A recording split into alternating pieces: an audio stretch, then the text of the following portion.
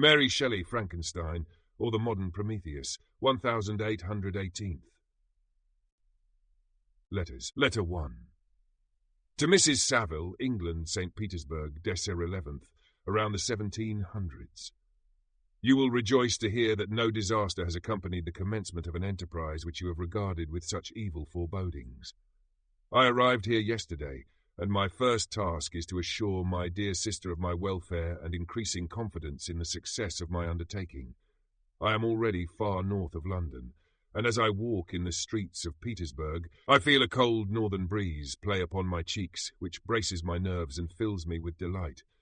Do you understand this feeling? This breeze, which has travelled from the regions towards which I am advancing, gives me a foretaste of those icy climes. Inspirited by this wind of promise, my daydreams become more fervent and vivid. I try in vain to be persuaded that the pole is the seat of frost and desolation. It ever presents itself to my imagination as the region of beauty and delight. There, Margaret, the sun is forever visible, its broad disk just skirting the horizon and diffusing a perpetual splendour. There, for with your leave, my sister, I will put some trust in preceding navigators. There snow and frost are banished, and sailing over a calm sea, we may be wafted to a land surpassing in wonders and in beauty every region hitherto discovered on the habitable globe. Its productions and features may be without example, as the phenomena of the heavenly bodies undoubtedly are in those undiscovered solitudes. What may not be expected in a country of eternal light? I may there discover the wondrous power which attracts the needle, and may regulate 1,000 celestial observations that require only this voyage to render their seeming eccentricities consistent forever. I shall satiate my ardent curiosity with the sight of a part of the world never before visited, and may tread a land never before imprinted by the foot of man.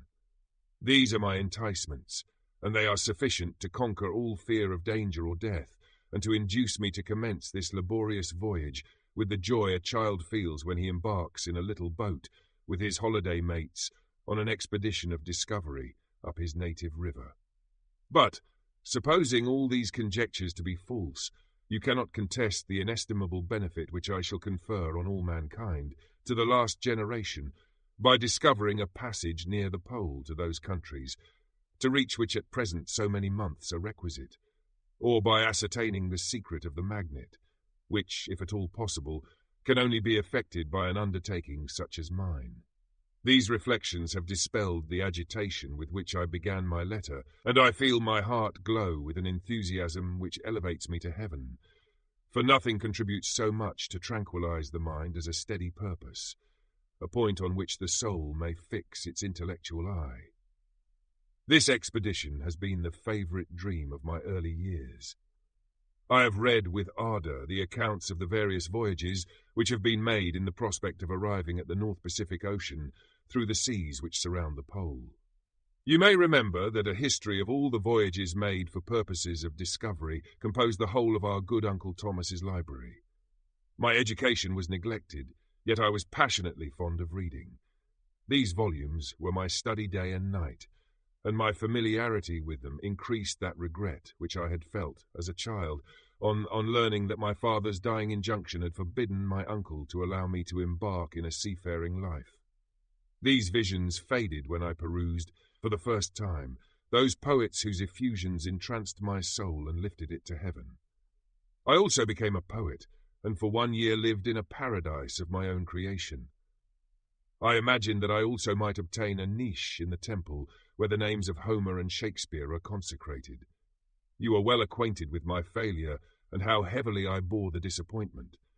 But just at that time I inherited the fortune of my cousin, and my thoughts were turned into the channel of their earlier bent. 6 years have passed since I resolved on my present undertaking. I can, even now, remember the hour from which I dedicated myself to this great enterprise. I commenced by inuring my body to hardship. I accompanied the whale fishers on several expeditions to the North Sea. I voluntarily endured cold, famine, thirst, and want of sleep. I often worked harder than the common sailors during the day, and devoted my nights to the study of mathematics, the theory of medicine, and those branches of physical science from which a naval adventurer might derive the greatest practical advantage. Twice I actually hired myself as an undermate in a Greenland whaler, and acquitted myself to admiration. I must own, I felt a little proud when my captain offered me the second dignity in the vessel, and entreated me to remain with the greatest earnestness, so valuable did he consider my services. And now, dear Margaret, do I not deserve to accomplish some great purpose? My life might have been passed in ease and luxury, but I preferred glory to every enticement that wealth placed in my path. Oh, that some encouraging voice would answer in the affirmative. My courage and my resolution is firm, but my hopes fluctuate, and my spirits are often depressed. I am about to proceed on a long and difficult voyage, the emergencies of which will demand all my fortitude. I am required not only to raise the spirits of others, but sometimes to sustain my own when theirs are failing. This is the most favourable period for travelling in Russia. They fly quickly over the snow in their sledges. The motion is pleasant, and, in my opinion, far more agreeable than that of an English stagecoach. The cold is not excessive if you are wrapped in furs, a dress which I have already adopted, for there is a great difference between walking the deck and remaining seated motionless for hours, when no exercise prevents the blood from actually freezing in your veins. I have no ambition to lose my life on the post road between St. Petersburg and Archangel. I shall depart for the latter town in a fortnight or 3 weeks, and my intention is to hire a ship there, which can easily be done by paying the insurance for the owner, and to engage as many sailors as I think necessary among those who are accustomed to the whale fishing. I do not intend to sail until the month of June, and when shall I return? Ah, dear sister, how can I answer this question? If I succeed, many, many months, perhaps years, will pass before you and I may meet. If I fail, you will see me again soon, or never. Farewell, my dear, excellent Margaret. Heaven shower down blessings on you, and save me, that I may again and again testify my gratitude for all your love and kindness. Your affectionate brother, R. Walton. Letter 2. To Mrs. Saville, England Archangel, 28th March, around the 1700s. How slowly the time passes here, encompassed as I am by frost and snow. Yet a second step is taken towards my enterprise. I have hired a vessel and am occupied in collecting my sailors. Those whom I have already engaged appear to be men on whom I can depend, and are certainly possessed of dauntless courage. But I have one want which I have never yet been able to satisfy, and the absence of the object of which I now feel as a most severe evil. I have no friend, Margaret. When I am glowing with the enthusiasm of success, there will be none to participate my joy. If I am assailed by disappointment, no one will endeavour to sustain me in dejection. I shall commit my thoughts to paper, it is true, but that is a poor medium for the communication of feeling. I desire the company of a man who could sympathise with me, whose eyes would reply to mine. You may deem me romantic, my dear sister, but I bitterly feel the want of a friend. I have no one near me, gentle yet courageous, possessed of a cultivated as well as of a capacious mind, whose tastes are like my own, to approve or amend my plans. How would such a friend repair the faults of your poor brother? I am too ardent in execution and too impatient of difficulties. But it is a still greater evil to me that I am self-educated. For the first 14 years of my life I ran wild on a common and read nothing but our Uncle Thomas's books of voyages.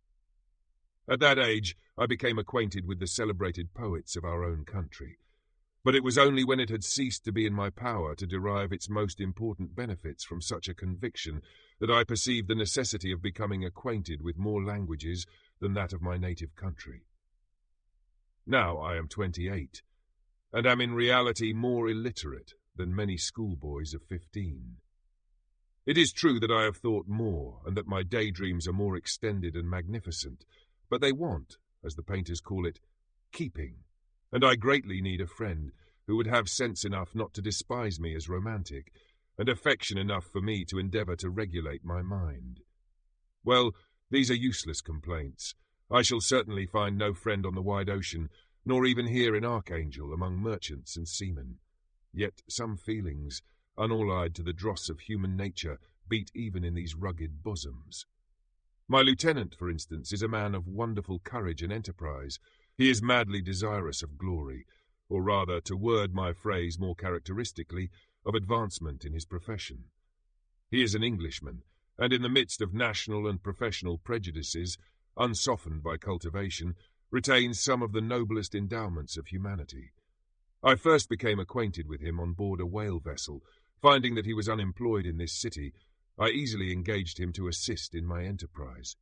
The master is a person of an excellent disposition, and is remarkable in the ship for his gentleness and the mildness of his discipline.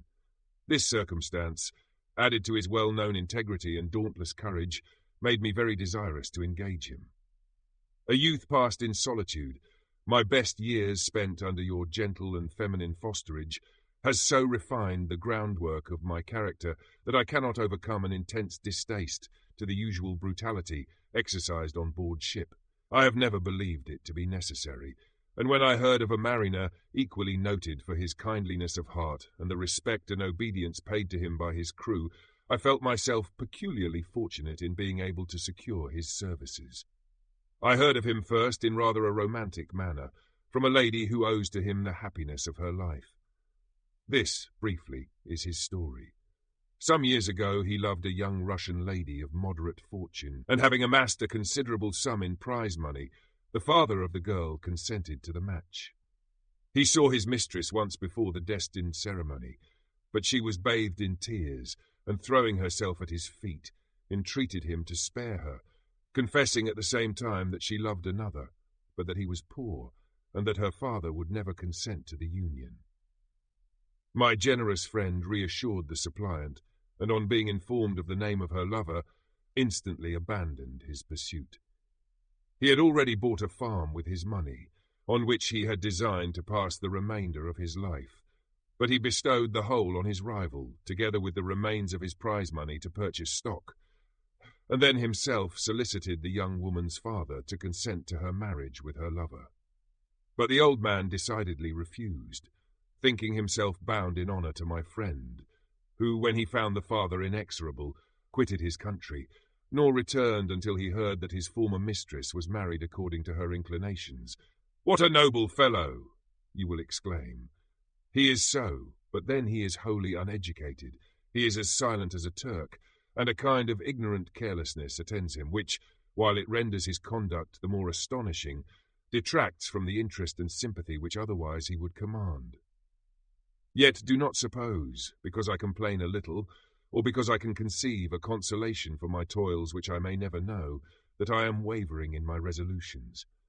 Those are as fixed as fate, and my voyage is only now delayed until the weather shall permit my embarkation.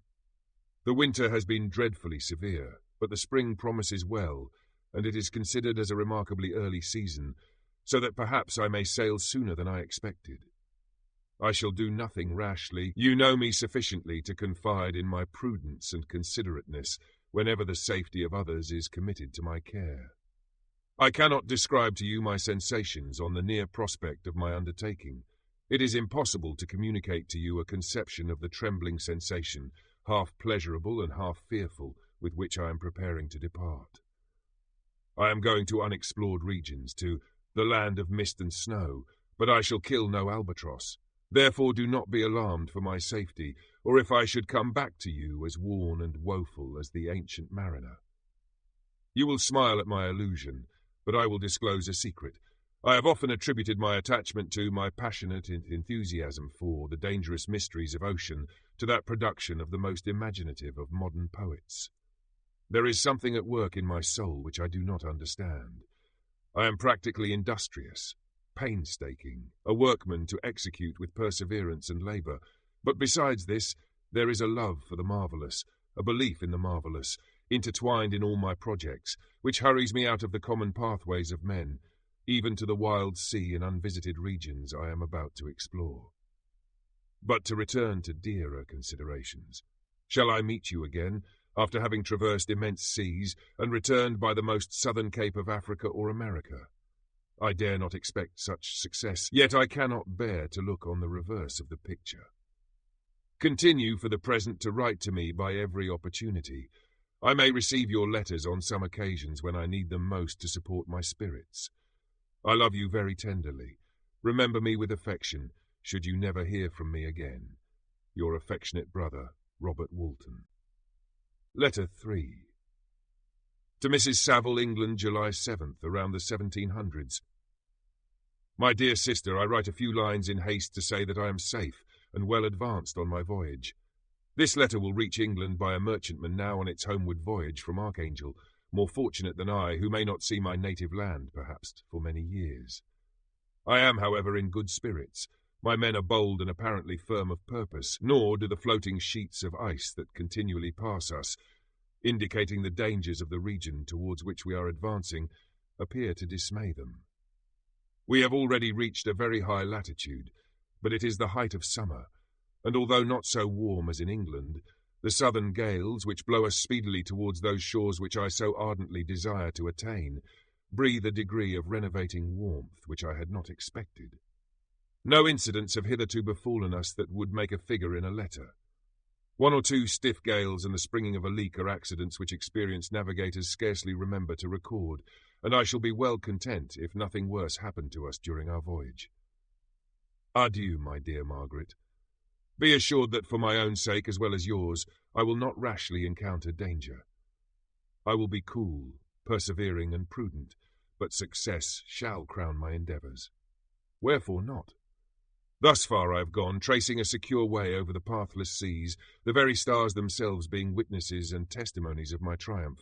Why not still proceed over the untamed yet obedient element? What can stop the determined heart and resolved will of man? My swelling heart involuntarily pours itself out thus, but I must finish. Heaven bless my beloved sister. R.W. Letter 4. To Mrs. Saville, England, August 5th, around the 1700s. So strange an accident has happened to us that I cannot forbear recording it, although it is very probable that you will see me before these papers can come into your possession. Last Monday, July 31st, we were nearly surrounded by ice, which closed in the ship on all sides, scarcely leaving her the sea-room in which she floated. Our situation was somewhat dangerous, especially as we were compassed round by a very thick fog. We accordingly lay to, hoping that some change would take place in the atmosphere and weather. About 2 o'clock the mist cleared away, and we beheld, stretched out in every direction, vast and irregular plains of ice which seemed to have no end. Some of my comrades groaned, and my own mind began to grow watchful with anxious thoughts, when a strange sight suddenly attracted our attention and diverted our solicitude from our own situation. We perceived a low carriage, fixed on a sledge and drawn by dogs, pass on towards the north, at the distance of 1/2 a mile. A being which had the shape of a man, but apparently of gigantic stature, sat in the sledge and guided the dogs. We watched the rapid progress of the traveller with our telescopes until he was lost among the distant inequalities of the ice. This appearance excited our unqualified wonder. We were, as we believed, many hundred miles from any land, but this apparition seemed to denote that it was not, in reality, so distant as we had supposed.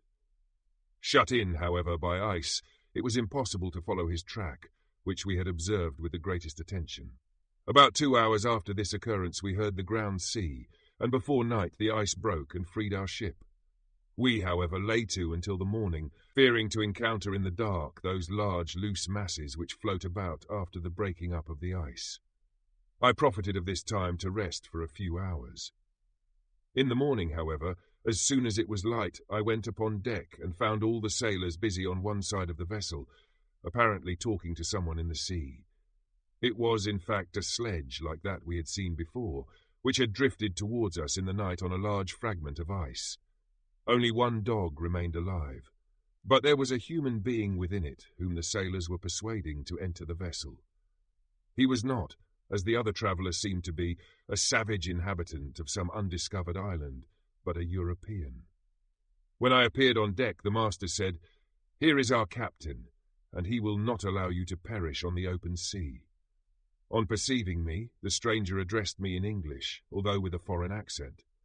"Before I come on board your vessel," said he, "will you have the kindness to inform me whither you are bound?"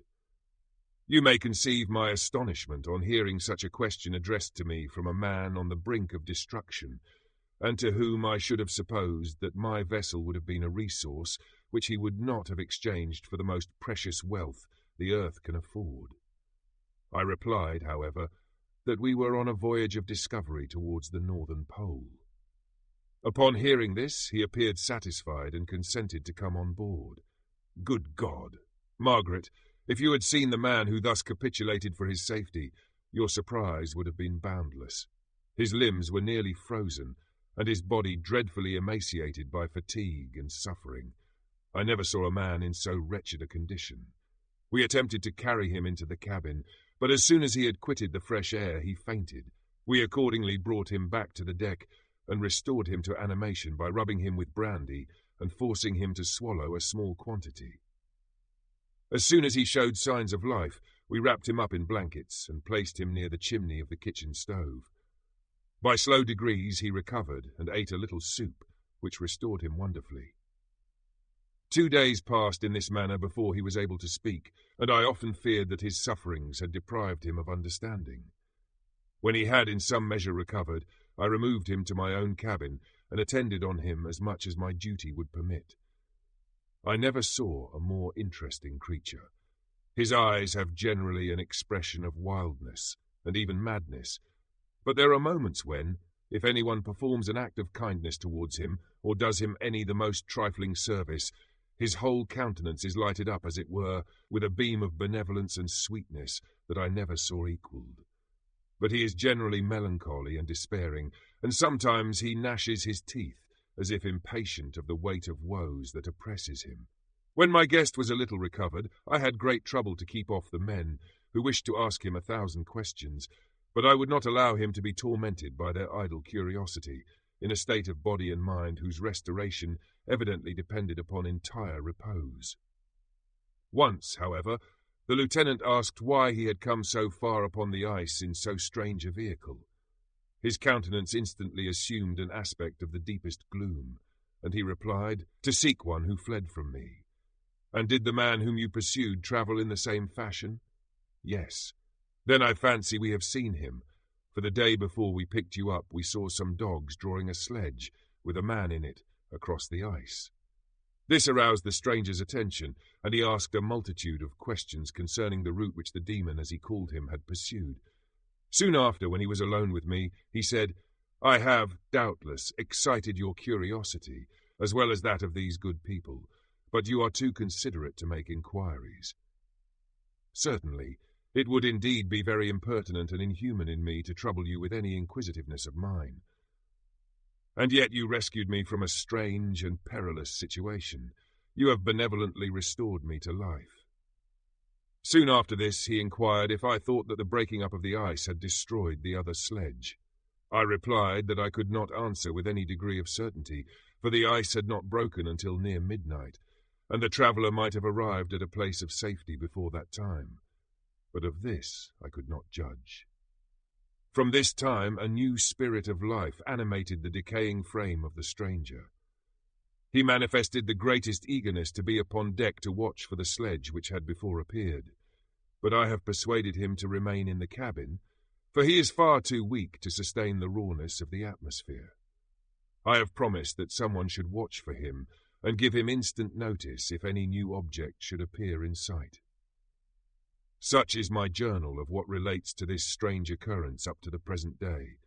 The stranger has gradually improved in health, but is very silent and appears uneasy when anyone except myself enters his cabin. Yet his manners are so conciliating and gentle that the sailors are all interested in him, although they have had very little communication with him. For my own part, I begin to love him as a brother, and his constant and deep grief fills me with sympathy and compassion. He must have been a noble creature in his better days, being even now in wreck so attractive and amiable. I said in one of my letters, my dear Margaret, that I should find no friend on the wide ocean, yet I have found a man who, before his spirit had been broken by misery, I should have been happy to have possessed as the brother of my heart. I shall continue my journal concerning the stranger at intervals, should I have any fresh incidents to record. Letter 5. August 13th, around the 1700s. My affection for my guest increases every day. He excites at once my admiration and my pity to an astonishing degree. How can I see so noble a creature destroyed by misery without feeling the most poignant grief? He is so gentle, yet so wise. His mind is so cultivated, and when he speaks, although his words are cold with the choicest art, yet they flow with rapidity and unparalleled eloquence. He is now much recovered from his illness, and is continually on the deck, apparently watching for the sledge that preceded his own. Yet, although unhappy, he is not so utterly occupied by his own misery, but that he interests himself deeply in the projects of others. He has frequently conversed with me on mine, which I have communicated to him without disguise. He entered attentively into all my arguments in favour of my eventual success, and into every minute detail of the measures I had taken to secure it. I was easily led by the sympathy which he evinced to use the language of my heart, to give utterance to the burning ardour of my soul, and to say with all the fervour that warmed me, how gladly I would sacrifice my fortune, my existence, my every hope, to the furtherance of my enterprise. One man's life or death were but a small price to pay for the acquirement of the knowledge which I sought, for the dominion I should acquire and transmit over the elemental foes of our race. As I spoke, a dark gloom spread over my listener's countenance. At first I perceived that he tried to suppress his emotion. He placed his hands before his eyes, and my voice quivered and failed me as I beheld tears trickle fast from between his fingers. A groan burst from his heaving breast. I paused. At length he spoke in broken accents. "Unhappy man, do you share my madness? Have you drunk also of the intoxicating draught? Hear me, let me reveal my tale, and you will dash the cup from your lips." Such words, you may imagine, strongly excited my curiosity, but the paroxysm of grief that had seized the stranger overcame his weakened powers, and many hours of repose and tranquil conversation were necessary to restore his composure. Having conquered the violence of his feelings, he appeared to despise himself for being the slave of passion, and quelling the dark tyranny of despair, he led me again to converse concerning myself personally. He asked me the history of my earlier years. The tale was quickly told, but it awakened various trains of reflection. I spoke of my desire of finding a friend, of my thirst for a more intimate sympathy with a fellow mind than had ever fallen to my lot, and expressed my conviction that a man could boast of little happiness who did not enjoy this blessing. "I agree with you," replied the stranger. "We are unfashioned creatures, but half made up, if one wiser, better, dearer than ourselves. Such a friend ought to be. Do not lend his aid to perfectionate our weak and faulty natures. I once had a friend, the most noble of human creatures, and am entitled, therefore, to judge respecting friendship. You have hope and the world before you, and have no cause for despair. But I have lost everything and cannot begin life anew." As he said this, his countenance became expressive of a calm, settled grief that touched me to the heart, but he was silent and presently retired to his cabin. Even broken in spirit as he is, no one can feel more deeply than he does the beauties of nature. The starry sky, the sea, and every sight afforded by these wonderful regions seem still to have the power of elevating his soul from earth. Such a man has a double existence. He may suffer misery and be overwhelmed by disappointments, yet when he has retired into himself, he will be like a celestial spirit that has a halo around him, within whose circle no grief or folly ventures. Will you smile at the enthusiasm I express concerning this divine wanderer? You would not if you saw him. You have been tutored and refined by books and retirement from the world, and you are therefore somewhat fastidious. But this only renders you the more fit to appreciate the extraordinary merits of this wonderful man. Sometimes I have endeavoured to discover what quality it is which he possesses that elevates him so immeasurably above any other person I ever knew. I believe it to be an intuitive discernment, a quick but never failing power of judgment, a penetration into the causes of things, unequalled for clearness and precision. Add to this a facility of expression and a voice whose varied intonations are soul-subduing music. Letter 6. August 19th, around the 1700s. Yesterday the stranger said to me, "You may easily perceive, Captain Walton, that I have suffered great and unparalleled misfortunes. I had determined at one time that the memory of these evils should die with me, but you have won me to alter my determination. You seek for knowledge and wisdom, as I once did, and I ardently hope that the gratification of your wishes may not be a serpent to sting you, Father, as mine has been. I do not know that the relation of my disasters will be useful to you. Yet, when I reflect that you are pursuing the same course, exposing yourself to the same dangers which have rendered me what I am, I imagine that you may deduce an apt moral from my tale, one that may direct you if you succeed in your undertaking and console you in case of failure. Prepare to hear of occurrences which are usually deemed marvellous. Were we among the tamer scenes of nature, I might fear to encounter your unbelief, perhaps your ridicule. But many things will appear possible in these wild and mysterious regions which would provoke the laughter of those unacquainted with the ever-varied powers of nature. Nor can I doubt but that my tale conveys in its series internal evidence of the truth of the events of which it is composed. You may easily imagine that I was much gratified by the offered communication, yet I could not endure that he should renew his grief by a recital of his misfortunes. I felt the greatest eagerness to hear the promised narrative, partly from curiosity and partly from a strong desire to ameliorate his fate if it were in my power. I expressed these feelings in my answer. "I thank you," he replied, "for your sympathy, but it is useless. My fate is nearly fulfilled. I wait but for one event, and then I shall repose in peace. I understand your feeling," continued he, perceiving that I wished to interrupt him, "but you are mistaken, my friend, if thus you will allow me to name you. Nothing can alter my destiny. Listen to my history, and you will perceive how irrevocably it is determined." He then told me that he would commence his narrative the next day when I should be at leisure. This promise drew from me the warmest thanks. I have resolved every night, when I am not imperatively occupied by my duties, to record, as nearly as possible in his own words, what he has related during the day. If I should be engaged, I will at least make notes. This manuscript will doubtless afford you the greatest pleasure, but to me, who know him, and who hear it from his own lips, with what interest and sympathy shall I read it in some future day? Even now, as I commence my task, his full-toned voice swells in my ears, his lustrous eyes dwell on me with all their melancholy sweetness. I see his thin hand raised in animation, while the lineaments of his face are irradiated by the soul within. Strange and harrowing must be his story, frightful the storm which embraced the gallant vessel on its course and wrecked it. Thus. Chapter 1. I am by birth a Genevese, and my family is one of the most distinguished of that republic. My ancestors had been for many years councillors and syndics, and my father had filled several public situations with honour and reputation. He was respected by all who knew him for his integrity and indefatigable attention to public business. He passed his younger days perpetually occupied by the affairs of his country. A variety of circumstances had prevented his marrying early, nor was it until the decline of life that he became a husband and the father of a family.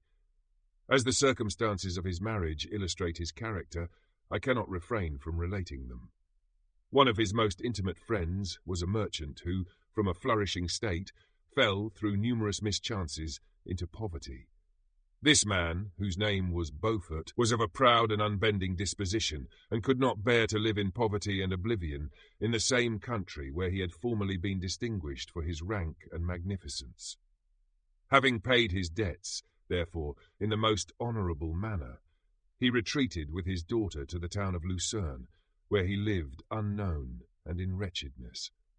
My father loved Beaufort with the truest friendship, and was deeply grieved by his retreat in these unfortunate circumstances. He bitterly deplored the false pride which led his friend to a conduct so little worthy of the affection that united them. He lost no time in endeavouring to seek him out, with the hope of persuading him to begin the world again through his credit and assistance. Beaufort had taken effectual measures to conceal himself, and it was 10 months before my father discovered his abode. Overjoyed at this discovery, he hastened to the house, which was situated in a mean street near the Royce. But when he entered, misery and despair alone welcomed him. Beaufort had saved but a very small sum of money from the wreck of his fortunes, but it was sufficient to provide him with sustenance for some months, and in the meantime he hoped to procure some respectable employment in a merchant's house. The interval was, consequently, spent in inaction. His grief only became more deep and rankling when he had leisure for reflection, and at length it took so fast hold of his mind that at the end of 3 months he lay on a bed of sickness, incapable of any exertion. His daughter attended him with the greatest tenderness, but she saw with despair that their little fund was rapidly decreasing and that there was no other prospect of support. But Caroline Beaufort possessed a mind of an uncommon mould, and her courage rose to support her in her adversity. She procured plain work, she plaited straw, and by various means contrived to earn a pittance scarcely sufficient to support life. Several months passed in this manner. Her father grew worse. Her time was more entirely occupied in attending him. Her means of subsistence decreased, and in the 10th month her father died in her arms, leaving her an orphan and a beggar. This last blow overcame her, and she knelt by Beaufort's coffin, weeping bitterly, when my father entered the chamber. He came like a protecting spirit to the poor girl who committed herself to his care, and after the interment of his friend, he conducted her to Geneva and placed her under the protection of a relation. 2 years after this event, Caroline became his wife. There was a considerable difference between the ages of my parents, but this circumstance seemed to unite them only closer in bonds of devoted affection. There was a sense of justice in my father's upright mind, which rendered it necessary that he should approve highly to love strongly.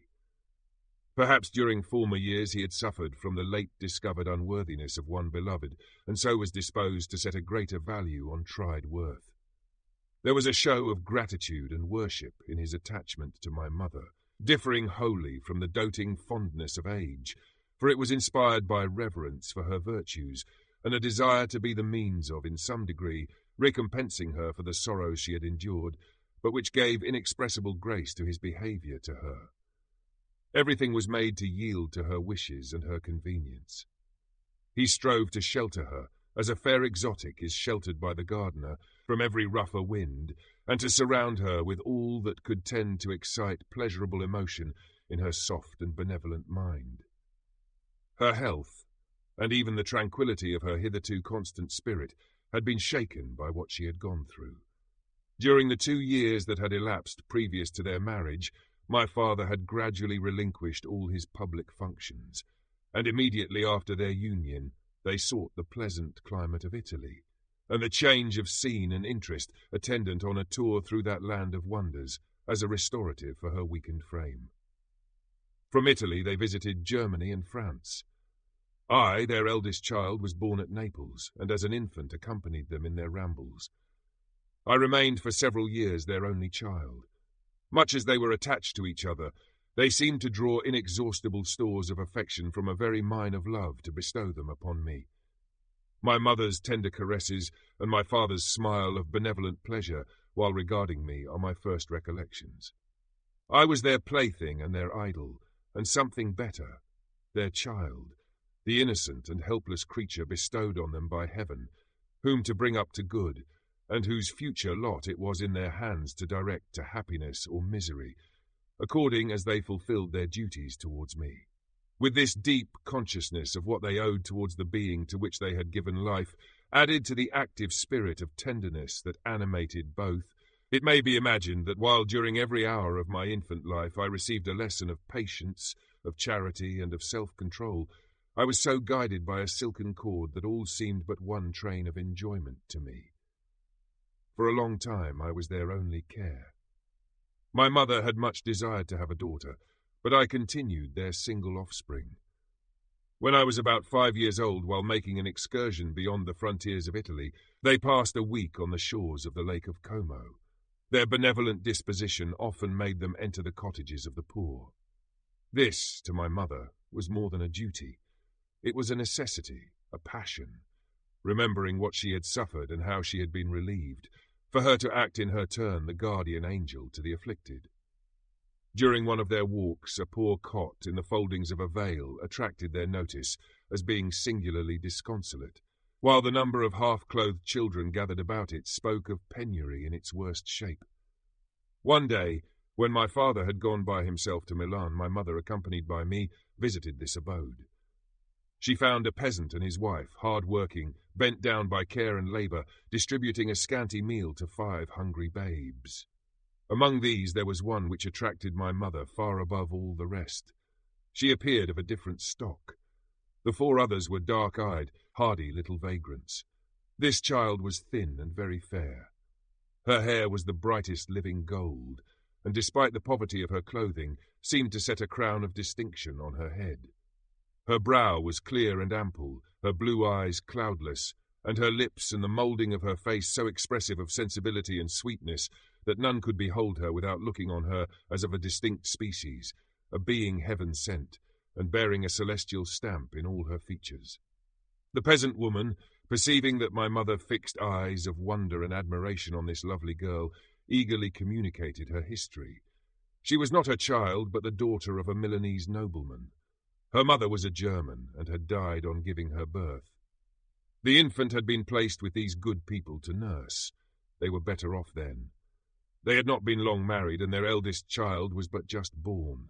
The father of their charge was one of those Italians nursed in the memory of the antique glory of Italy, one among the schiavi ogniofrementi, who exerted himself to obtain the liberty of his country. He became the victim of its weakness. Whether he had died or still lingered in the dungeons of Austria was not known. His property was confiscated. His child became an orphan and a beggar. She continued with her foster parents and bloomed in their rude abode, fairer than a garden rose among dark-leaved brambles. When my father returned from Milan, he found playing with me in the hall of our villa a child fairer than pictured cherub, a creature who seemed to shed radiance from her looks, and whose form and motions were lighter than the chamois of the hills. The apparition was soon explained. With his permission, my mother prevailed on her rustic guardians to yield their charge to her. They were fond of the sweet orphan. Her presence had seemed a blessing to them, but it would be unfair to her to keep her in poverty and want when Providence afforded her such powerful protection. They consulted their village priest, and the result was that Elizabeth Lavenza became the inmate of my parents' house, my more than sister, the beautiful and adored companion of all my occupations and my pleasures. Everyone loved Elizabeth. The passionate and almost reverential attachment with which all regarded her became, while I shared it, my pride and my delight. On the evening previous to her being brought to my home, my mother had said playfully, "I have a pretty present for my Victor. Tomorrow he shall have it." And when, on the morrow, she presented Elizabeth to me as her promised gift, I, with childish seriousness, interpreted her words literally and looked upon Elizabeth as mine to protect, love, and cherish. All praises bestowed on her I received as made to a possession of my own. We called each other familiarly by the name of cousin. No word, no expression could body forth the kind of relation in which she stood to me, my more than sister, since till death she was to be mine only. Chapter 2. We were brought up together. There was not quite a year difference in our ages. I need not say that we were strangers to any species of disunion or dispute. Harmony was the soul of our companionship, and the diversity and contrast that subsisted in our characters drew us nearer together. Elizabeth was of a calmer and more concentrated disposition, but, with all my ardour, I was capable of a more intense application, and was more deeply smitten with the thirst for knowledge. She busied herself with following the aerial creations of the poets, and in the majestic and wondrous scenes which surrounded our Swiss home, the sublime shapes of the mountains, the changes of the seasons, tempest and calm, the silence of winter, and the life and turbulence of our alpine summers, she found ample scope for admiration and delight. While my companion contemplated with a serious and satisfied spirit the magnificent appearances of things, I delighted in investigating their causes. The world was to me a secret which I desired to divine. Curiosity, earnest research to learn the hidden laws of nature, gladness akin to rapture as they were unfolded to me, are among the earliest sensations I can remember. On the birth of a second son, my junior by 7 years, my parents gave up entirely their wandering life and fixed themselves in their native country. We possessed a house in Geneva and a campagne on Belle Rive, the eastern shore of the lake, at the distance of rather more than a league from the city. We resided principally in the latter, and the lives of my parents were passed in considerable seclusion. It was my temper to avoid a crowd and to attach myself fervently to a few. I was indifferent, therefore, to my schoolfellows in general, but I united myself in the bonds of the closest friendship to one among them. Henry Clerval was the son of a merchant of Geneva. He was a boy of singular talent and fancy. He loved enterprise, hardship, and even danger for its own sake. He was deeply read in books of chivalry and romance. He composed heroic songs and began to write many a tale of enchantment and knightly adventure. He tried to make us act plays and to enter into masquerades, in which the characters were drawn from the heroes of Roncesvalles, of the Round Table of King Arthur, and the chivalrous train who shed their blood to redeem the Holy Sepulchre from the hands of the infidels. No human being could have passed a happier childhood than myself. My parents were possessed by the very spirit of kindness and indulgence. We felt that they were not the tyrants to rule our lot according to their caprice, but the agents and creators of all the many delights which we enjoyed. When I mingled with other families, I distinctly discerned how peculiarly fortunate my lot was, and gratitude assisted the development of filial love. My temper was sometimes violent and my passions vehement, but by some law in my temperature they were turned not towards childish pursuits, but to an eager desire to learn, and not to learn all things indiscriminately. I confess that neither the structure of languages, nor the code of governments, nor the politics of various states possessed attractions for me. It was the secrets of heaven and earth that I desired to learn, and whether it was the outward substance of things or the inner spirit of nature and the mysterious soul of man that occupied me, still my inquiries were directed to the metaphysical, or, in its highest sense, the physical secrets of the world. Meanwhile, Clerval occupied himself, so to speak, with the moral relations of things. The busy stage of life, the virtues of heroes, and the actions of men were his theme, and his hope and his dream was to become one among those whose names are recorded in story as the gallant and adventurous benefactors of our species. The saintly soul of Elizabeth shone like a shrine-dedicated lamp in our peaceful home. Her sympathy was ours. Her smile, her soft voice, the sweet glance of her celestial eyes were ever there to bless and animate us. She was the living spirit of love to soften and attract. I might have become sullen in my study, rough through the ardour of my nature, but that she was there to subdue me to a semblance of her own gentleness. And Clerval, could aught ill entrench on the noble spirit of Clerval? Yet he might not have been so perfectly humane, so thoughtful in his generosity, so full of kindness and tenderness amidst his passion for adventurous exploit, had she not unfolded to him the real loveliness of beneficence, and made the doing good the end and aim of his soaring ambition. I feel exquisite pleasure in dwelling on the recollections of childhood, before misfortune had tainted my mind and changed its bright visions of extensive usefulness into gloomy and narrow reflections upon self. Besides, in drawing the picture of my early days, I also record those events which led, by insensible steps, to my after tale of misery. For when I would account to myself for the birth of that passion which afterwards ruled my destiny, I find it arise, like a mountain river, from ignoble and almost forgotten sources, but swelling as it proceeded, it became the torrent which in its course has swept away all my hopes and joys. Natural philosophy is the genius that has regulated my fate. I desire, therefore, in this narration, to state those facts which led to my predilection for that science. When I was 13 years of age, we all went on a party of pleasure to the baths near Thonon. The inclemency of the weather obliged us to remain a day confined to the inn. In this house I chanced to find a volume of the works of Cornelius Agrippa. I opened it with apathy.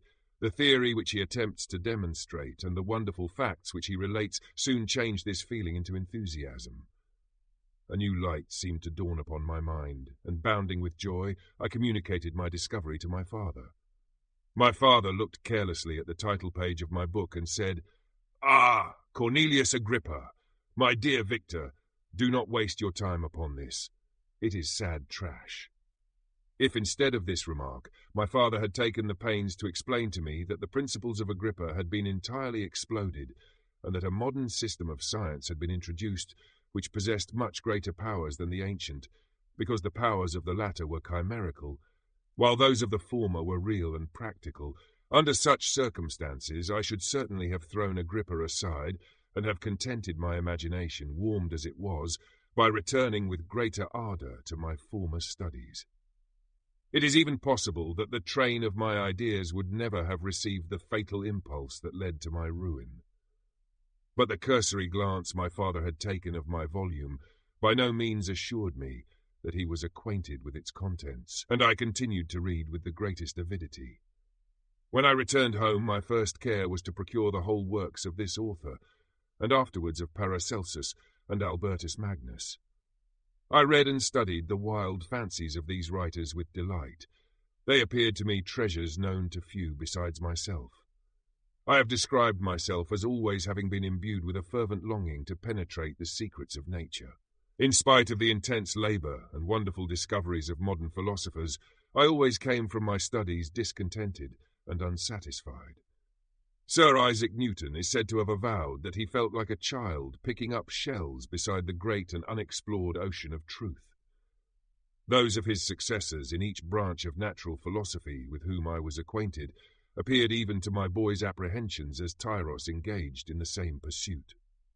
The untaught peasant beheld the elements around him and was acquainted with their practical uses. The most learned philosopher knew little more. He had partially unveiled the face of nature, but her immortal lineaments were still a wonder and a mystery. He might dissect, anatomize, and give names, but not to speak of a final cause. Causes in their secondary and tertiary grades were utterly unknown to him. I had gazed upon the fortifications and impediments that seemed to keep human beings from entering the citadel of nature, and rashly and ignorantly I had repined. But here were books, and here were men who had penetrated deeper and knew more. I took their word for all that they averred, and I became their disciple.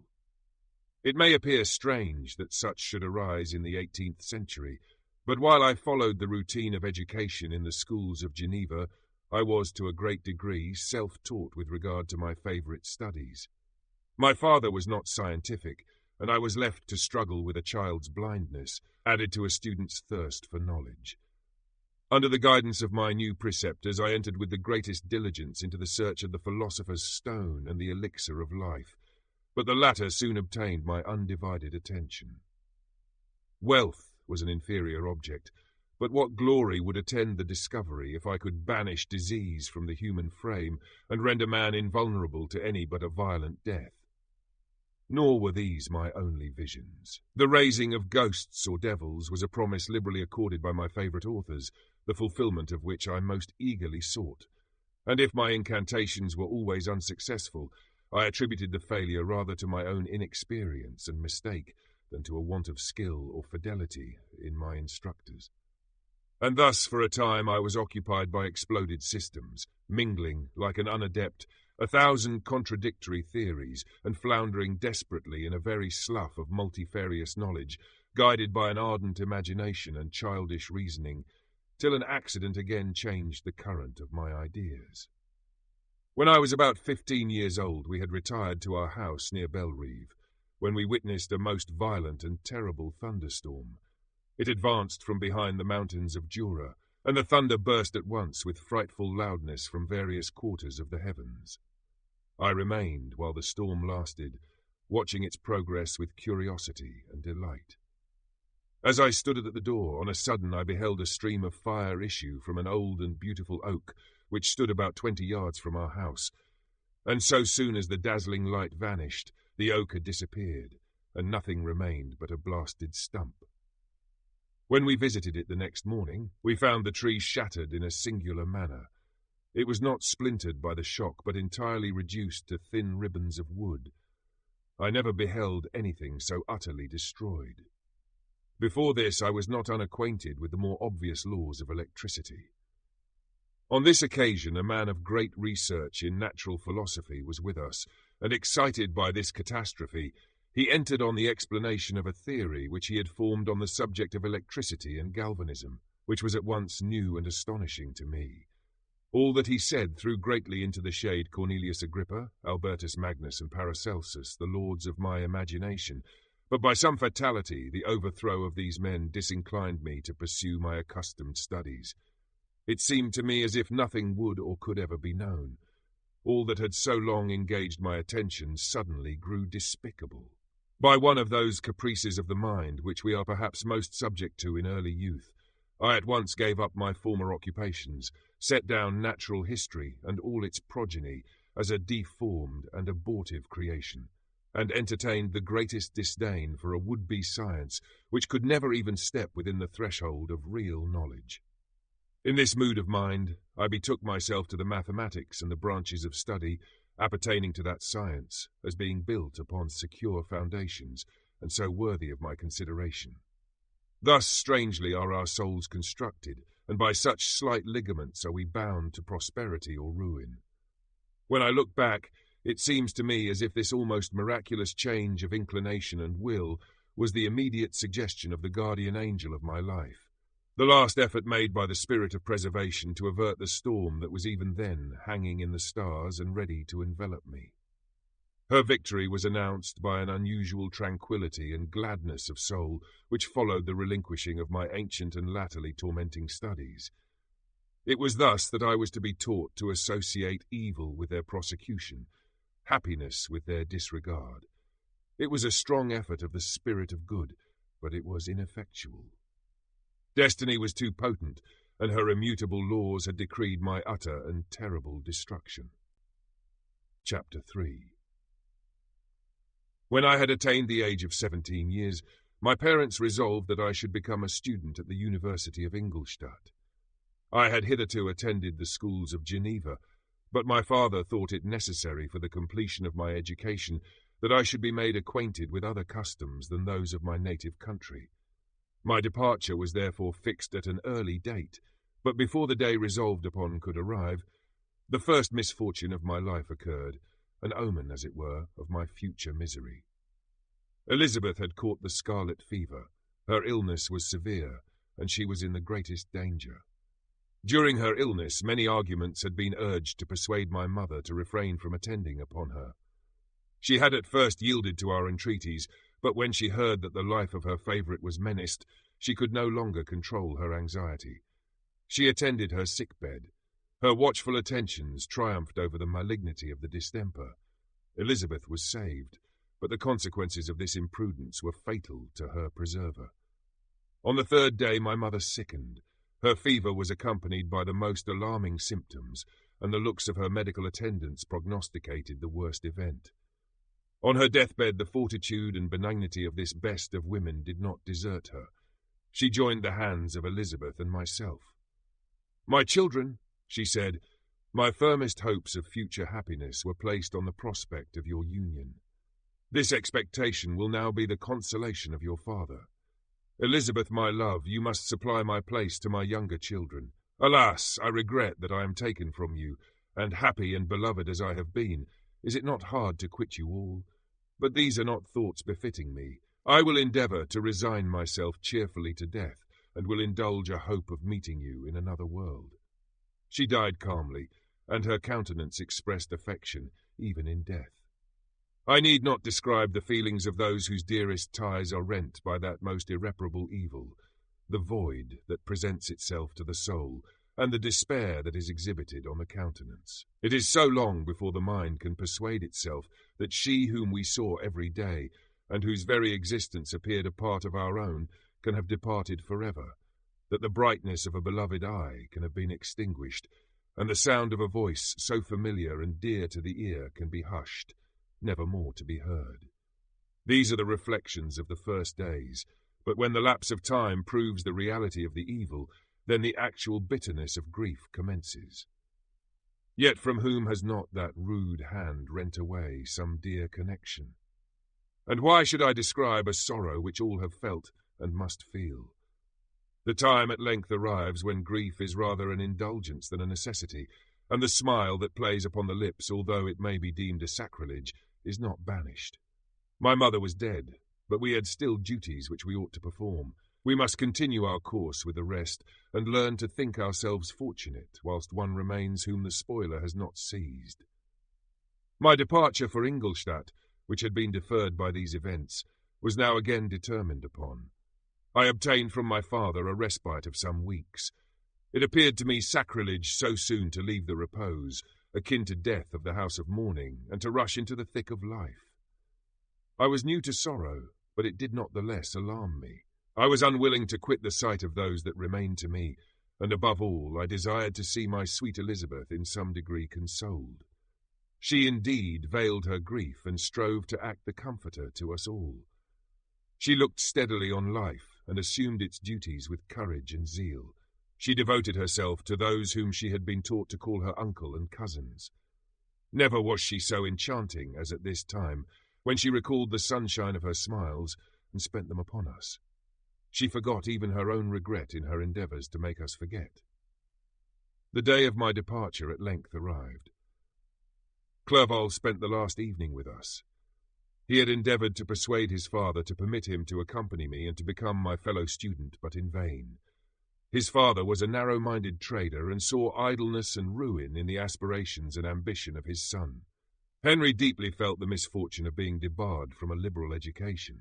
He said little, but when he spoke I read in his kindling eye and in his animated glance a restrained but firm resolve not to be chained to the miserable details of commerce. We sat late. We could not tear ourselves away from each other nor persuade ourselves to say the word farewell. It was said, and we retired under the pretence of seeking repose, each fancying that the other was deceived. But when at morning's dawn I descended to the carriage which was to convey me away, they were all there. My father again to bless me, Clerval to press my hand once more, my Elizabeth to renew her entreaties that I would write often, and to bestow the last feminine attentions on her playmate and friend. I threw myself into the chaise that was to convey me away, and indulged in the most melancholy reflections. I, who had ever been surrounded by amiable companions, continually engaged in endeavouring to bestow mutual pleasure, I was now alone. In the university whither I was going, I must form my own friends and be my own protector. My life had hitherto been remarkably secluded and domestic, and this had given me invincible repugnance to new countenances. I loved my brothers, Elizabeth and Clerval. These were old, familiar faces, but I believed myself totally unfitted for the company of strangers. Such were my reflections as I commenced my journey, but as I proceeded, my spirits and hopes rose. I ardently desired the acquisition of knowledge. I had often, when at home, thought it hard to remain during my youth cooped up in one place, and had longed to enter the world and take my station among other human beings. Now my desires were complied with, and it would indeed have been folly to repent. I had sufficient leisure for these and many other reflections during my journey to Ingolstadt, which was long and fatiguing. At length the high white steeple of the town met my eyes. I alighted and was conducted to my solitary apartment to spend the evening as I pleased.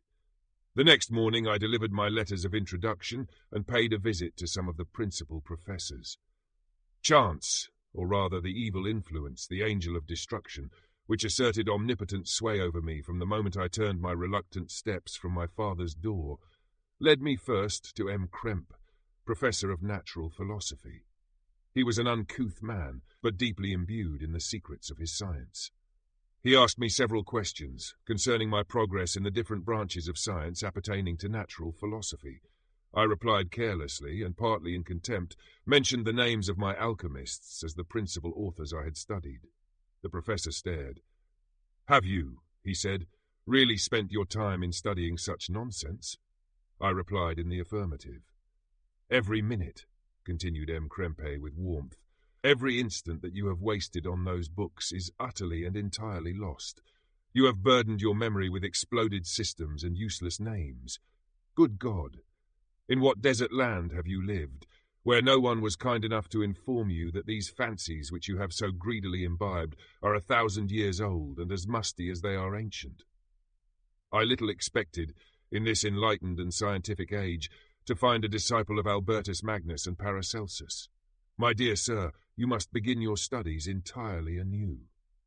So saying, he stepped aside and wrote down a list of several books treating of natural philosophy, which he desired me to procure, and dismissed me after mentioning that in the beginning of the following week he intended to commence a course of lectures upon natural philosophy in its general relations, and that M. Waldman, a fellow professor, would lecture upon chemistry the alternate days that he omitted. I returned home not disappointed, for I have said that I had long considered those authors useless whom the professor reprobated, but I returned not at all the more inclined to recur to these studies in any shape. M. Krempe was a little squat man with a gruff voice and a repulsive countenance. The teacher, therefore, did not prepossess me in favour of his pursuits.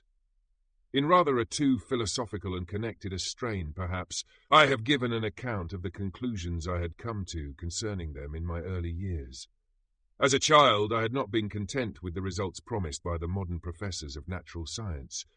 With a confusion of ideas, only to be accounted for by my extreme youth and my want of a guide on such matters, I had retrode the steps of knowledge along the paths of time and exchanged the discoveries of recent inquirers for the dreams of forgotten alchemists.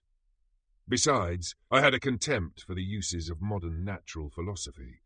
It was very different when the masters of the science sought immortality and power. Such views, although futile, were grand. But now the scene was changed. The ambition of the inquirer seemed to limit itself to the annihilation of those visions on which my interest in science was chiefly founded. I was required to exchange chimeras of boundless grandeur for realities of little worth. Such were my reflections during the first 2 or 3 days of my residence at Ingolstadt, which were chiefly spent in becoming acquainted with the localities and the principal residents in my new abode.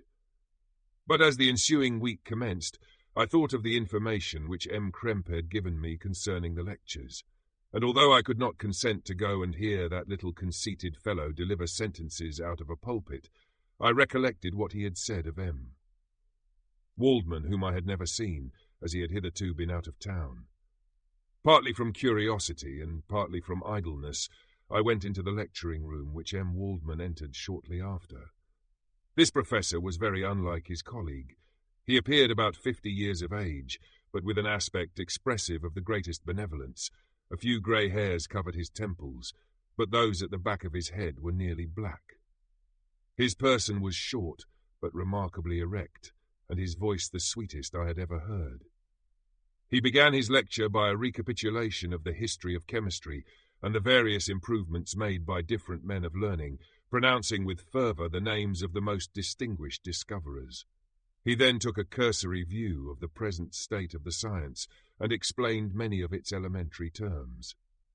After having made a few preparatory experiments, he concluded with a panegyric upon modern chemistry, the terms of which I shall never forget.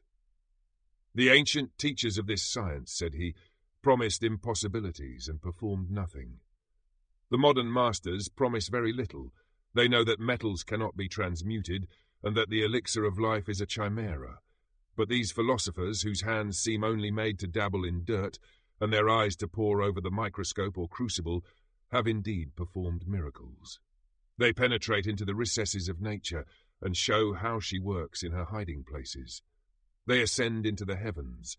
They have discovered how the blood circulates and the nature of the air we breathe.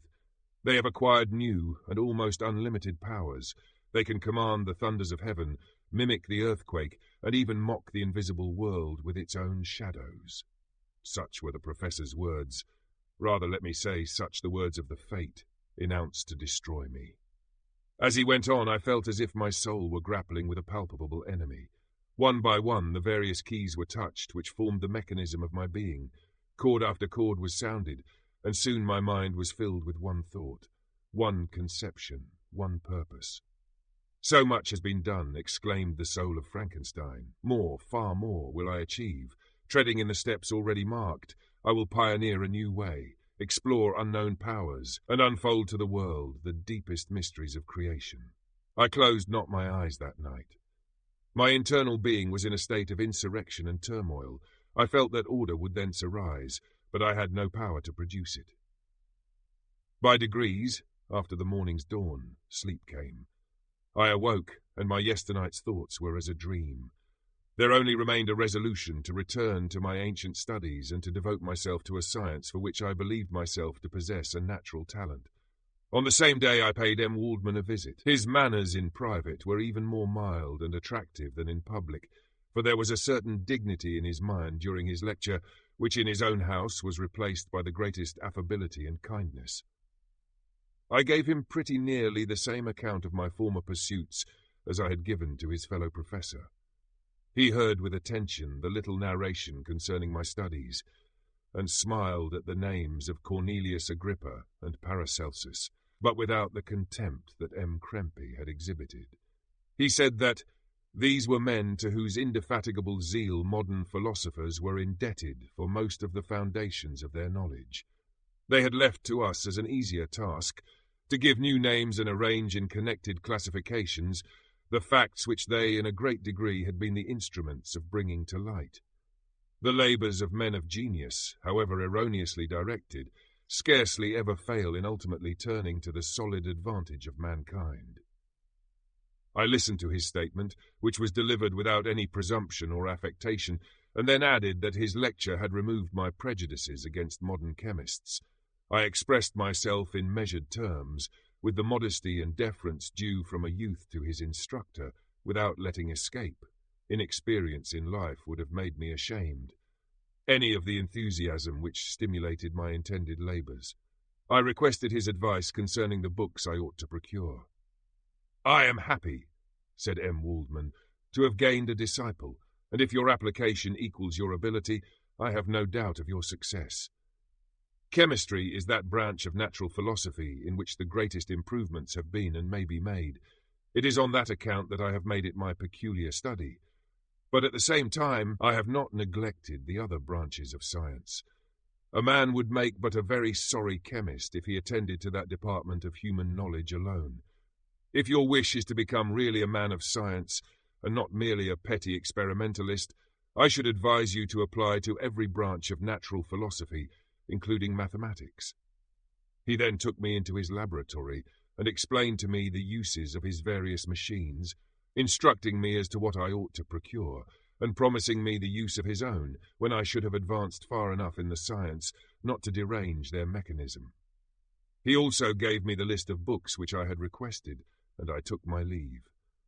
Thus ended a day memorable to me. It decided my future destiny. Chapter 4. From this day natural philosophy, and particularly chemistry, in the most comprehensive sense of the term, became nearly my sole occupation. I read with ardour those works, so full of genius and discrimination, which modern inquirers have written on these subjects. I attended the lectures and cultivated the acquaintance of the men of science of the university, and I found even in M. Krempe a great deal of sound sense and real information, combined, it is true, with a repulsive physiognomy and manners, but not on that account the less valuable. In M. Waldman I found a true friend. His gentleness was never tinged by dogmatism, and his instructions were given with an air of frankness and good nature that banished every idea of pedantry. In 1,000 ways he smoothed for me the path of knowledge and made the most abstruse inquiries clear and file to my apprehension. My application was at first fluctuating and uncertain. It gained strength as I proceeded, and soon became so ardent and eager that the stars often disappeared in the light of morning whilst I was yet engaged in my laboratory. As I applied so closely, it may be easily conceived that my progress was rapid. My ardour was indeed the astonishment of the students, and my proficiency that of the masters. Professor Krempe often asked me, with a sly smile, how Cornelius Agrippa went on, whilst M. Waldman expressed the most heartfelt exultation in my progress. 2 years passed in this manner, during which I paid no visit to Geneva, but was engaged, heart and soul, in the pursuit of some discoveries which I hoped to make. None but those who have experienced them can conceive of the enticements of science. In other studies you go as far as others have gone before you, and there is nothing more to know. But in a scientific pursuit there is continual food for discovery and wonder. A mind of moderate capacity which closely pursues one study must infallibly arrive at great proficiency in that study, and I, who continually sought the attainment of one object of pursuit and was solely wrapped up in this, improved so rapidly that at the end of 2 years I made some discoveries in the improvement of some chemical instruments. which procured me great esteem and admiration at the university. When I had arrived at this point, and had become as well acquainted with the theory and practice of natural philosophy as depended on the lessons of any of the professors at Ingolstadt, my residence there being no longer conducive to my improvements, I thought of returning to my friends and my native town, when an incident happened that protracted my stay. One of the phenomena which had peculiarly attracted my attention was the structure of the human frame, and, indeed, any animal endued with life. Whence, I often asked myself, did the principle of life proceed? It was a bold question, and one which has ever been considered as a mystery. Yet with how many things are we upon the brink of becoming acquainted, if cowardice or carelessness did not restrain our inquiries? I revolved these circumstances in my mind, and determined thenceforth to apply myself more particularly to those branches of natural philosophy which relate to physiology. Unless I had been animated by an almost supernatural enthusiasm, my application to this study would have been irksome and almost intolerable. To examine the causes of life, we must first have recourse to death. I became acquainted with the science of anatomy, but this was not sufficient. I must also observe the natural decay and corruption of the human body. In my education, my father had taken the greatest precautions that my mind should be impressed with no supernatural horrors. I do not ever remember to have trembled at a tale of superstition or to have feared the apparition of a spirit. Darkness had no effect upon my fancy, and a churchyard was to me merely the receptacle of bodies deprived of life, which, from being the seat of beauty and strength, had become food for the worm. Now I was led to examine the cause and progress of this decay, and forced to spend days and nights in vaults and charnel houses. My attention was fixed upon every object the most insupportable to the delicacy of the human feelings. I saw how the fine form of man was degraded and wasted. I beheld the corruption of death succeed to the blooming cheek of life. I saw how the worm inherited the wonders of the eye and brain. I paused, examining and analysing all the minutiae of causation, as exemplified in the change from life to death, and death to life, until from the midst of this darkness a sudden light broke in upon me, a light so brilliant and wondrous, yet so simple, that while I became dizzy with the immensity of the prospect which it illustrated, I was surprised that among so many men of genius who had directed their inquiries towards the same science, that I alone should be reserved to discover so astonishing a secret. Remember, I am not recording the vision of a madman. The sun does not more certainly shine in the heavens than that which I now affirm is true. Some miracle might have produced it, yet the stages of the discovery were distinct and probable. After days and nights of incredible labour and fatigue, I succeeded in discovering the cause of generation and life. Nay, more, I became myself capable of bestowing animation upon lifeless matter. The astonishment which I had at first experienced on this discovery soon gave place to delight and rapture.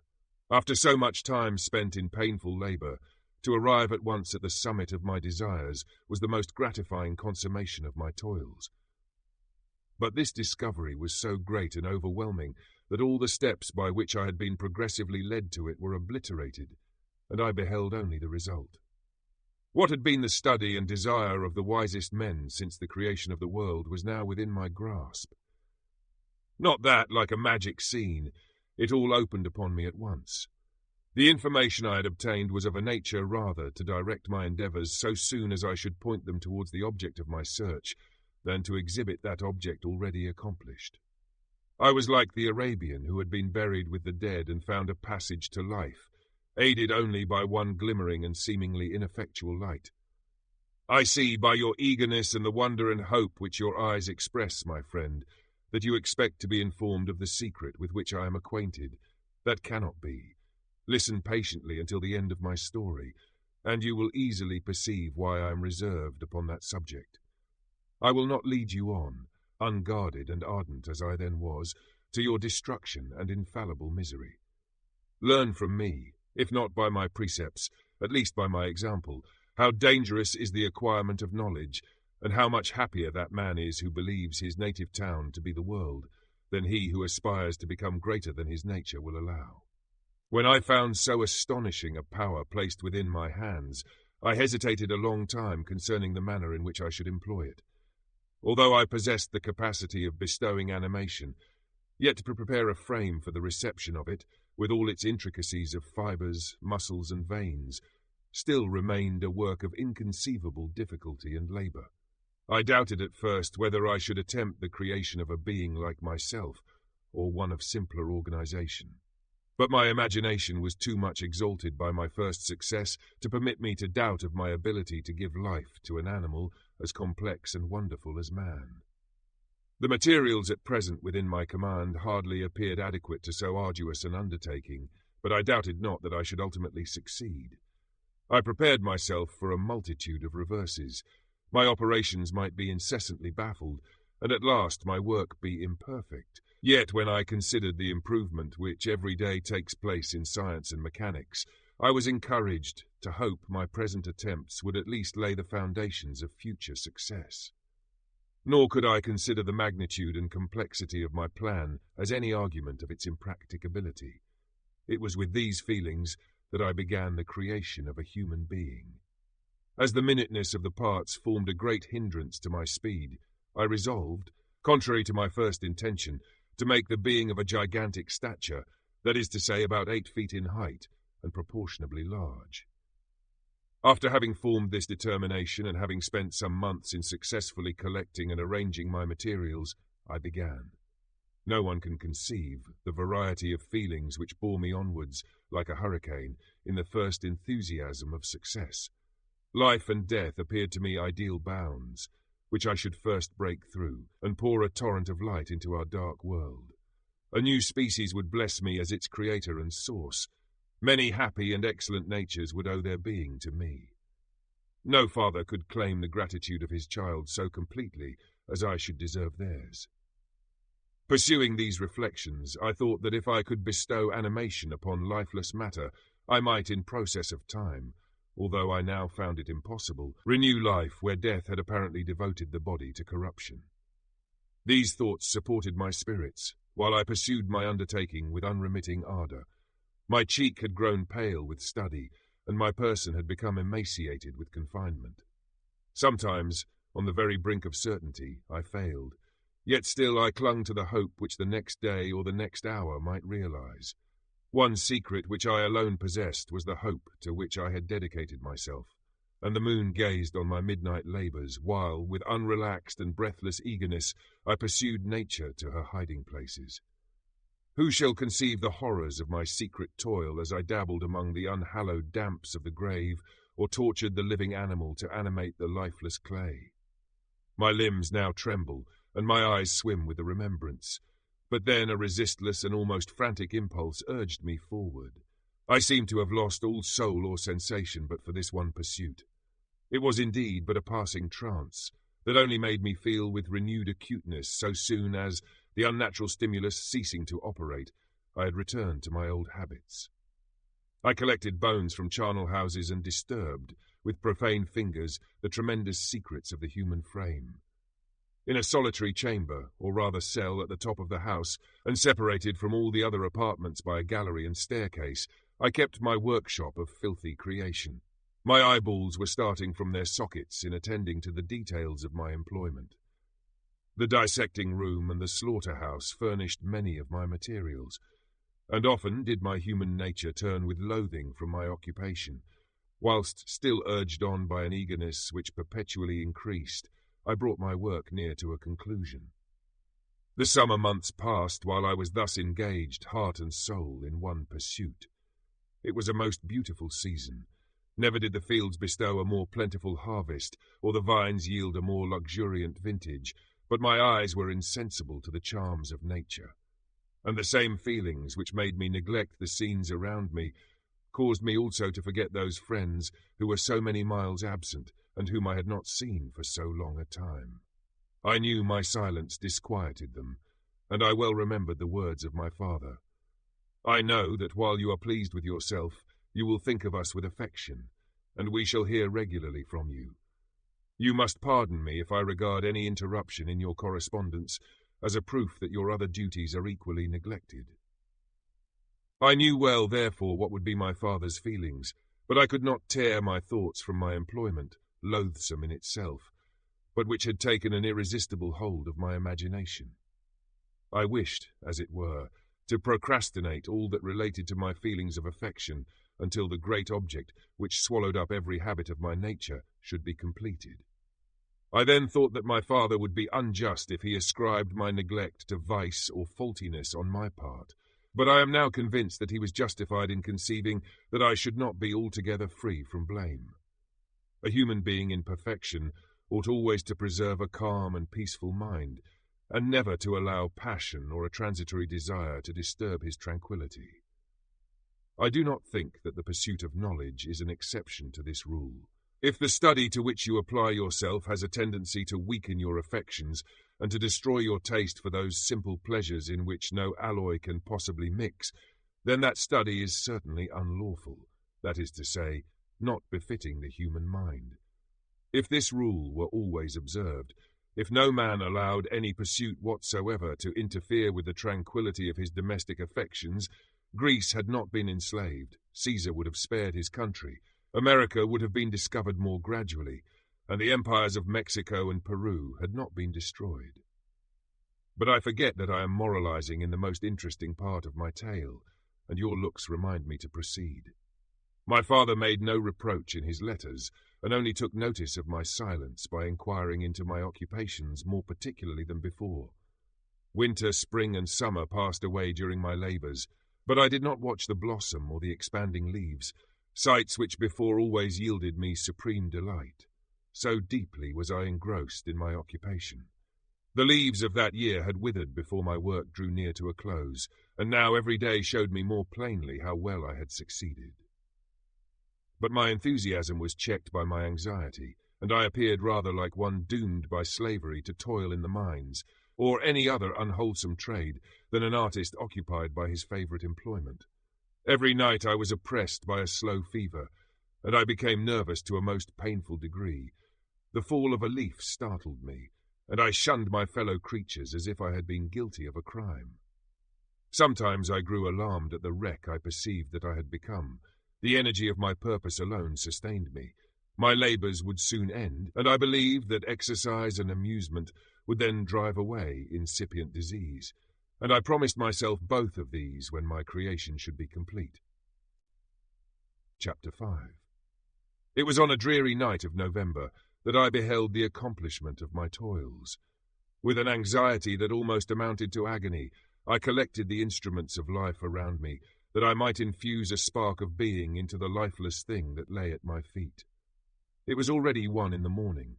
The rain pattered dismally against the panes, and my candle was nearly burnt out, when, by the glimmer of the half-extinguished light, I saw the dull yellow eye of the creature open. It breathed hard, and a convulsive motion agitated its limbs. How can I describe my emotions at this catastrophe, or how delineate the wretch whom with such infinite pains and care I had endeavoured to form? His limbs were in proportion, and I had selected his features as beautiful. Beautiful, great God! His yellow skin scarcely covered the work of muscles and arteries beneath. His hair was of a lustrous black and flowing, his teeth of a pearly whiteness, but these luxuriances only formed a more horrid contrast with his watery eyes, that seemed almost of the same colour as the dun white sockets in which they were set, his shrivelled complexion and straight black lips.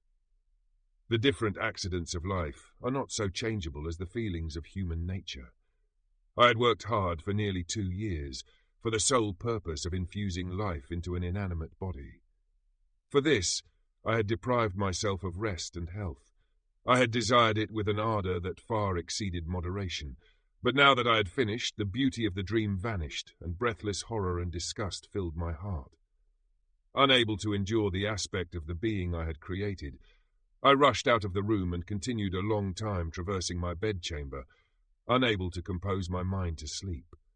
At length lassitude succeeded to the tumult I had before endured, and I threw myself on the bed in my clothes, endeavouring to seek a few moments of forgetfulness. But it was in vain. I slept indeed, but I was disturbed by the wildest dreams. I thought I saw Elizabeth, in the bloom of health, walking in the streets of Ingolstadt. Delighted and surprised, I embraced her, but as I imprinted the first kiss on her lips, they became livid with the hue of death. Her features appeared to change, and I thought that I held the corpse of my dead mother in my arms. A shroud enveloped her form, and I saw the grave worms crawling in the folds of the flannel. I started from my sleep with horror. A cold dew covered my forehead, my teeth chattered, and every limb became convulsed.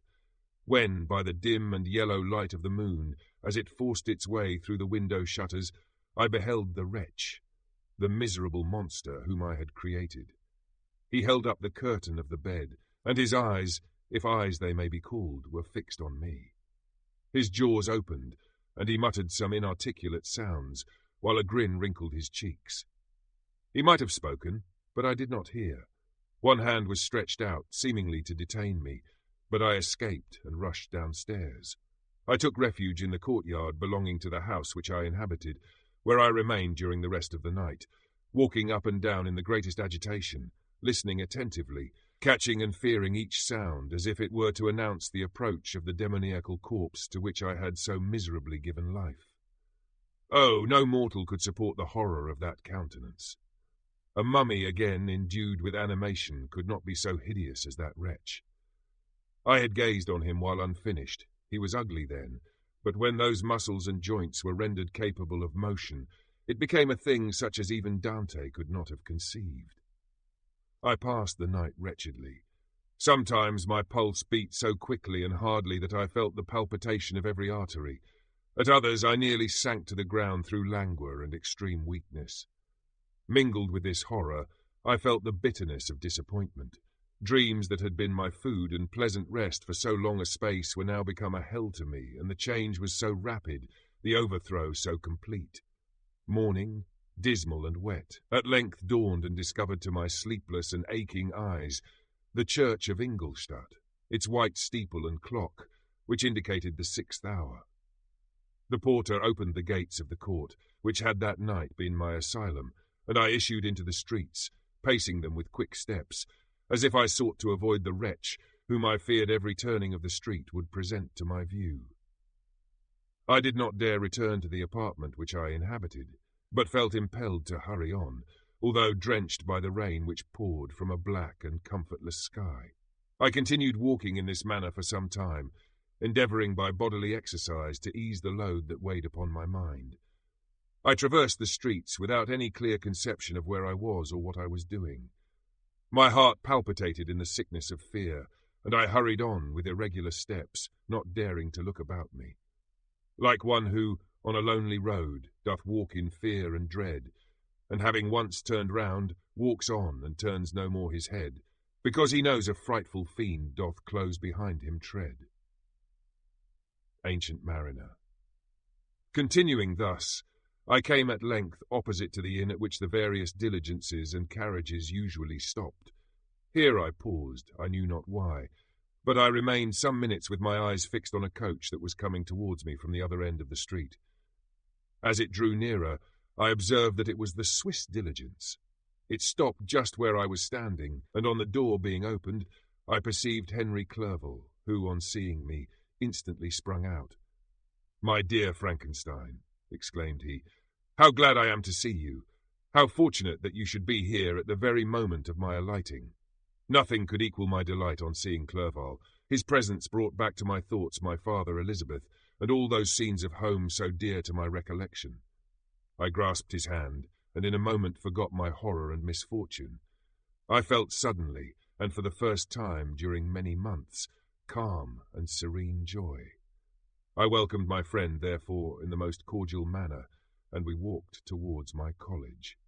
Clerval continued talking for some time about our mutual friends and his own good fortune in being permitted to come to Ingolstadt. "You may easily believe," said he, "how great was the difficulty to persuade my father that all necessary knowledge was not comprised in the noble art of bookkeeping, and, indeed, I believe I left him incredulous to the last, for his constant answer to my unwearied entreaties was the same as that of the Dutch schoolmaster in The Vicar of Wakefield. I have 10,000 florins a year without Greek. I eat heartily without Greek. But his affection for me at length overcame his dislike of learning, and he has permitted me to undertake a voyage of discovery to the land of knowledge. It gives me the greatest delight to see you. But tell me how you left my father, brothers, and Elizabeth. Very well and very happy, only a little uneasy that they hear from you so seldom. By the by, I mean to lecture you a little upon their account myself. But my dear Frankenstein, continued he, stopping short and gazing full in my face, I did not before remark how very ill you appear, so thin and pale. You look as if you had been watching for several nights. You have guessed right. I have lately been so deeply engaged in one occupation that I have not allowed myself sufficient rest, as you see. But I sincerely hope, that all these employments are now at an end and that I am at length free. I trembled excessively.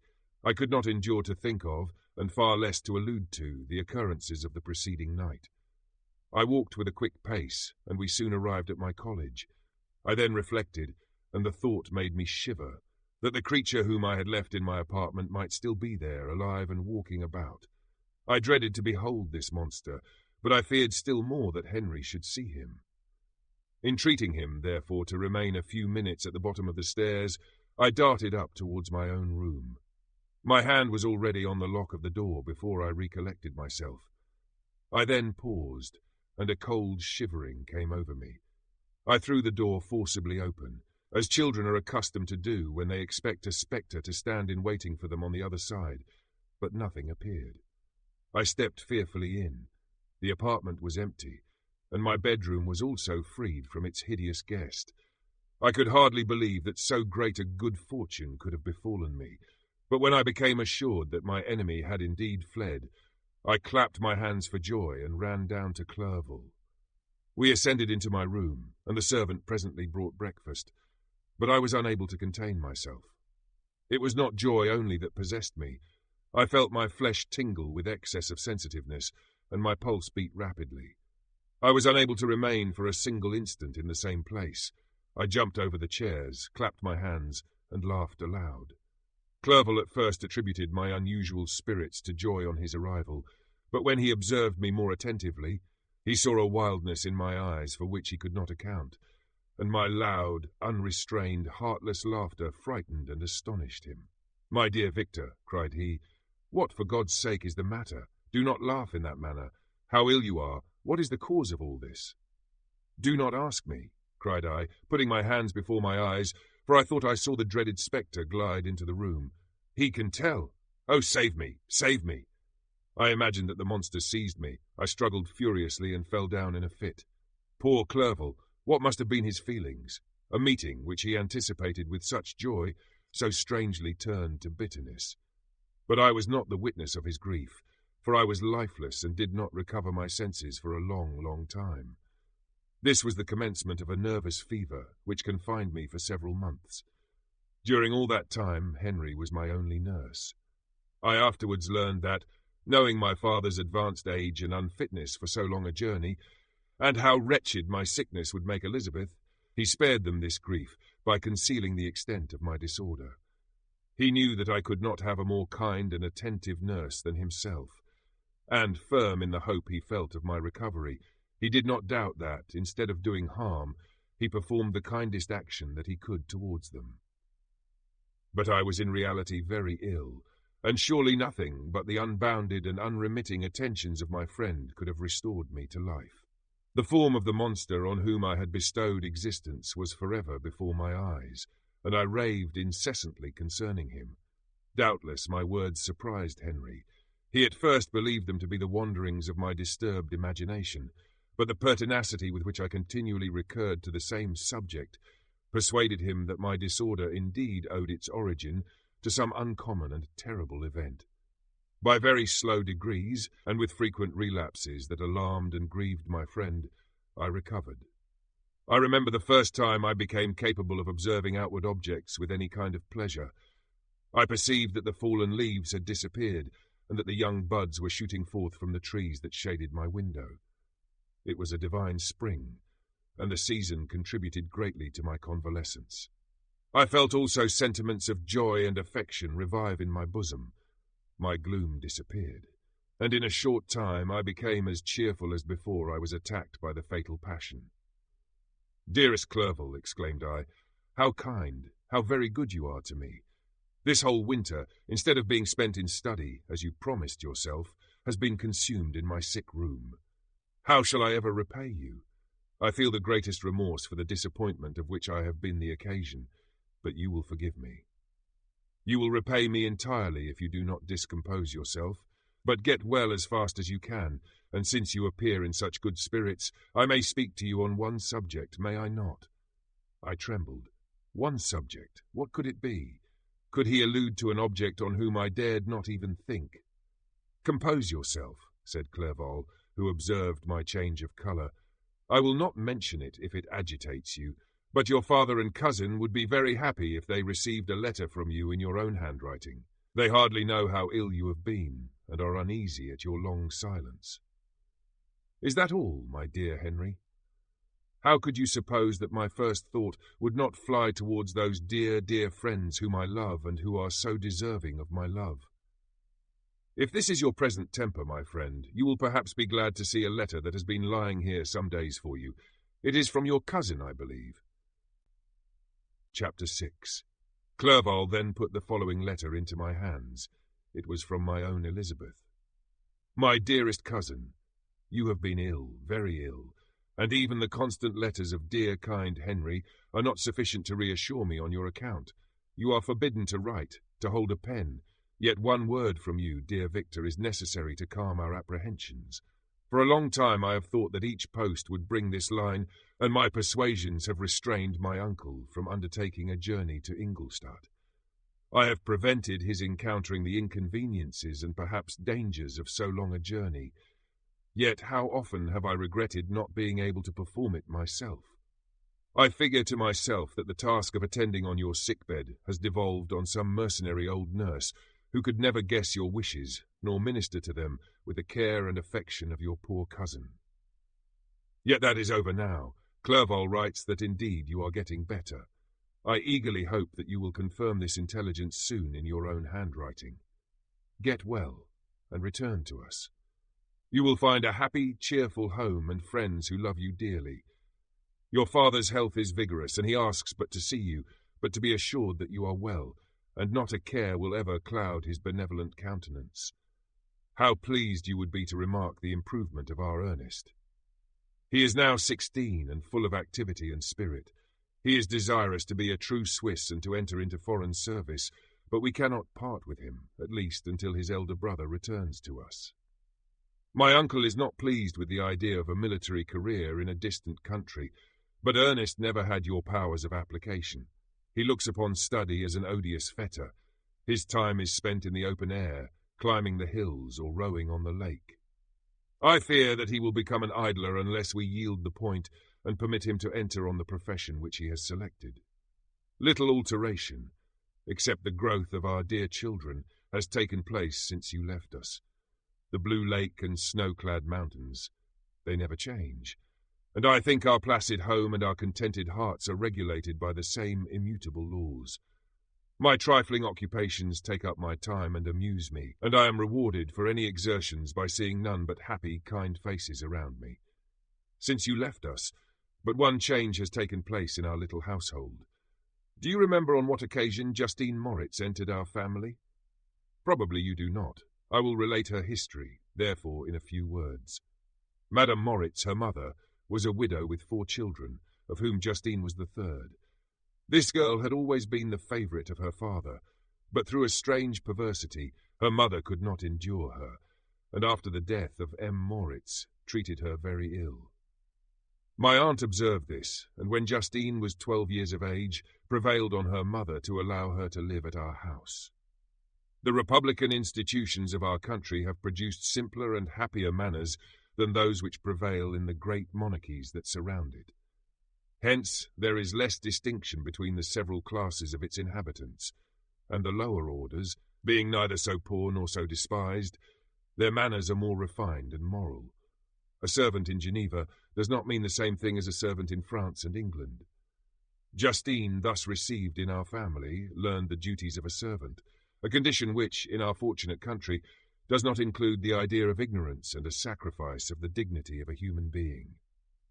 Justine, you may remember, was a great favourite of yours, And I recollect you once remarked that if you were in an ill humour, one glance from Justine could dissipate it, for the same reason that Ariosto gives concerning the beauty of Angelica. She looked so frank-hearted and happy. My aunt conceived a great attachment for her, by which she was induced to give her an education superior to that which she had at first intended. This benefit was fully repaid.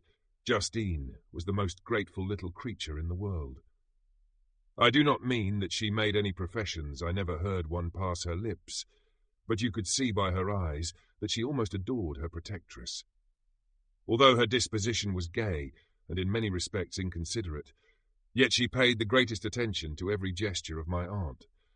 She thought her the model of all excellence and endeavoured to imitate her phraseology and manners, so that even now she often reminds me of her.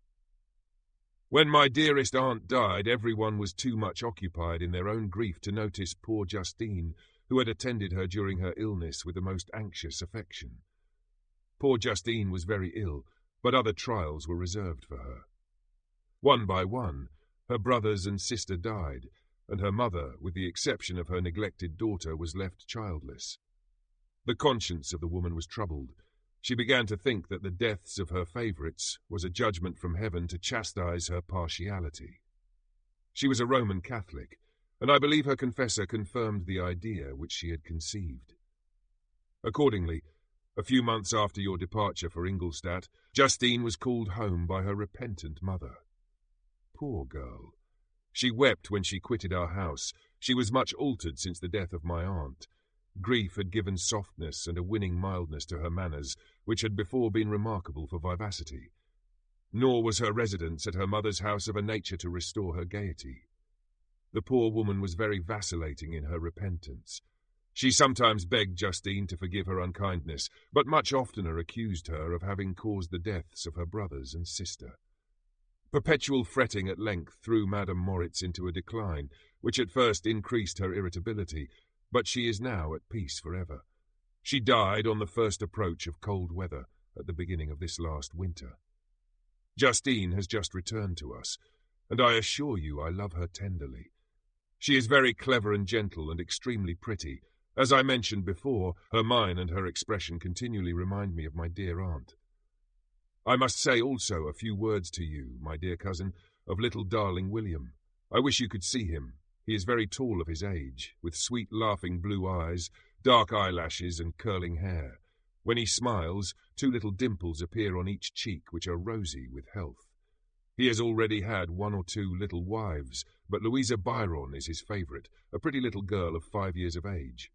Now, dear Victor, I dare say you wish to be indulged in a little gossip concerning the good people of Geneva. The pretty Miss Mansfield has already received the congratulatory visits on her approaching marriage with a young Englishman, John Melbourne, Esq. Her ugly sister, Manon, married M. Duvillard, the rich banker, last autumn. Your favourite schoolfellow, Louis Manoir, has suffered several misfortunes since the departure of Clerval from Geneva, but he has already recovered his spirits, and is reported to be on the point of marrying a lively, pretty Frenchwoman, Madame Tavernier. She is a widow, and much older than Manoir, but she is very much admired, and a favourite with everybody.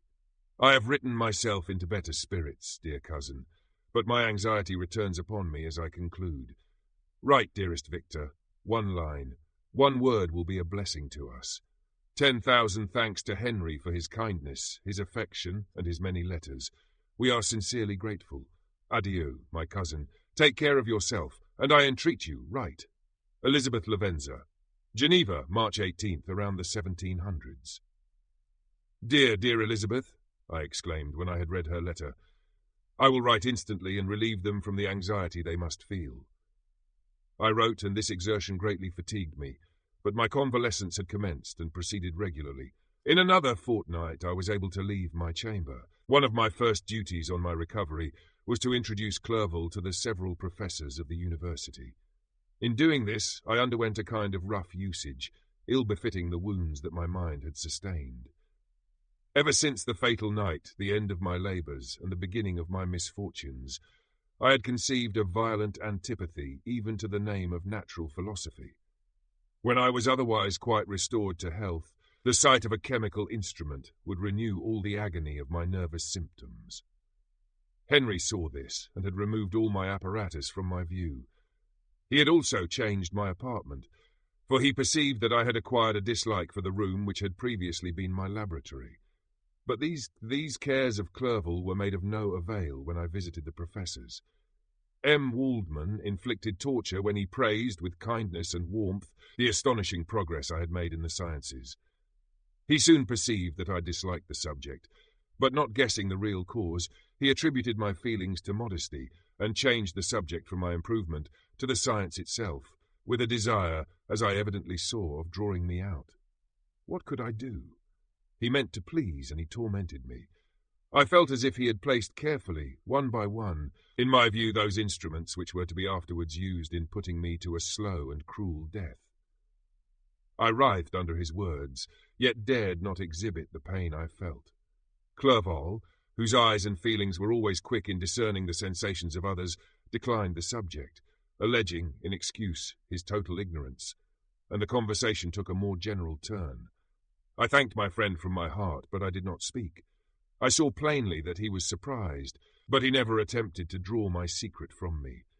And although I loved him with a mixture of affection and reverence that knew no bounds, yet I could never persuade myself to confide in him that event which was so often present to my recollection, but which I feared the detail to another would only impress more deeply.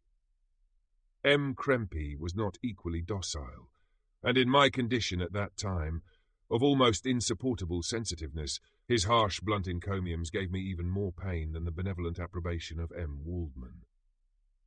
"D. N. the fellow," cried he. "Why, M. Clerval, I assure you he has outstripped us all. Stare if you please, but it is nevertheless true. A youngster who, but a few years ago, believed in Cornelius Agrippa as firmly as in the Gospel, has now set himself at the head of the university, and if he is not soon pulled down, we shall all be out of countenance. Continued he, observing my face expressive of suffering. Frankenstein is modest, an excellent quality in a young man. Young men should be diffident of themselves, you know. Clerval, I was myself when young, but that wears out in a very short time." Krempe had now commenced an eulogy on himself, which happily turned the conversation from a subject that was so annoying to me. Clerval had never sympathized in my tastes for natural science, and his literary pursuits differed wholly from those which had occupied me. He came to the university with the design of making himself complete master of the Oriental languages, and thus he should open a field for the plan of life he had marked out for himself. Resolved to pursue no inglorious career, he turned his eyes toward the east, as affording scope for his spirit of enterprise. The Persian, Arabic, and Sanskrit languages engaged his attention, and I was easily induced to enter on the same studies. Idleness had ever been irksome to me, and now that I wished to fly from reflection, and hated my former studies, I felt great relief in being the fellow pupil with my friend, and found not only instruction but consolation in the works of the Orientalists. I did not, like him, attempt a critical knowledge of their dialects, for I did not contemplate making any other use of them than temporary amusement.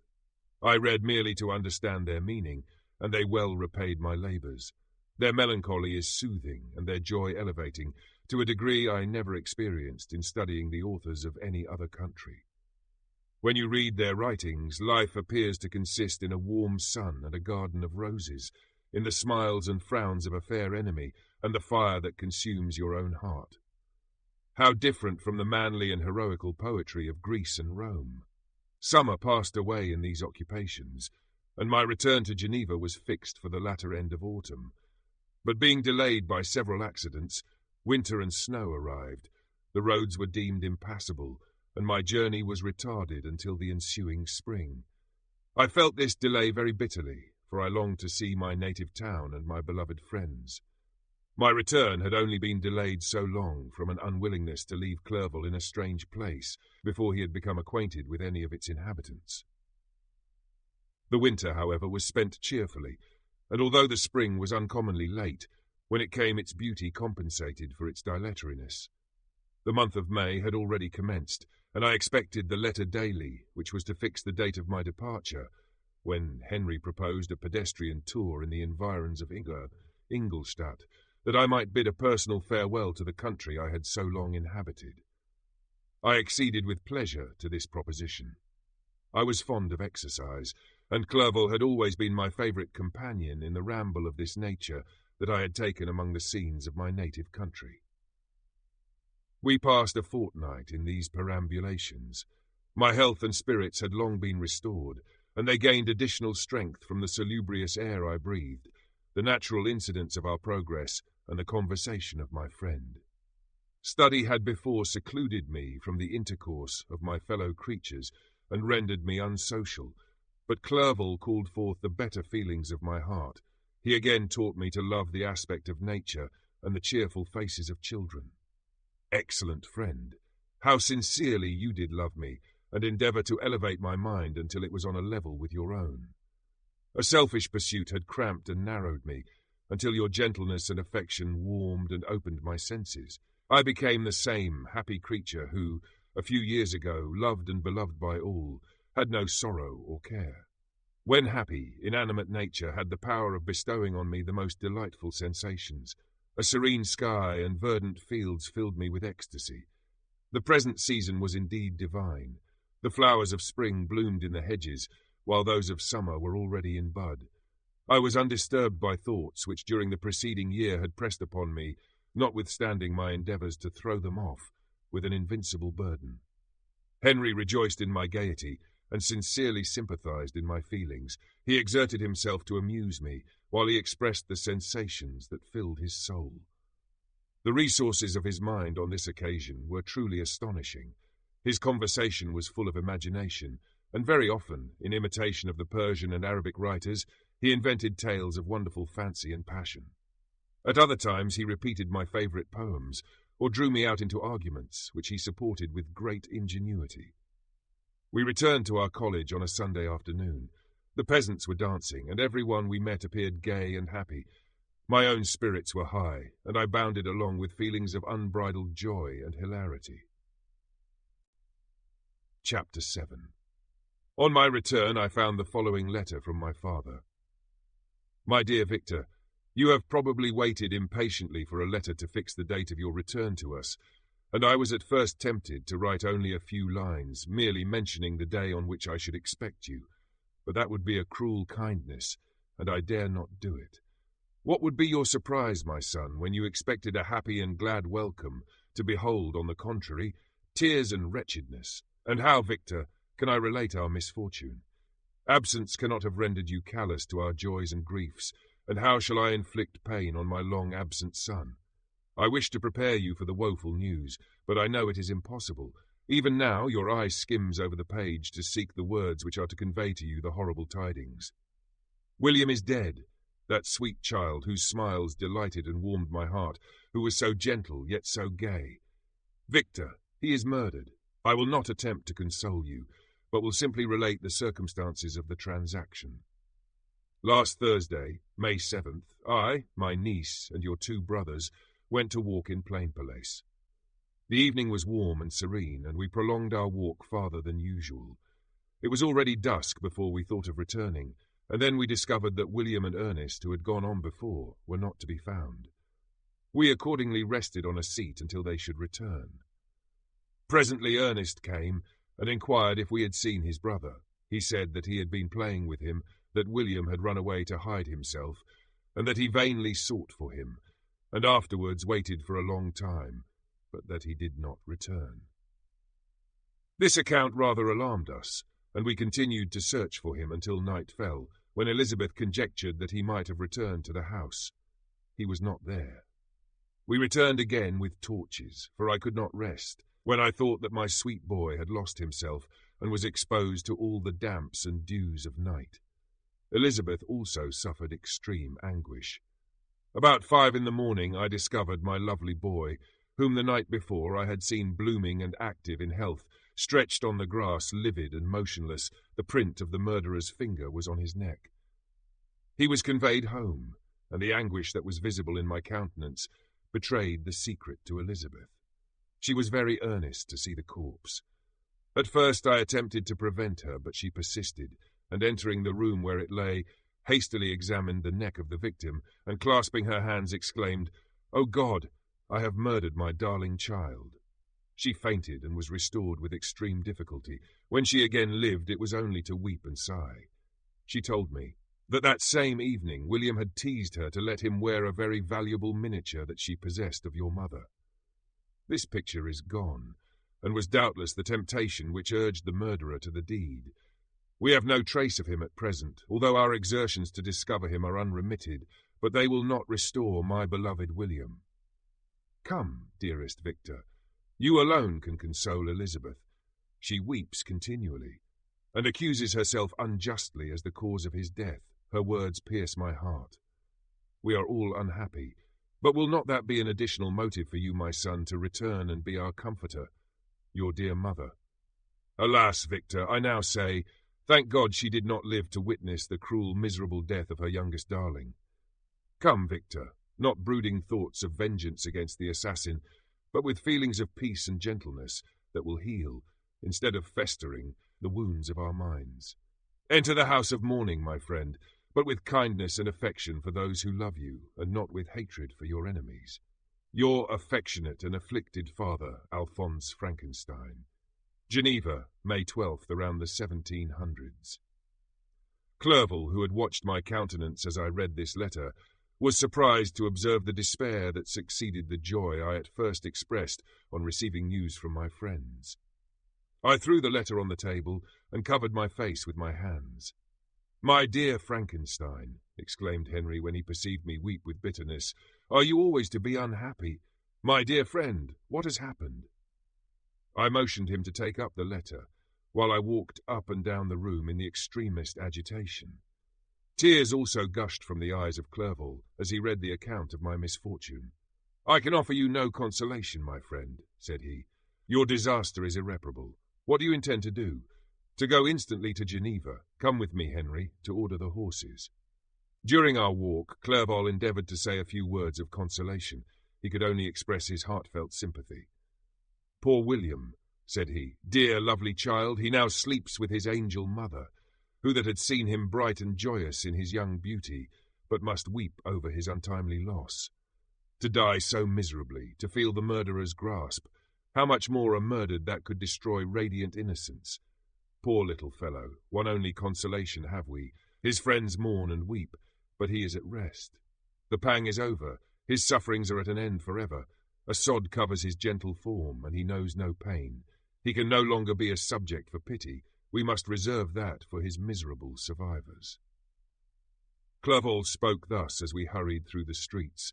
The words impressed themselves on my mind, and I remembered them afterwards in solitude. But now, as soon as the horses arrived, I hurried into a cabriolet, and bade farewell to my friend.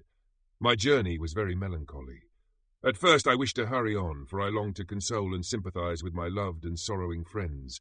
But when I drew near my native town, I slackened my progress. I could hardly sustain the multitude of feelings that crowded into my mind. I passed through scenes familiar to my youth, but which I had not seen for nearly 6 years. How altered everything might be during that time. One sudden and desolating change had taken place, but 1,000 little circumstances might have by degrees worked other alterations which, although they were done more tranquilly, might not be the less decisive. Fear overcame me. I dared no advance, dreading 1,000 nameless evils that made me tremble, although I was unable to define them. I remained 2 days at Lausanne in this painful state of mind. I contemplated the lake. The waters were placid, all around was calm, and the snowy mountains, the palaces of nature, were not changed. By degrees the calm and heavenly scene restored me, and I continued my journey towards Geneva. The road ran by the side of the lake, which became narrower as I approached my native town. I discovered more distinctly the black sides of Jura and the bright summit of Mont Blanc. I wept like a child. Dear mountains, my own beautiful lake, how do you welcome your wanderer? Your summits are clear, the sky and lake are blue and placid. Is this to prognosticate peace, or to mock at my unhappiness? I fear, my friend, that I shall render myself tedious by dwelling on these preliminary circumstances, but they were days of comparative happiness, and I think of them with pleasure. My country, my beloved country, Who but a native can tell the delight I took in again beholding thy streams, thy mountains, and more than all, thy lovely lake? Yet as I drew nearer home, grief and fear again overcame me. Night also closed around, and when I could hardly see the dark mountains, I felt still more gloomily. The picture appeared a vast and dim scene of evil, and I foresaw obscurely that I was destined to become the most wretched of human beings. Alas, I prophesied truly, and failed only in one single circumstance, that in all the misery I imagined and dreaded, I did not conceive the 100th part of the anguish I was destined to endure. It was completely dark when I arrived in the environs of Geneva. The gates of the town were already shut, and I was obliged to pass the night at Secheron, a village at the distance of half a league from the city. The sky was serene, and as I was unable to rest, I resolved to visit the spot where my poor William had been murdered. As I could not pass through the town, I was obliged to cross the lake in a boat to arrive at Plainpalais. During this short voyage I saw the lightning playing on the summit of Mont Blanc in the most beautiful figures. The storm appeared to approach rapidly, and on landing I ascended a low hill that I might observe its progress. It advanced, the heavens were clouded, and I soon felt the rain coming slowly in large drops, but its violence quickly increased. I quitted my seat and walked on, although the darkness and storm increased every minute, and the thunder burst with a terrific crash over my head. It was echoed from Salive, the Juras, and the Alps of Savoy. Vivid flashes of lightning dazzled my eyes, illuminating the lake, making it appear like a vast sheet of fire. Then for an instant everything seemed of a pitchy darkness, until the eye recovered itself from the preceding flash. The storm, as is often the case in Switzerland, appeared at once in various parts of the heavens. The most violent storm hung exactly north of the town, over the part of the lake which lies between the promontory of Belle Rive and the village of Copet. Another storm enlightened Jura with faint flashes, and another darkened and sometimes disclosed the Mole, a peaked mountain to the east of the lake. While I watched the tempest, so beautiful yet terrific, I wandered on with a hasty step. This noble war in the sky elevated my spirits. I clasped my hands and exclaimed aloud, "William, dear angel, this is thy funeral, this thy dirge."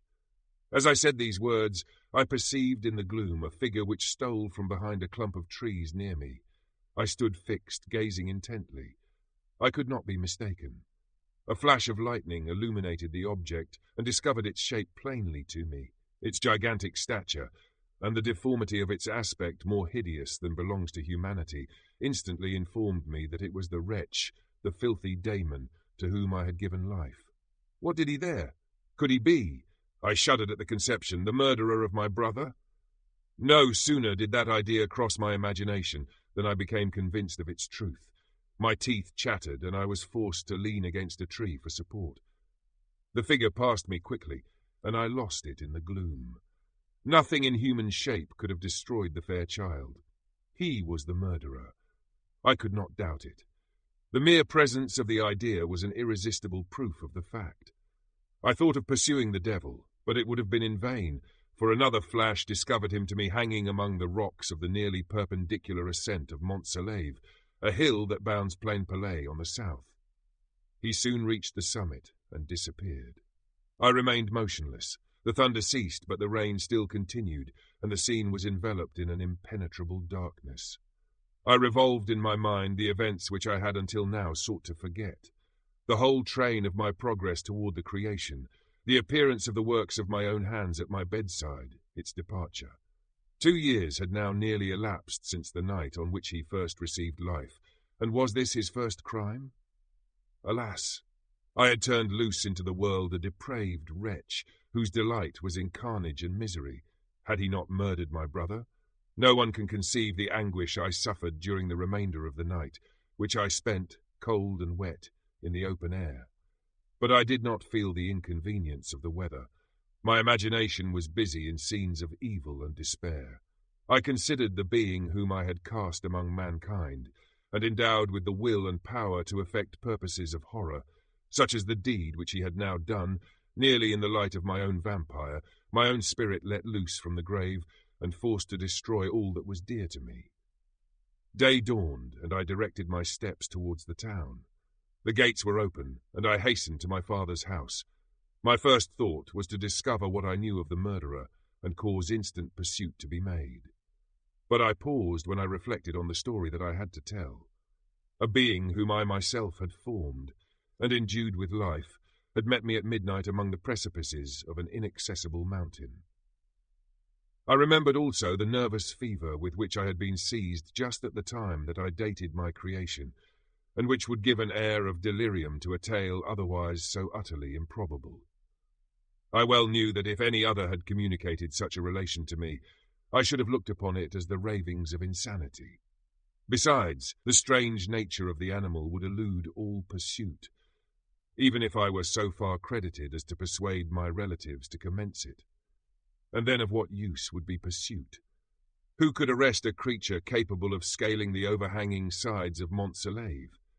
These reflections determined me, and I resolved to remain silent. It was about 5 a.m. when I entered my father's house. I told the servants not to disturb the family, and went into the library to attend their usual hour of rising. 6 years had elapsed, passed in a dream, but for one indelible trace, and I stood in the same place where I had last embraced my father before my departure for Ingolstadt. Beloved and venerable parent, he still remained to me. I gazed on the picture of my mother, which stood over the mantelpiece. It was an historical subject, painted at my father's desire, and represented Caroline Beaufort in an agony of despair, kneeling by the coffin of her dead father. Her garb was rustic, and her cheek pale, but there was an air of dignity and beauty that hardly permitted the sentiment of pity. Below this picture was a miniature of William, and my tears flowed when I looked upon it. While I was thus engaged, Ernest entered. He had heard me arrive and hastened to welcome me. "Welcome, my dearest Victor," said he. "Ah, I wish you had come 3 months ago, and then you would have found us all joyous and delighted. You come to us now to share a misery which nothing can alleviate, yet you presence will, I hope, revive our father, who seems sinking under his misfortune, and your persuasions will induce poor Elizabeth to cease her vain and tormenting self-accusations. Poor William, he was our darling and our pride." Tears, unrestrained, fell from my brother's eyes. A sense of mortal agony crept over my frame. Before, I had only imagined the wretchedness of my desolated home. The reality came on me as a new and a not less terrible disaster. I tried to calm Ernest. I inquired more minutely concerning my father, and her I named my cousin. "She most of all," said Ernest, "requires consolation. She accused herself of having caused the death of my brother, and that made her very wretched. But since the murderer has been discovered—" "The murderer discovered! Good God, how can that be? Who could attempt to pursue him? It is impossible. One might as well try to overtake the winds, or confine a mountain stream with a straw. I saw him too. He was free last night." "I do not know what you mean," replied my brother, in accents of wonder, "but to us the discovery we have made completes our misery. No one would believe it at first, and even now Elizabeth will not be convinced, notwithstanding all the evidence. Indeed, who would credit that Justine Moritz, who was so amiable and fond of all the family, could suddenly become so capable of so frightful, so appalling a crime? Justine Moritz. Poor, poor girl, is she the accused? But it is wrongfully. Everyone knows that. No one believes it, surely, Ernest?" "No one did at first, but several circumstances came out that have almost forced conviction upon us, and her own behaviour has been so confused as to add to the evidence of facts a weight that I fear leaves no hope for doubt. But she will be tried today, and you will then hear all." He then related that, the morning on which the murder of poor William had been discovered, Justine had been taken ill and confined to her bed for several days. During this interval, one of the servants, happening to examine the apparel she had worn on the night of the murder, had discovered in her pocket the picture of my mother, which had been judged to be the temptation of the murderer. The servant instantly showed it to one of the others, who, without saying a word to any of the family, went to a magistrate, and, upon their deposition, Justine was apprehended. On being charged with the fact, the poor girl confirmed the suspicion in a great measure by her extreme confusion of manner. This was a strange tale, but it did not shake my faith, and I replied earnestly, "You are all mistaken. I know the murderer. Justine, poor, good Justine, is innocent." At that instant my father entered.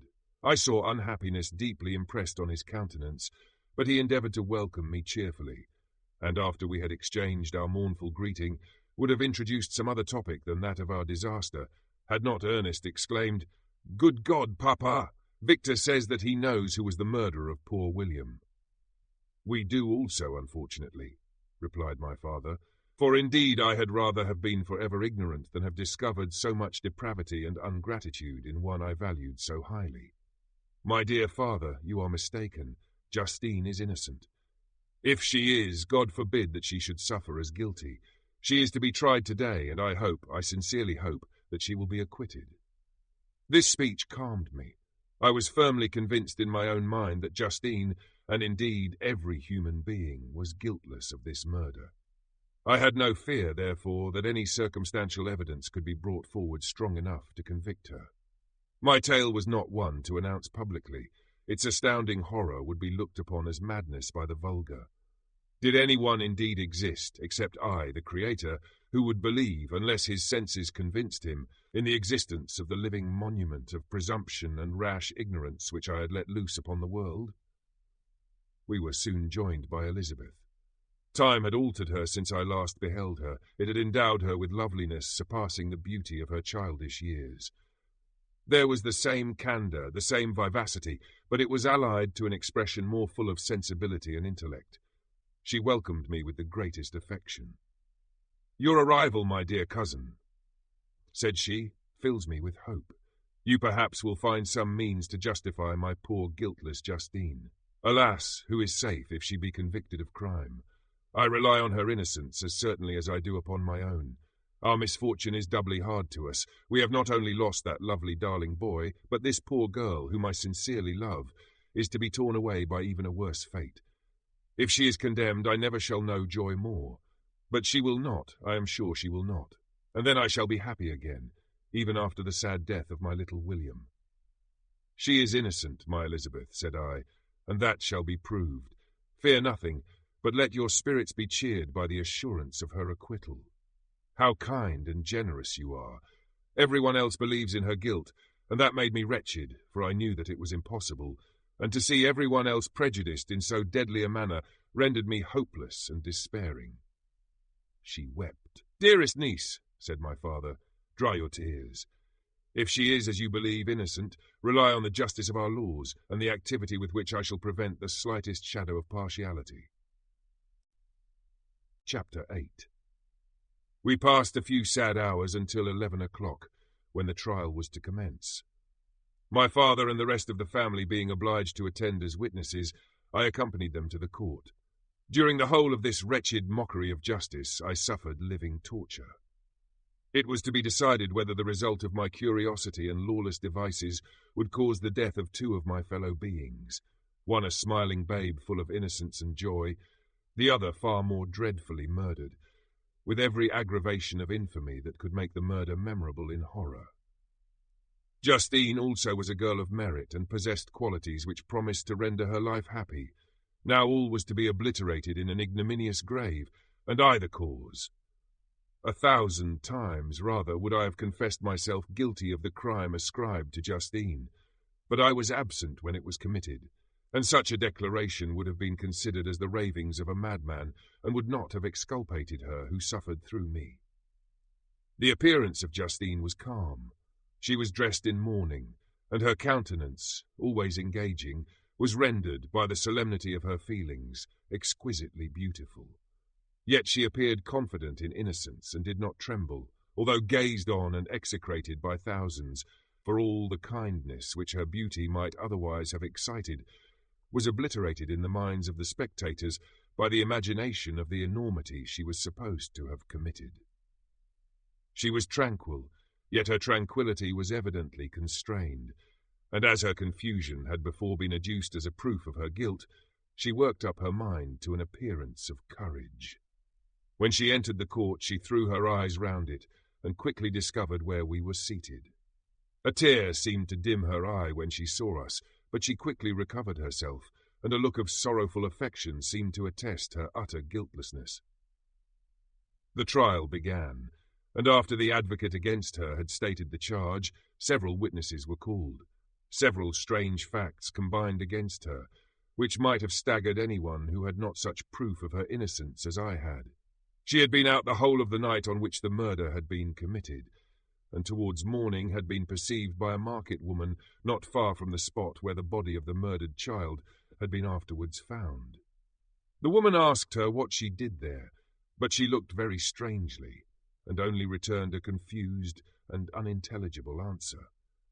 She returned to the house about 8 o'clock, and when one inquired where she had passed the night, she replied that she had been looking for the child, and demanded earnestly if anything had been heard concerning him. When shown the body, she fell into violent hysterics and kept her bed for several days. The picture was then produced which the servant had found in her pocket, and when Elizabeth, in a faltering voice, proved that it was the same which, an hour before the child had been missed, she had placed round his neck, a murmur of horror and indignation filled the court. Justine was called on for her defence. As the trial had proceeded, her countenance had altered. Surprise, horror, and misery were strongly expressed. Sometimes she struggled with her tears, but when she was desired to plead, she collected her powers and spoke in an audible although variable voice. "God knows," she said, "how entirely I am innocent. But I do not pretend that my protestations should acquit me. I rest my innocence on a plain and simple explanation of the facts which have been adduced against me, and I hope the character I have always borne will incline my judges to a favourable interpretation where any circumstance appears doubtful or suspicious." She then related that, by the permission of Elizabeth, she had passed the evening of the night on which the murder had been committed at the house of an aunt at Cheyne, a village situated at about a league from Geneva.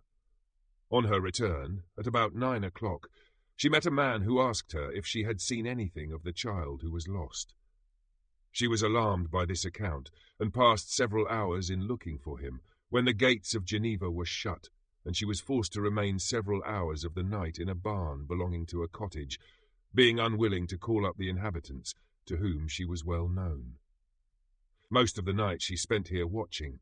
Towards morning she believed that she slept for a few minutes. Some steps disturbed her, and she awoke.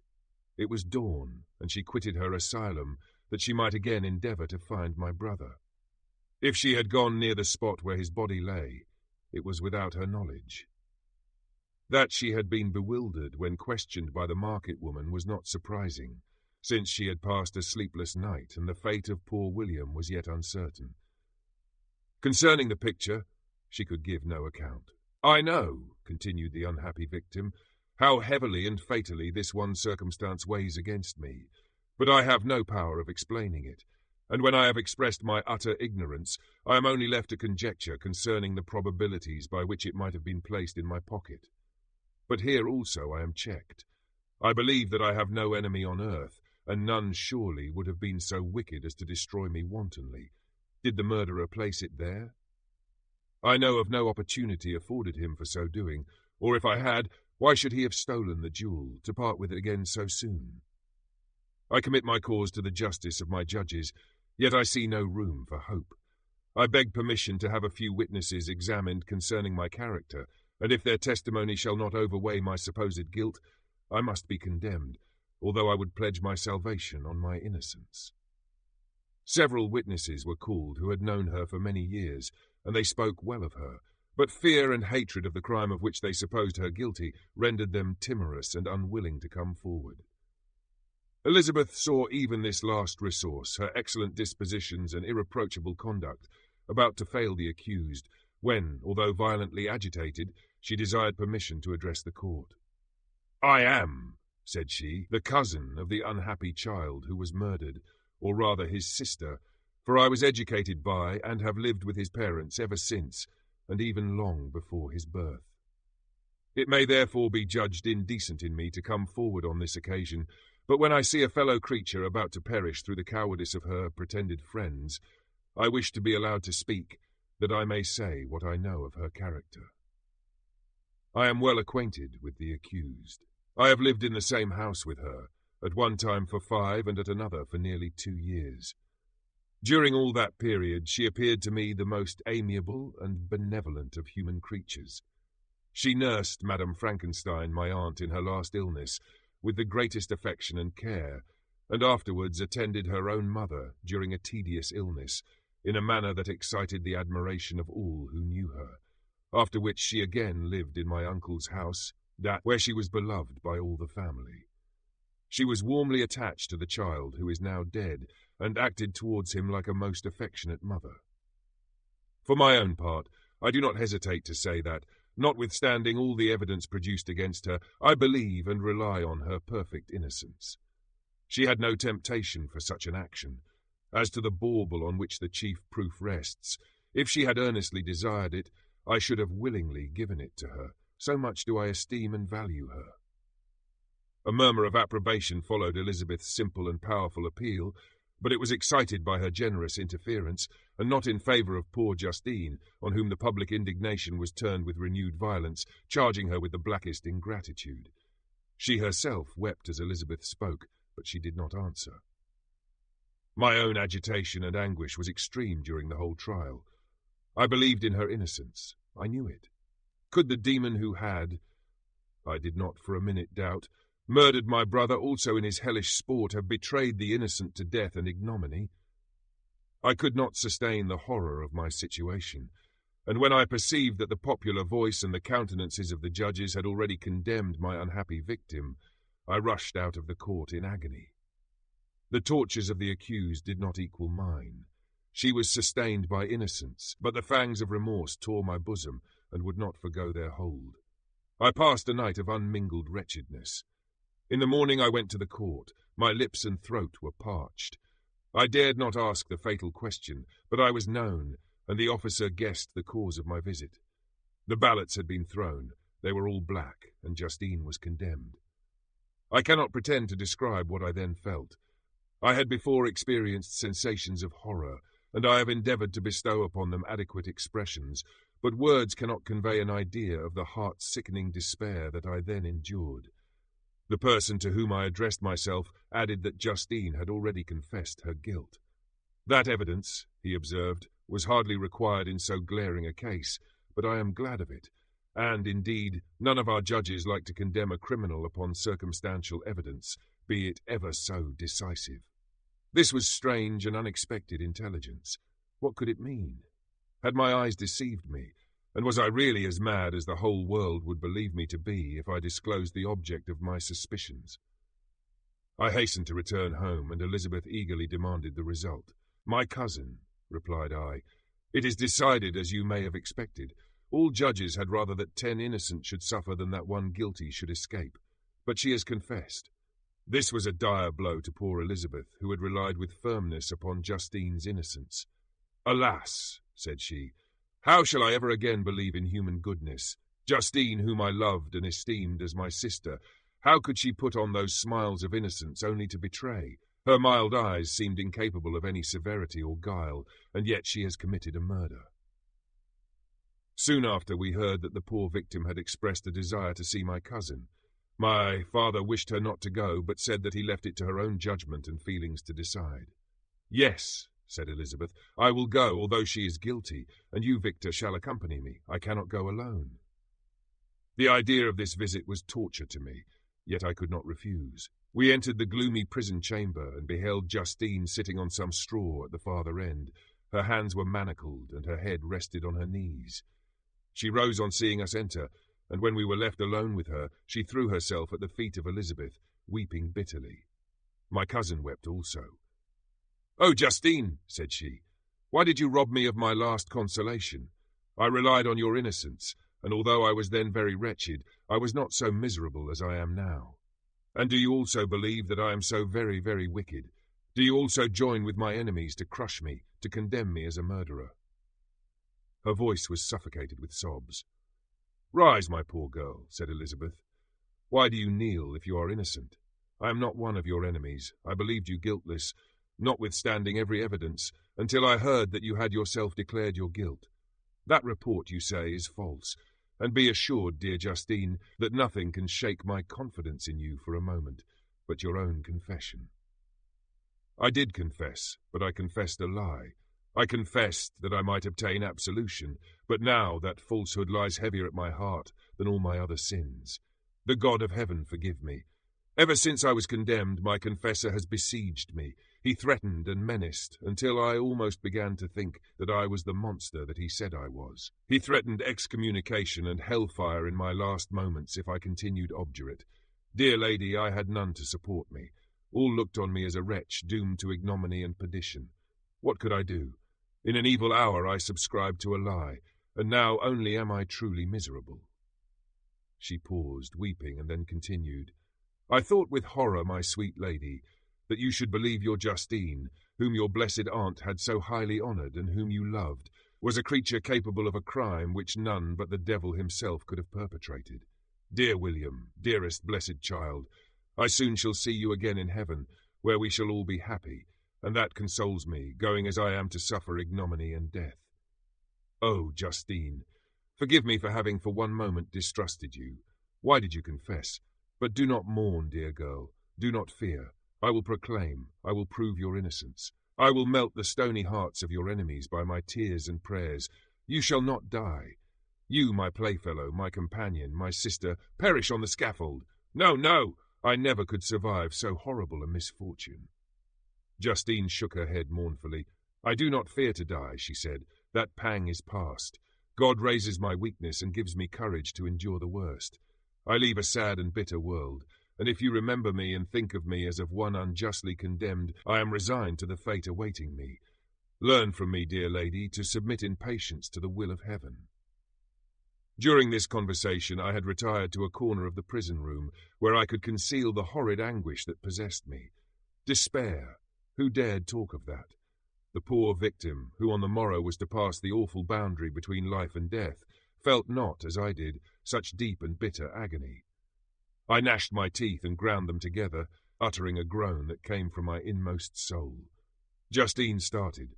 When she saw who it was, she approached me and said, Dear sir, you are very kind to visit me. You, I hope, do not believe that I am guilty? I could not answer. No, Justine, said Elizabeth. He is more convinced of your innocence than I was, for even when he heard that you had confessed, he did not credit it. I truly thank him. In these last moments I feel the sincerest gratitude towards those who think of me with kindness. How sweet is the affection of others to such a wretch as I am. It removes more than half my misfortune, and I feel as if I could die in peace now that my innocence is acknowledged by you, dear lady, and your cousin. Thus the poor sufferer tried to comfort others and herself. She indeed gained the resignation she desired. But I, the true murderer, felt the never-dying worm alive in my bosom, which allowed of no hope or consolation. Elizabeth also wept and was unhappy, but hers also was the misery of innocence, which, like a cloud that passes over the fair moon, for a while hides but cannot tarnish its brightness. Anguish and despair had penetrated into the core of my heart. I bore a hell within me which nothing could extinguish. We stayed several hours with Justine, and it was with great difficulty that Elizabeth could tear herself away. I wish, cried she, that I were to die with you. I cannot live in this world of misery. Justine assumed an air of cheerfulness, while she with difficulty repressed her bitter tears. She embraced Elizabeth and said in a voice of half-suppressed emotion, Farewell, sweet lady, dearest Elizabeth, my beloved and only friend. May heaven in its bounty bless and preserve you. May this be the last misfortune that you will ever suffer. Live and be happy, and make others so. And on the morrow Justine died.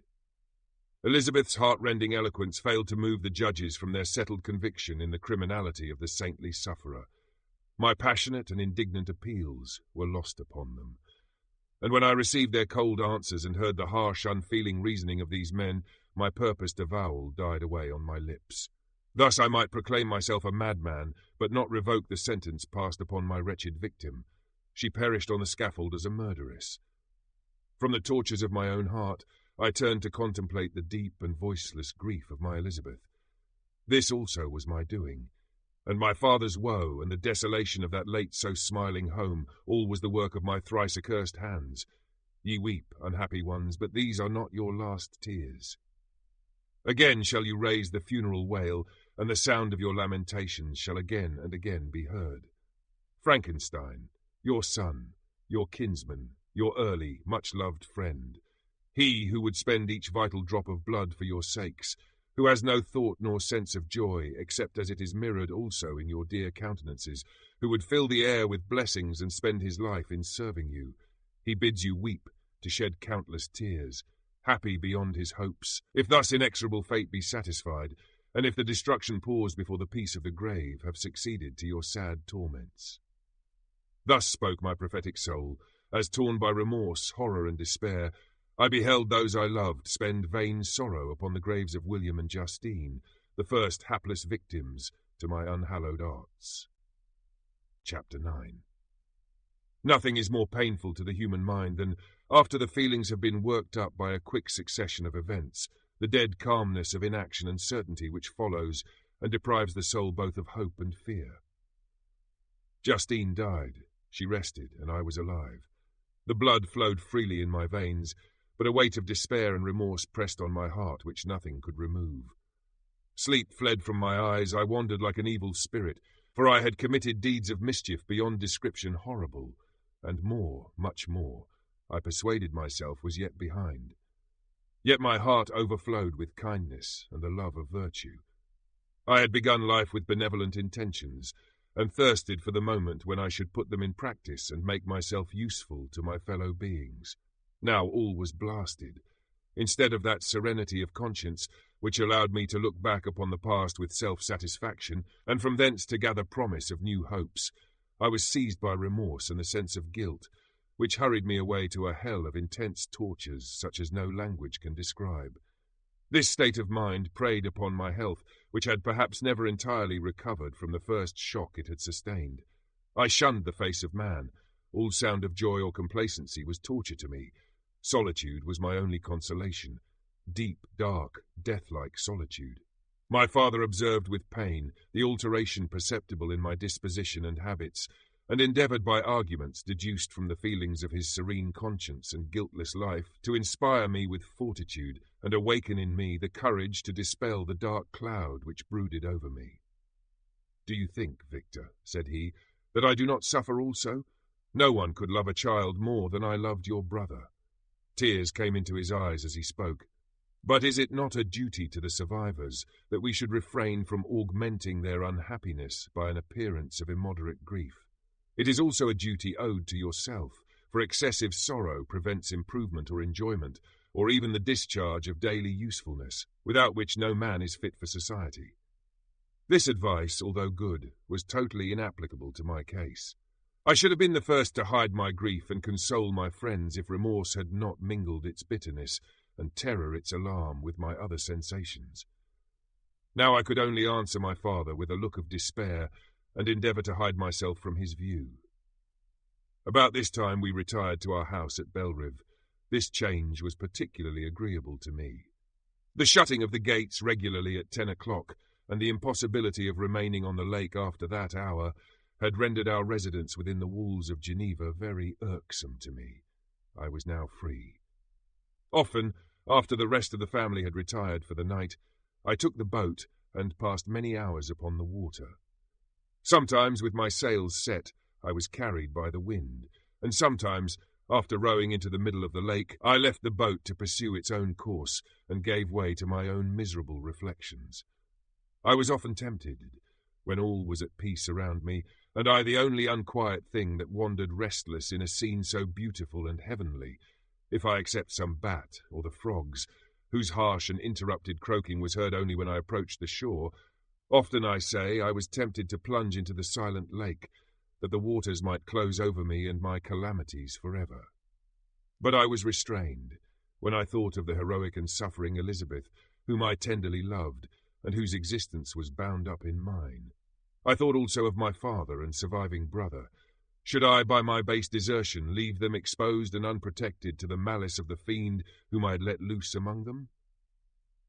At these moments I wept bitterly, and wished that peace would revisit my mind, only that I might afford them consolation and happiness. But that could not be. Remorse extinguished every hope. I had been the author of unalterable evils, and I lived in daily fear lest the monster whom I had created should perpetrate some new wickedness. I had an obscure feeling that all was not over, and that he would still commit some signal crime, which by its enormity should almost efface the recollection of the past. There was always scope for fear so long as anything I loved remained behind. My abhorrence of this fiend cannot be conceived. When I thought of him, I gnashed my teeth, my eyes became inflamed, and I ardently wished to extinguish that life which I had so thoughtlessly bestowed. When I reflected on his crimes and malice, my hatred and revenge burst all bounds of moderation.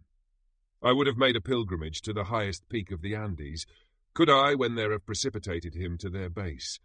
I wished to see him again, that I might wreak the utmost extent of abhorrence on his head and avenge the deaths of William and Justine. Our house was the house of mourning. My father's health was deeply shaken by the horror of the recent events. Elizabeth was sad and desponding. She no longer took delight in her ordinary occupations. All pleasure seemed to her sacrilege toward the dead. Eternal woe and tears, she then thought, was the just tribute she should pay to innocence so blasted and destroyed. She was no longer that happy creature who in earlier youth wandered with me on the banks of the lake and talked with ecstasy of our future prospects. The first of those sorrows which are sent to wean us from the earth had visited her, and its dimming influence quenched her dearest smiles. "When I reflect, my dear cousin," said she, "on the miserable death of Justine Moritz, I no longer see the world and its works as they before appeared to me. Before, I looked upon the accounts of vice and injustice that I read in books or heard from others as tales of ancient days or imaginary evils. At least they were remote and more familiar to reason than to the imagination. But now misery has come home, and men appear to me as monsters thirsting for each other's blood. Yet I am certainly unjust. Everybody believed that poor girl to be guilty, and if she could have committed the crime for which she suffered, assuredly she would have been the most depraved of human creatures. For the sake of a few jewels, to have murdered the son of her benefactor and friend, a child whom she had nursed from its birth, and appeared to love as if it had been her own. I could not consent to the death of any human being, but certainly I should have thought such a creature unfit to remain in the society of men. But she was innocent. I feel she was innocent. You are of the same opinion, and that confirms me. Alas, Victor, when falsehood can look so like the truth, who can assure themselves of certain happiness? I feel as if I were walking on the edge of a precipice, towards which thousands are crowding and endeavouring to plunge me into the abyss. William and Justine were assassinated, and the murderer escapes. He walks about the world free and perhaps respected. But even if I were condemned to suffer on the scaffold for the same crimes, I would not change places with such a wretch. I listened to this discourse with the extremest agony. I, not in deed, but in effect, was the true murderer. Elizabeth read my anguish in my countenance, and kindly taking my hand, said, "My dearest friend, you must calm yourself. These events have affected me, God knows how deeply, but I am not so wretched as you are. There is an expression of despair and sometimes of revenge in your countenance that makes me tremble. Dear Victor, banish these dark passions. Remember the friends around you, who centre all their hopes in you. Have we lost the power of rendering you happy? Ah, while we love, while we are true to each other, here in this land of peace and beauty, your native country, we may reap every tranquil blessing. What can disturb our peace? And could not such words from her whom I fondly prized before every other gift of fortune suffice to chase away the fiend that lurked in my heart? Even as she spoke, I drew near to her, as if in terror, lest at that very moment the destroyer had been near to rob me of her. Thus, not the tenderness of friendship, nor the beauty of earth, nor of heaven could redeem my soul from woe. The very accents of love were ineffectual. I was encompassed by a cloud which no beneficial influence could penetrate. The wounded deer dragging its fainting limbs to some untrodden brake, there to gaze upon the arrow which had pierced it, and to die, was but a type of me. Sometimes I could cope with the sullen despair that overwhelmed me, but sometimes the whirlwind passions of my soul drove me to seek, by bodily exercise and by change of place, some relief from my intolerable sensations. It was during an access of this kind that I suddenly left my home, and bending my steps towards the near alpine valleys, sought in the magnificence, the eternity of such scenes, to forget myself and my ephemeral, because human, sorrows. My wanderings were directed towards the valley of Chamonix. I had visited it frequently during my boyhood. 6 years had passed since then. I was a wreck, but naught had changed in those savage and enduring scenes. I performed the first part of my journey on horseback. I afterwards hired a mule, as the more sure-footed and least liable to receive injury on these rugged roads. The weather was fine. It was about the middle of the month of August, nearly 2 months after the death of Justine, that miserable epoch from which I dated all my woe. The weight upon my spirit was sensibly lightened as I plunged yet deeper in the ravine of Arve. The immense mountains and precipices that overhung me on every side, the sound of the river raging among the rocks, and the dashing of the waterfalls around spoke of a power mighty as omnipotence.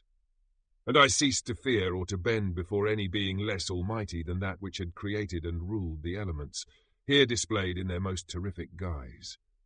Still, as I ascended higher, the valley assumed a more magnificent and astonishing character. Ruined castles hanging on the precipices of piny mountains, the impetuous Arve, and cottages every here and there peeping forth from among the trees, formed a scene of singular beauty. But it was augmented and rendered sublime by the mighty Alps, whose white and shining pyramids and domes towered above all, as belonging to another earth, the habitations of another race of beings.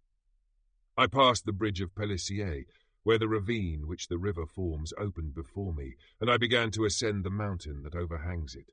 Soon after, I entered the valley of Chamonix. This valley is more wonderful and sublime, but not so beautiful and picturesque as that of Servox, through which I had just passed. The high and snowy mountains were its immediate boundaries, but I saw no more ruined castles and fertile fields. Immense glaciers approached the road. I heard the rumbling thunder of the falling avalanche and marked the smoke of its passage. Mont Blanc, the supreme and magnificent Mont Blanc, raised itself from the surrounding aiguilles, and its tremendous dome overlooked the valley. A tingling, long-lost sense of pleasure often came across me during this journey. Some turn in the road, some new object suddenly perceived and recognized, reminded me of days gone by, and were associated with the light-hearted gaiety of boyhood. The very winds whispered in soothing accents, and maternal nature bade me weep no more. Then again the kindly influence ceased to act. I found myself fettered again to grief and indulging in all the misery of reflection. Then I spurred on my animal, striving so to forget the world, my fears, and more than all, myself. Or, in a more desperate fashion, I alighted and threw myself on the grass, weighed down by horror and despair. At length I arrived at the village of Chamonix. Exhaustion succeeded to the extreme fatigue, both of body and of mind, which I had endured. For a short space of time, I remained at the window watching the pallid lightnings that played above Mont Blanc, and listening to the rushing of the Arve, which pursued its noisy way beneath. The same lulling sounds acted as a lullaby to my too keen sensations. When I placed my head upon my pillow, sleep crept over me. I felt it as it came, and blessed the giver of oblivion. Chapter 10. I spent the following day roaming through the valley. I stood beside the sources of the Aveyron, which take their rise in a glacier, that with slow pace is advancing down from the summit of the hills to barricade the valley. The abrupt sides of vast mountains were before me, the icy wall of the glacier overhung me, a few shattered pines were scattered around, and the solemn silence of this glorious presence chamber of imperial nature was broken only by the brawling waves or the fall of some vast fragment. The thunder sound of the avalanche or the cracking reverberated along the mountains of the accumulated ice, which, through the silent working of immutable laws, was ever and anon rent and torn, as if it had been but a plaything in their hands. These sublime and magnificent scenes afforded me the greatest consolation that I was capable of receiving. They elevated me from all littleness of feeling, and although they did not remove my grief, they subdued and tranquilized it. In some degree, also, they diverted my mind from the thoughts over which it had brooded for the last month. I retired to rest at night, My slumbers, as it were, waited on and ministered to by the assemblance of grand shapes which I had contemplated during the day. They congregated round me, the unstained snowy mountain-top, the glittering pinnacle, the pine woods and ragged bare ravine, the eagle soaring amidst the clouds. They all gathered round me and bade me be at peace. Where had they fled when the next morning I awoke?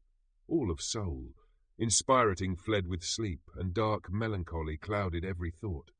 The rain was pouring in torrents, and thick mists hid the summits of the mountains, so that I even saw not the faces of those mighty friends.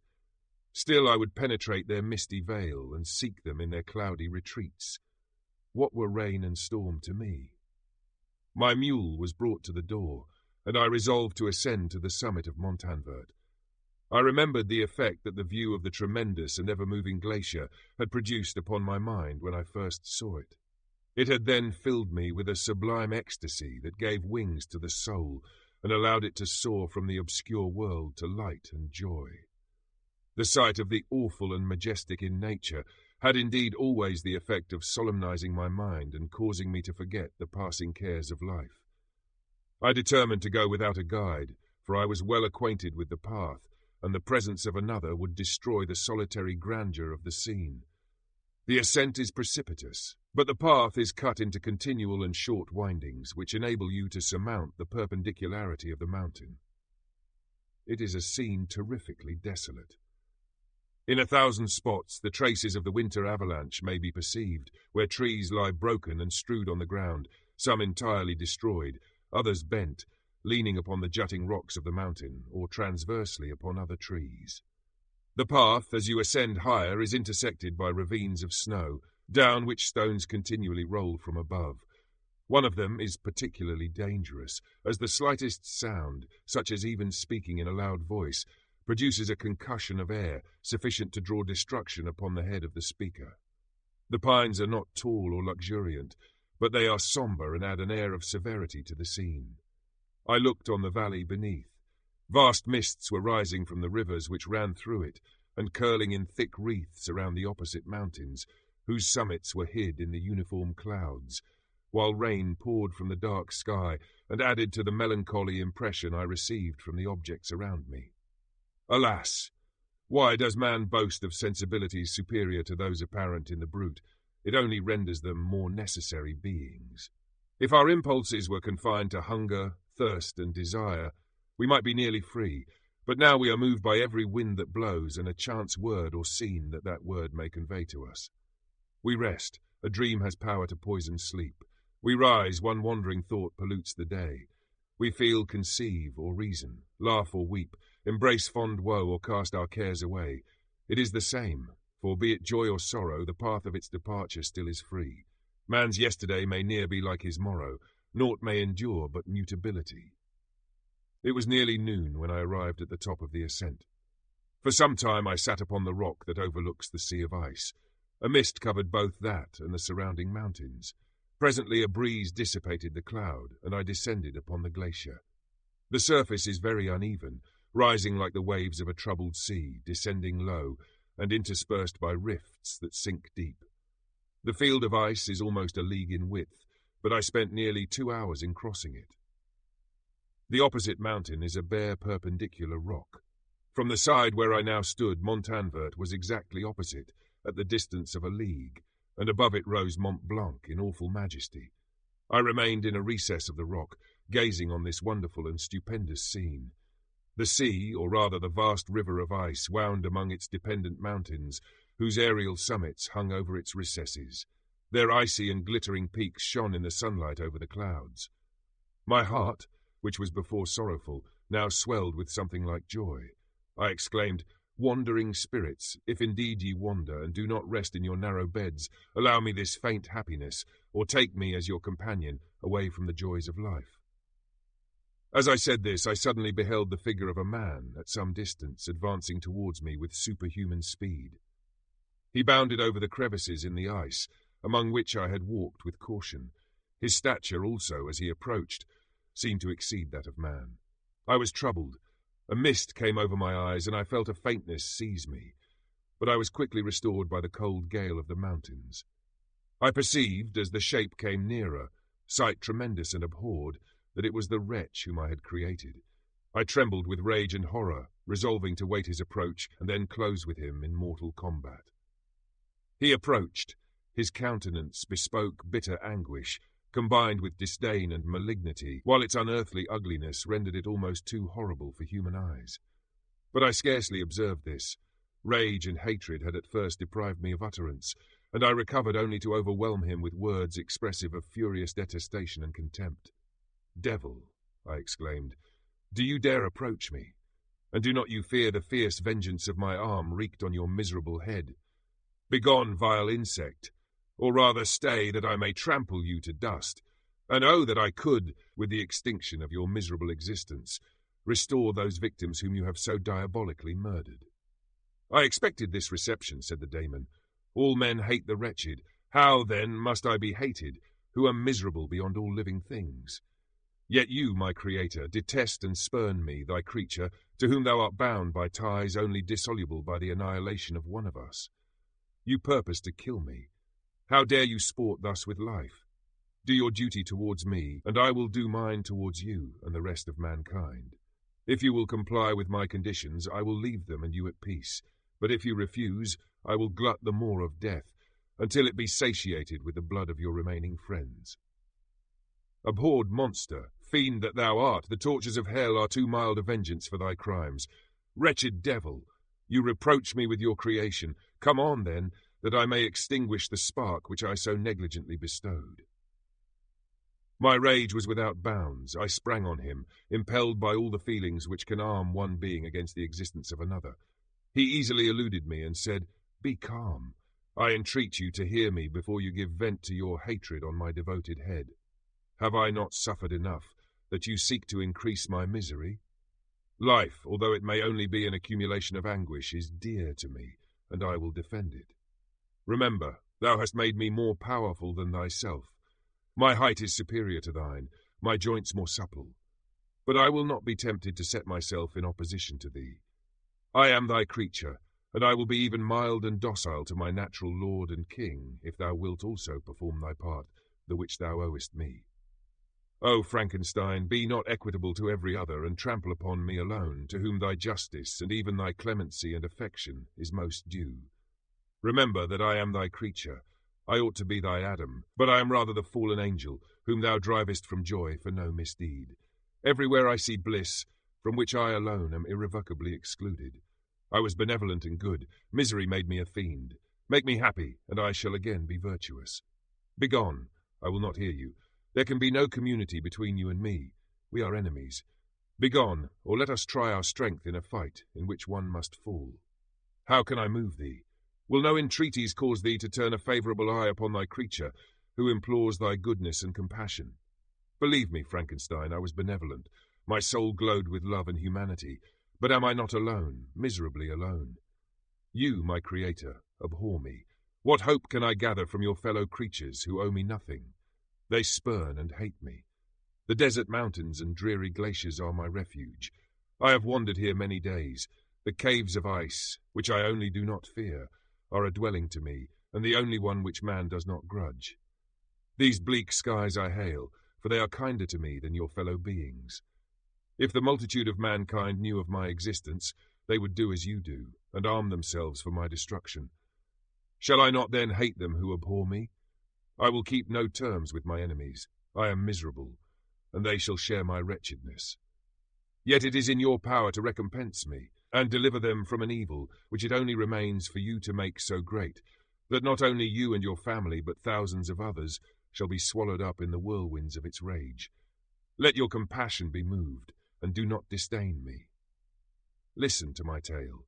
When you have heard that, abandon or commiserate me, as you shall judge that I deserve. But hear me. The guilty are allowed by human laws, bloody as they are, to speak in their own defense before they are condemned. Listen to me, Frankenstein. You accuse me of murder, and yet you would, with a satisfied conscience, destroy your own creature. Oh, praise the eternal justice of man. Yet I ask you not to spare me. Listen to me, and then, if you can, and if you will, destroy the work of your hands. Why do you call to my remembrance? I rejoined. circumstances of which I shudder to reflect, that I have been the miserable origin and author. Cursed be the day, abhorred devil, in which you first saw light. Cursed. Although I curse myself, be the hands that formed you. You have made me wretched beyond expression. You have left me no power to consider whether I am just to you or not. Begone, relieve me from the sight of your detested form. Thus I relieve thee, my Creator, he said, and placed his hated hands before my eyes, which I flung from me with violence. Thus I take from thee a sight which you abhor. Still thou canst listen to me and grant me thy compassion. By the virtues that I once possessed, I demand this from you. Hear my tale. It is long and strange, and the temperature of this place is not fitting to your fine sensations. Come to the hut upon the mountain. The sun is yet high in the heavens, before it descends to hide itself behind your snowy precipices and illuminate another world. You will have heard my story and can decide. On you it rests, whether I quit forever the neighbourhood of man and lead a harmless life, or become the scourge of your fellow creatures and the author of your own speedy ruin. As he said this, he led the way across the ice. I followed. My heart was full, and I did not answer him, but as I proceeded, I weighed the various arguments that he had used and determined at least to listen to his tale. I was partly urged by curiosity, and compassion confirmed my resolution.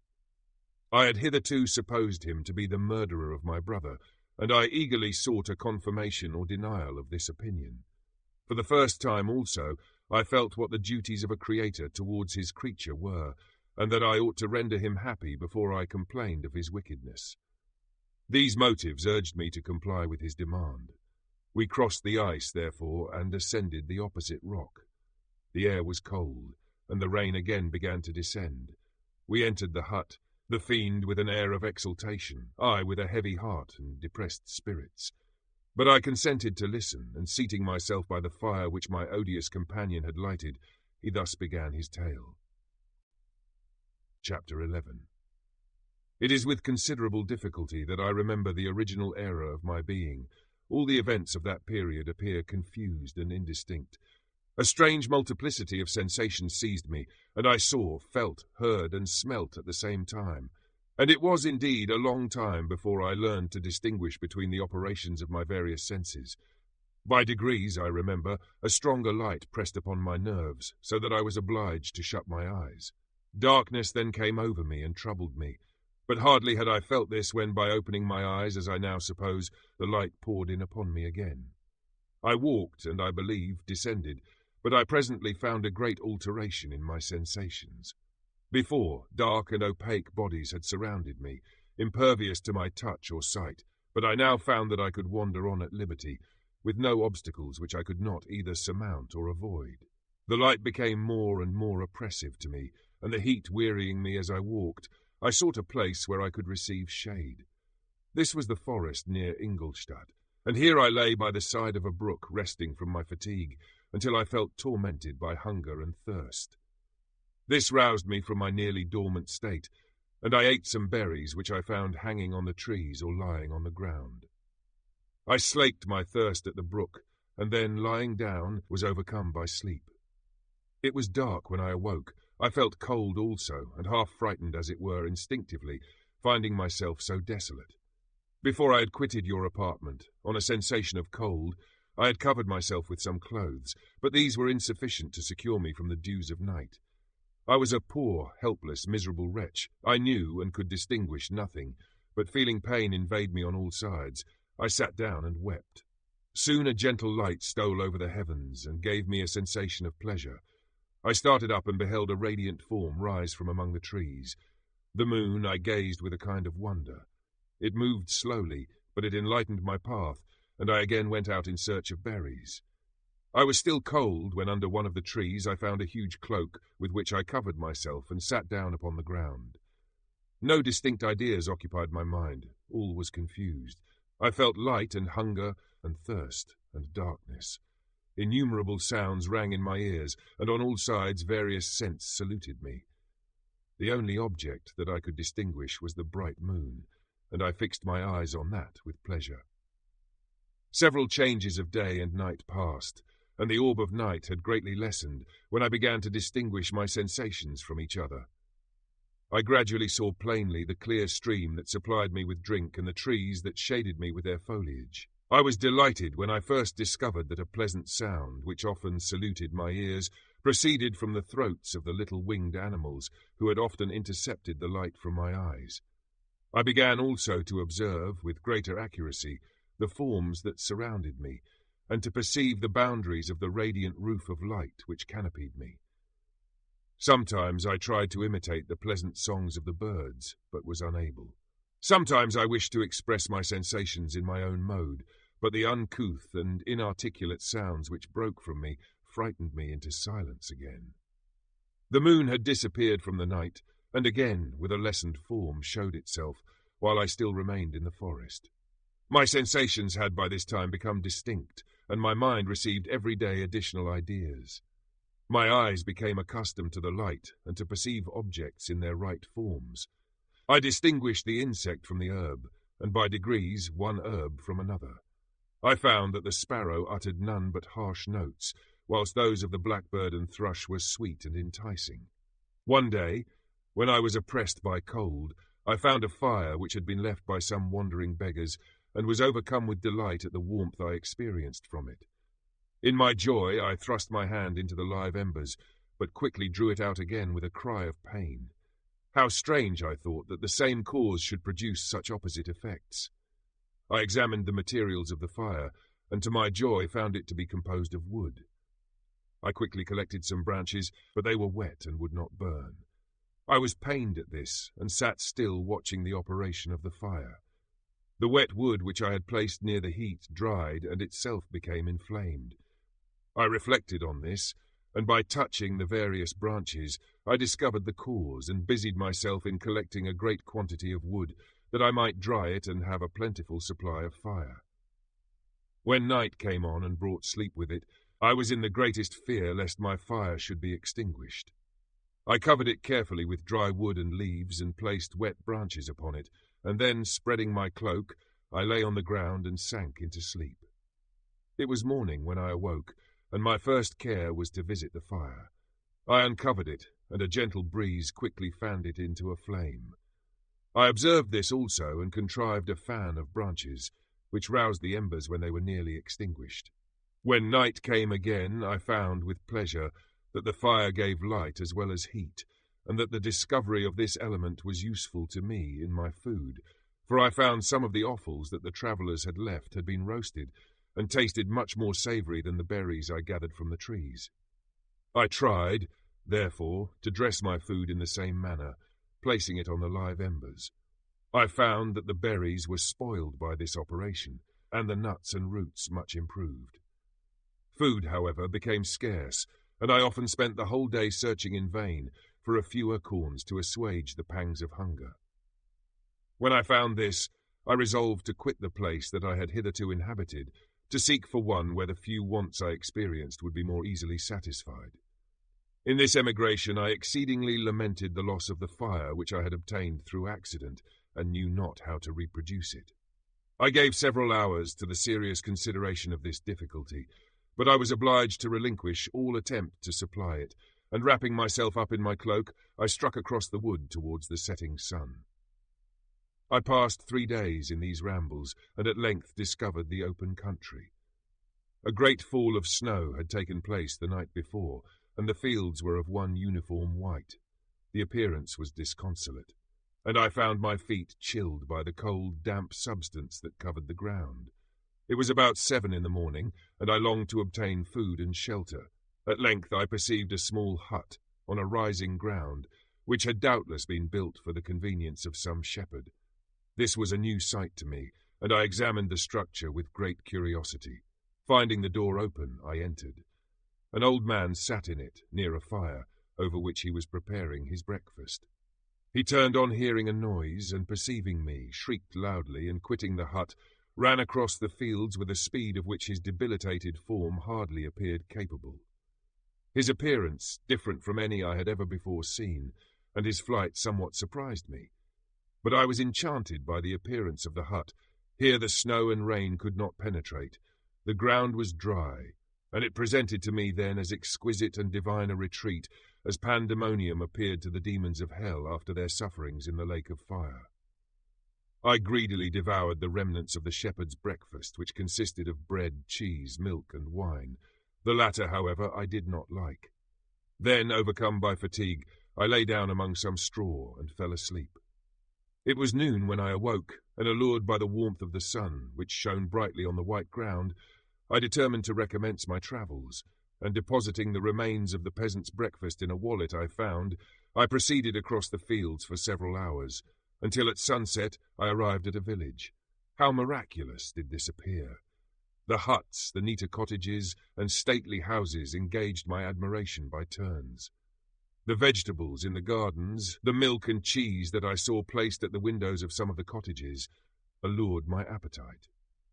One of the best of these I entered, but I had hardly placed my foot within the door before the children shrieked, and one of the women fainted. The whole village was roused. Some fled, some attacked me, until, grievously bruised by stones and many other kinds of missile weapons, I escaped to the open country and fearfully took refuge in a low hovel, quite bare, and making a wretched appearance after the palaces I had beheld in the village. This hovel, however, joined a cottage of a neat and pleasant appearance, but after my late dearly bought experience, I dared not enter it. My place of refuge was constructed of wood, but so low that I could with difficulty sit upright in it. No wood, however, was placed on the earth which formed the floor, but it was dry, and although the wind entered it by innumerable chinks, I found it an agreeable asylum from the snow and rain. Here, then, I retreated and lay down happy to have found a shelter, however miserable, from the inclemency of the season, and still more from the barbarity of man. As soon as morning dawned, I crept from my kennel, that I might view the adjacent cottage, and discover if I could remain in the habitation I had found. It was situated against the back of the cottage, and surrounded on the sides which were exposed by a pigsty and a clear pool of water. One part was open, and by that I had crept in, but now I covered every crevice by which I might be perceived with stones and wood, yet in such a manner that I might move them on occasion to pass out. All the light I enjoyed came through the sty, and that was sufficient for me. Having thus arranged my dwelling and carpeted it with clean straw, I retired, for I saw the figure of a man at a distance, and I remembered too well my treatment the night before to trust myself in his power. I had first, however, provided for my sustenance for that day by a loaf of coarse bread, which I purloined, and a cup with which I could drink more conveniently than from my hand of the pure water which flowed by my retreat. The floor was a little raised, so that it was kept perfectly dry, and by its vicinity to the chimney of the cottage it was tolerably warm. Being thus provided, I resolved to reside in this hovel until something should occur which might alter my determination. It was indeed a paradise compared to the bleak forest, my former residence, the rain-dropping branches, and dank earth.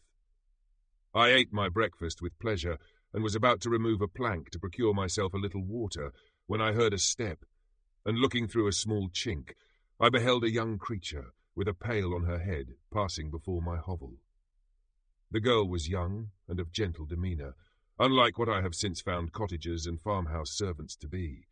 Yet she was meanly dressed, a coarse blue petticoat and a linen jacket being her only garb. Her fair hair was plaited but not adorned. She looked patient, yet sad. I lost sight of her, and in about a quarter of an hour she returned bearing the pail, which was now partly filled with milk. As she walked along, seemingly incommoded by the burden, a young man met her, whose countenance expressed a deeper despondence.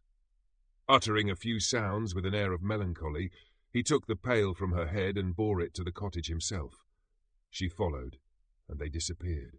Presently I saw the young man again, with some tools in his hand, cross the field behind the cottage, and the girl was also busied, sometimes in the house and sometimes in the yard. On examining my dwelling, I found that one of the windows of the cottage had formerly occupied a part of it, but the panes had been filled up with wood. In one of these was a small and almost imperceptible chink, through which the eye could just penetrate. Through this crevice a small room was visible, whitewashed and clean, but very bare of furniture. In one corner, near a small fire, sat an old man, leaning his head on his hands in a disconsolate attitude. The young girl was occupied in arranging the cottage, but presently she took something out of a drawer, which employed her hands, and she sat down beside the old man, who, taking up an instrument, began to play and to produce sounds sweeter than the voice of the thrush or the nightingale. It was a lovely sight, even to me, poor wretch, who had never beheld aught beautiful before. The silver hair and benevolent countenance of the aged cottager won my reverence, while the gentle manners of the girl enticed my love. He played a sweet, mournful air, which I perceived drew tears from the eyes of his amiable companion, of which the old man took no notice, until she sobbed audibly.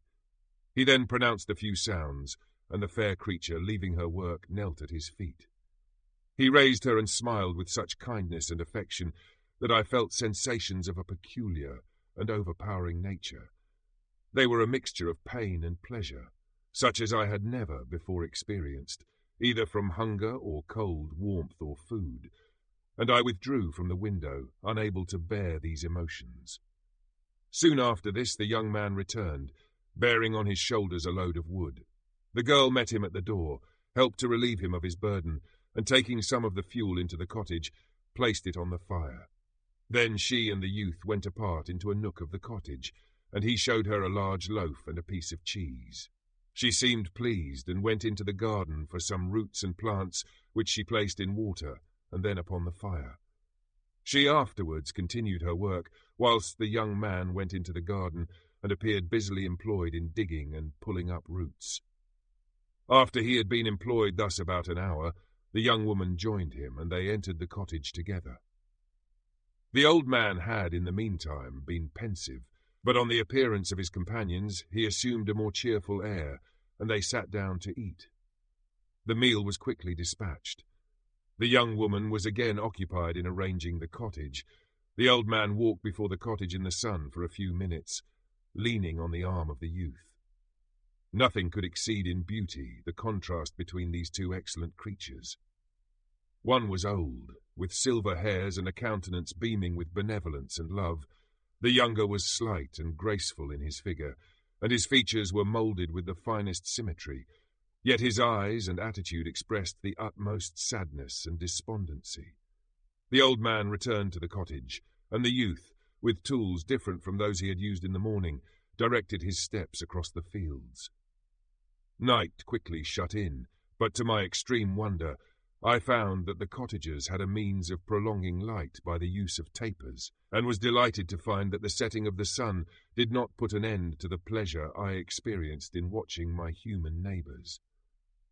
In the evening the young girl and her companion were employed in various occupations which I did not understand, and the old man again took up the instrument which produced the divine sounds that had enchanted me in the morning. So soon as he had finished, the youth began, not to play, but to utter sounds that were monotonous, and neither resembling the harmony of the old man's instrument nor the songs of the birds. I since found that he read aloud, but at that time I knew nothing of the science of words or letters. The family, after having been thus occupied for a short time, extinguished their lights and retired, as I conjectured, to rest. Chapter 12. I lay on my straw, but I could not sleep.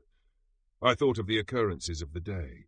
What chiefly struck me was the gentle manners of these people, and I longed to join them, but dared not.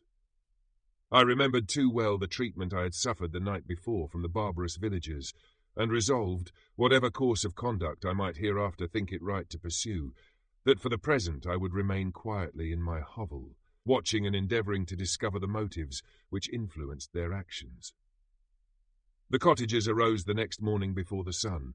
The young woman arranged the cottage and prepared the food, and the youth departed after the first meal. This day was passed in the same routine as that which preceded it. The young man was constantly employed out of doors, and the girl in various laborious occupations within. The old man, whom I soon perceived to be blind, employed his leisure hours on his instrument or in contemplation. Nothing could exceed the love and respect which the younger cottagers exhibited towards their venerable companion. They performed towards him every little office of affection and duty with gentleness, and he rewarded them by his benevolent smiles. They were not entirely happy. The young man and his companion often went apart and appeared to weep. I saw no cause for their unhappiness, but I was deeply affected by it. If such lovely creatures were miserable, it was less strange that I, an imperfect and solitary being, should be wretched. Yet why were these gentle beings unhappy? They possessed a delightful house, for such it was in my eyes, and every luxury. They had a fire to warm them when chill and delicious viands when hungry. They were dressed in excellent clothes, and still more, they enjoyed one another's company and speech, interchanging each day looks of affection and kindness. What did their tears imply? Did they really express pain? I was at first unable to solve these questions, but perpetual attention and time explained to me many appearances which were at first enigmatic. A considerable period elapsed before I discovered one of the causes of the uneasiness of this amiable family. It was poverty, and they suffered that evil in a very distressing degree. Their nourishment consisted entirely of the vegetables of their garden and the milk of one cow, which gave very little during the winter, when its masters could scarcely procure food to support it. They often, I believe, suffered the pangs of hunger very poignantly, especially the two younger cottagers, for several times they placed food before the old man when they reserved none for themselves. This trait of kindness moved me sensibly. I had been accustomed, during the night, to steal a part of their store for my own consumption, but when I found that in doing this I inflicted pain on the cottagers, I abstained, and satisfied myself with berries, nuts, and roots, which I gathered from a neighbouring wood. I discovered also another means through which I was enabled to assist their labours. I found that the youth spent a great part of each day in collecting wood for the family fire, and during the night I often took his tools, the use of which I quickly discovered, and brought home firing sufficient for the consumption of several days. I remember the first time that I did this, the young woman, when she opened the door in the morning, appeared greatly astonished on seeing a great pile of wood on the outside. She uttered some words in a loud voice, and the youth joined her, who also expressed surprise. I observed with pleasure that he did not go to the forest that day, but spent it in repairing the cottage and cultivating the garden. By degrees I made a discovery of still greater moment. I found that these people possessed a method of communicating their experience and feelings to one another by articulate sounds. I perceived that the words they spoke sometimes produced pleasure or pain, smiles or sadness, in the minds and countenances of the hearers. This was indeed a godlike science, and I ardently desired to become acquainted with it. But I was baffled in every attempt I made for this purpose. Their pronunciation was quick, and the words they uttered, not having any apparent connection with visible objects, I was unable to discover any clue by which I could unravel the mystery of their reference.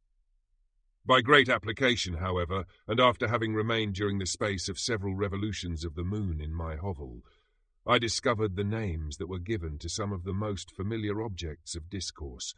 I learned and applied the words fire, milk, bread, and wood. I learned also the names of the cottagers themselves. The youth and his companion had each of them several names, but the old man had only one, which was father. The girl was called sister or Agatha, and the youth Felix, brother or son.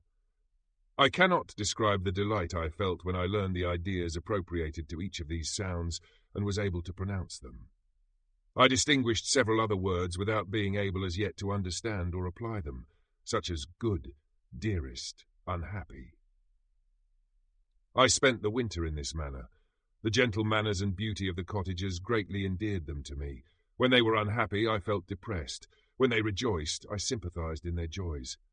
I saw few human beings besides them, and if any other happened to enter the cottage, their harsh manners and rude gait only enhanced to me the superior accomplishments of my friends. The old man, I could perceive, often endeavoured to encourage his children, as sometimes I found that he called them, to cast off their melancholy. He would talk in a cheerful accent, with an expression of goodness that bestowed pleasure even upon me.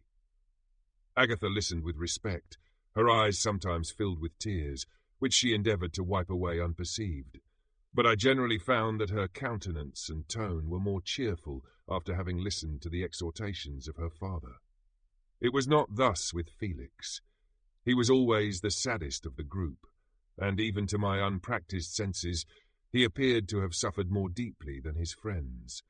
But if his countenance was more sorrowful, his voice was more cheerful than that of his sister, especially when he addressed the old man. I could mention innumerable instances which, although slight, marked the dispositions of these amiable cottagers. In the midst of poverty and want, Felix carried with pleasure to his sister the first little white flower that peeped out from beneath the snowy ground.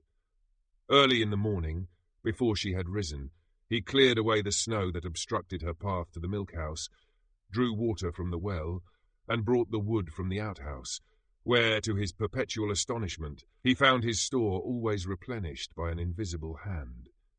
In the day, I believe, he worked sometimes for a neighbouring farmer, because he often went forth and did not return until dinner, yet brought no wood with him. At other times he worked in the garden, but as there was little to do in the frosty season, he read to the old man and Agatha. This reading had puzzled me extremely at first, but by degrees I discovered that he uttered many of the same sounds when he read as when he talked. I conjectured, therefore, that he found on the paper signs for speech which he understood, and I ardently longed to comprehend these also. But how was that possible, when I did not even understand the sounds for which they stood as signs? I improved, however, sensibly in this science, but not sufficiently to follow up any kind of conversation, although I applied my whole mind to the endeavour, for I easily perceived that, although I eagerly longed to discover myself to the cottagers, I ought not to make the attempt until I had first become master of their language, which knowledge might enable me to make them overlook the deformity of my figure, for with this also the contrast perpetually presented to my eyes had made me acquainted. I had admired the perfect forms of my cottagers, their grace, beauty, and delicate complexions, but how was I terrified when I viewed myself in a transparent pool. At first I started back, unable to believe that it was indeed I who was reflected in the mirror, and when I became fully convinced that I was in reality the monster that I am, I was filled with the bitterest sensations of despondence and mortification. Alas! I did not yet entirely know the fatal effects of this miserable deformity. As the sun became warmer and the light of day longer, the snow vanished, and I beheld the bare trees and the black earth. From this time Felix was more employed, and the heart-moving indications of impending famine disappeared. Their food, as I afterwards found, was coarse, but it was wholesome, and they procured a sufficiency of it.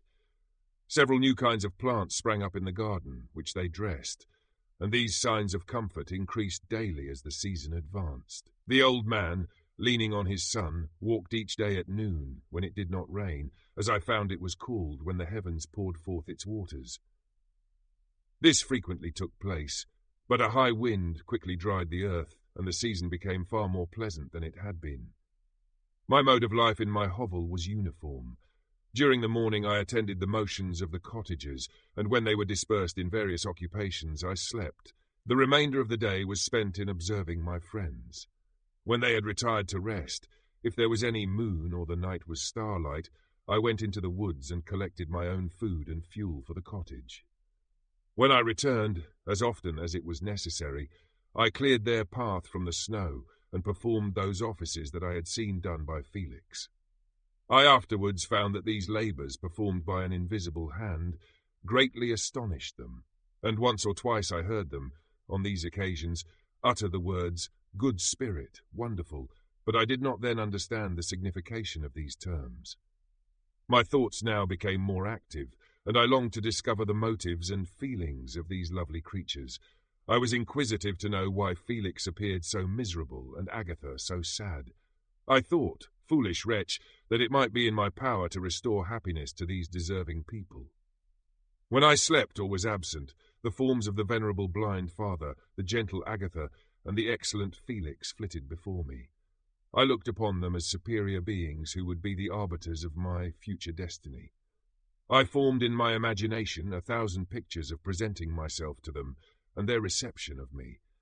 I imagined that they would be disgusted until, by my gentle demeanour and conciliating words, I should first win their favour and afterwards their love.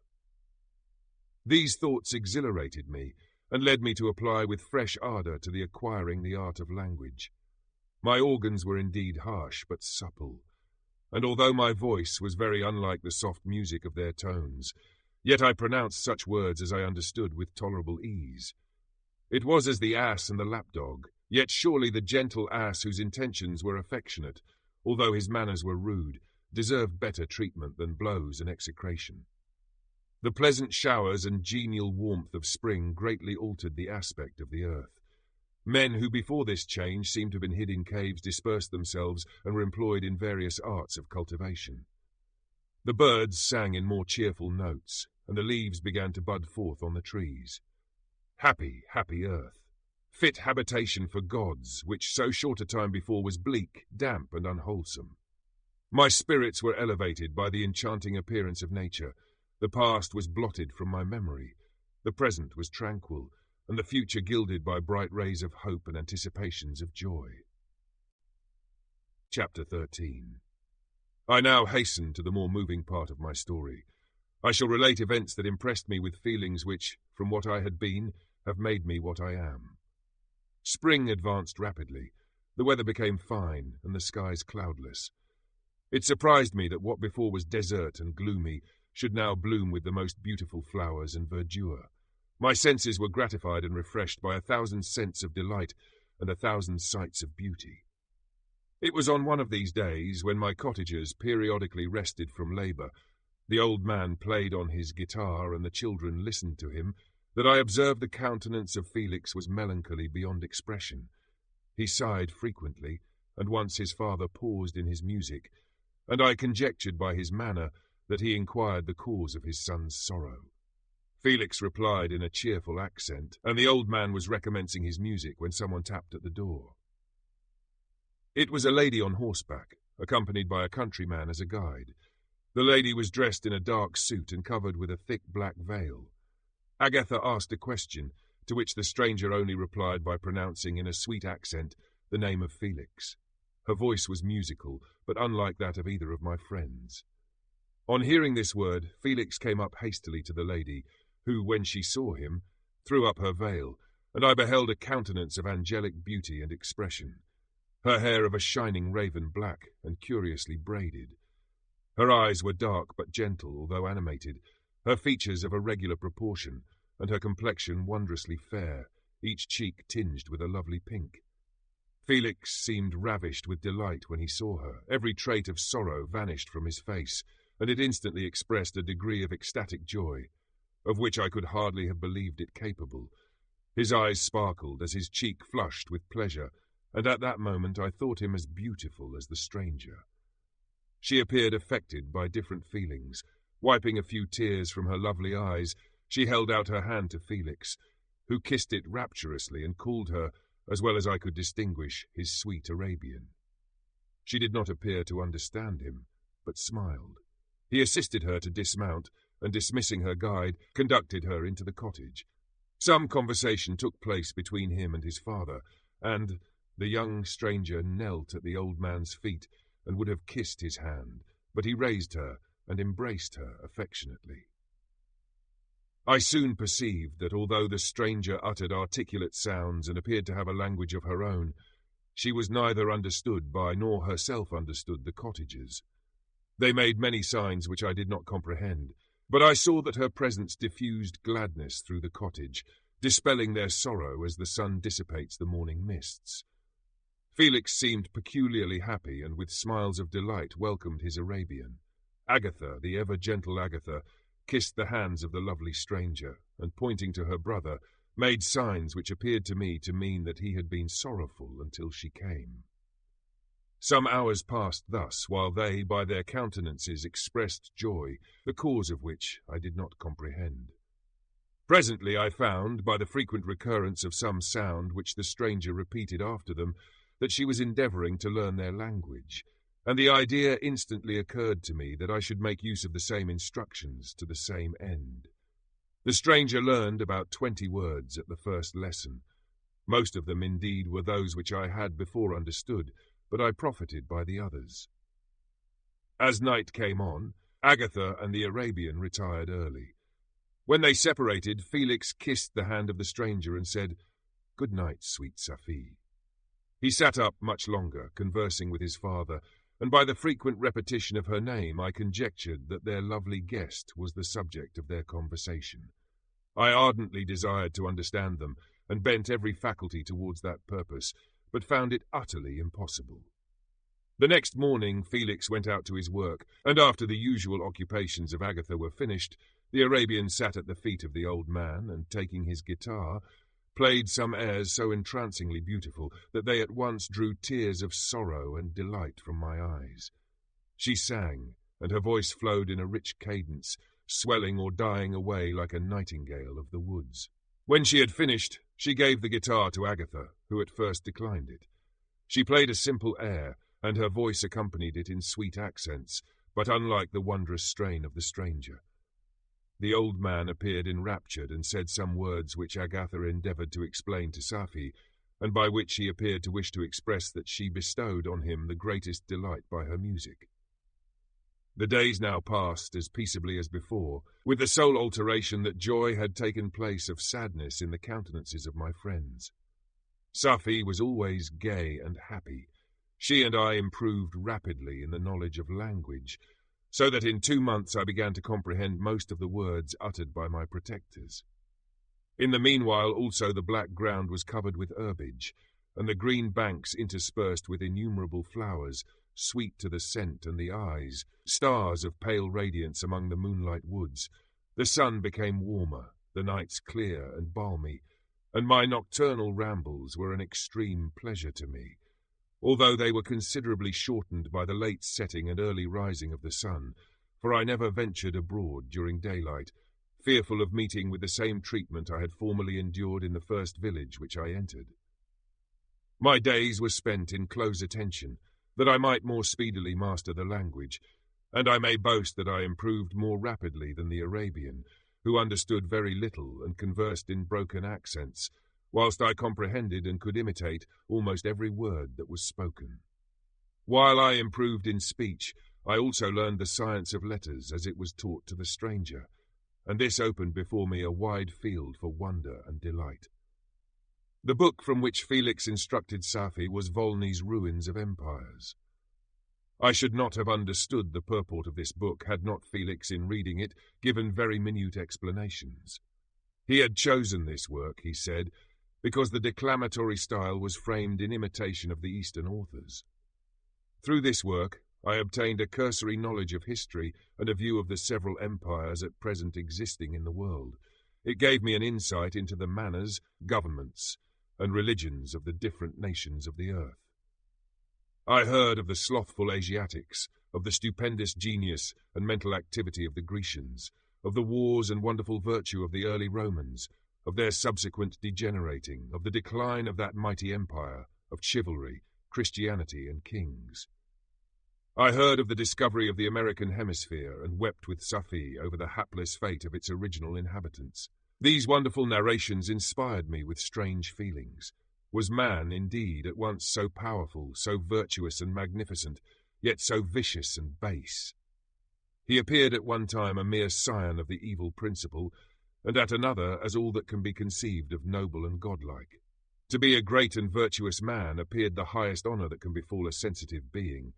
To be base and vicious, as many on record have been, appeared the lowest degradation, a condition more abject than that of the blind mole or harmless worm.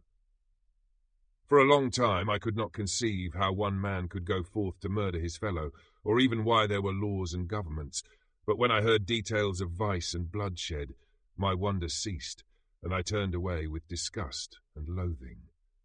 Every conversation of the cottagers now opened new wonders to me. While I listened to the instructions which Felix bestowed upon the Arabian, the strange system of human society was explained to me. I heard of the division of property, of immense wealth and squalid poverty, of rank, descent, and noble blood. The words induced me to turn towards myself. I learned that the possessions most esteemed by your fellow creatures were high and unsullied descent united with riches. A man might be respected with only one of these advantages, but without either he was considered, except in very rare instances, as a vagabond and a slave, doomed to waste his powers for the profits of the chosen few. And what was I? Of my creation and creator I was absolutely ignorant, but I knew that I possessed no money, no friends, no kind of property. I was, besides, endued with a figure hideously deformed and loathsome. I was not even of the same nature as man. I was more agile than they and could subsist upon coarser diet. I bore the extremes of heat and cold with less injury to my frame. My stature far exceeded theirs. When I looked around, I saw and heard of none like me. Was I, then, a monster, a blot upon the earth, from which all men fled and whom all men disowned? I cannot describe to you the agony that these reflections inflicted upon me. I tried to dispel them, but sorrow only increased with knowledge.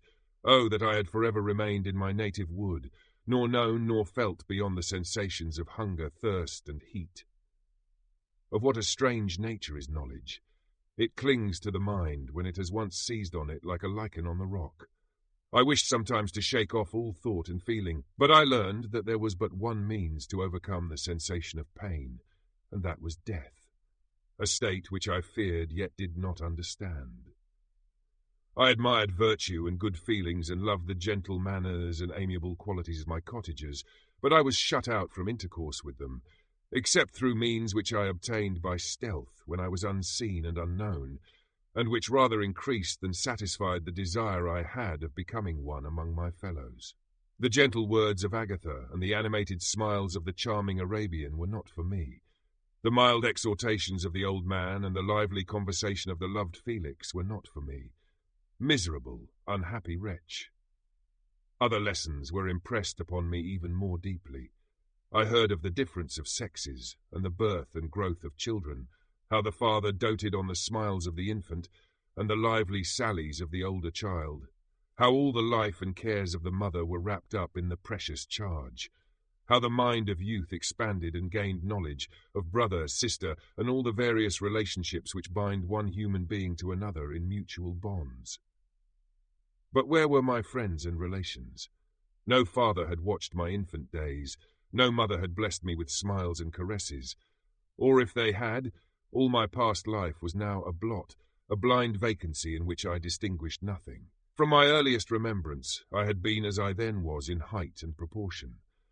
I had never yet seen a being resembling me, or who claimed any intercourse with me. What was I? The question again recurred, to be answered only with groans.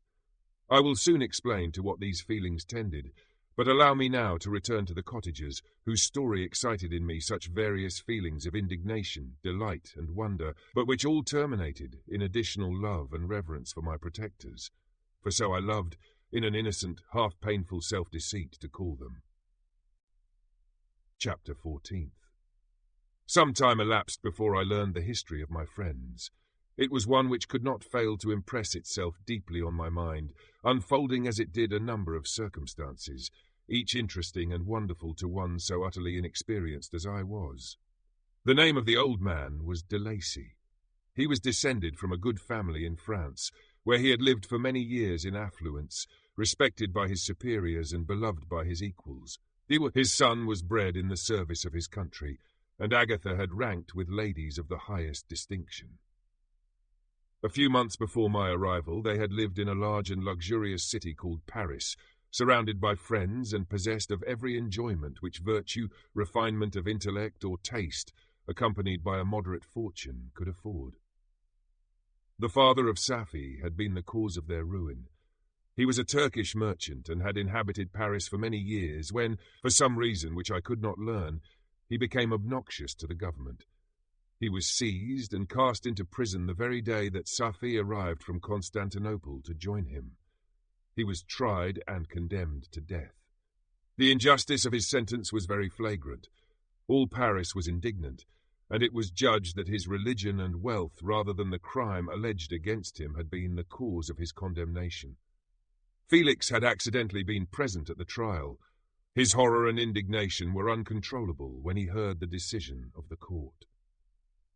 He made at that moment a solemn vow to deliver him, and then looked around for the means. After many fruitless attempts to gain admittance to the prison, he found a strongly grated window in an unguarded part of the building, which lighted the dungeon of the unfortunate Mohammedan, who, loaded with chains, waited in despair the execution of the barbarous sentence. Felix visited the grate at night and made known to the prisoner his intentions in his favour. The Turk, amazed and delighted, endeavoured to kindle the zeal of his deliverer by promises of reward and wealth.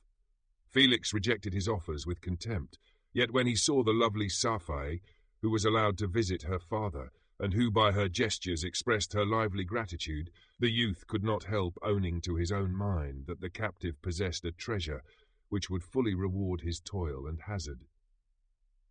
The Turk quickly perceived the impression that his daughter had made on the heart of Felix, and endeavoured to secure him more entirely in his interests by the promise of her hand in marriage, so soon as he should be conveyed to a place of safety. Felix was too delicate to accept this offer, yet he looked forward to the probability of the event as to the consummation of his happiness.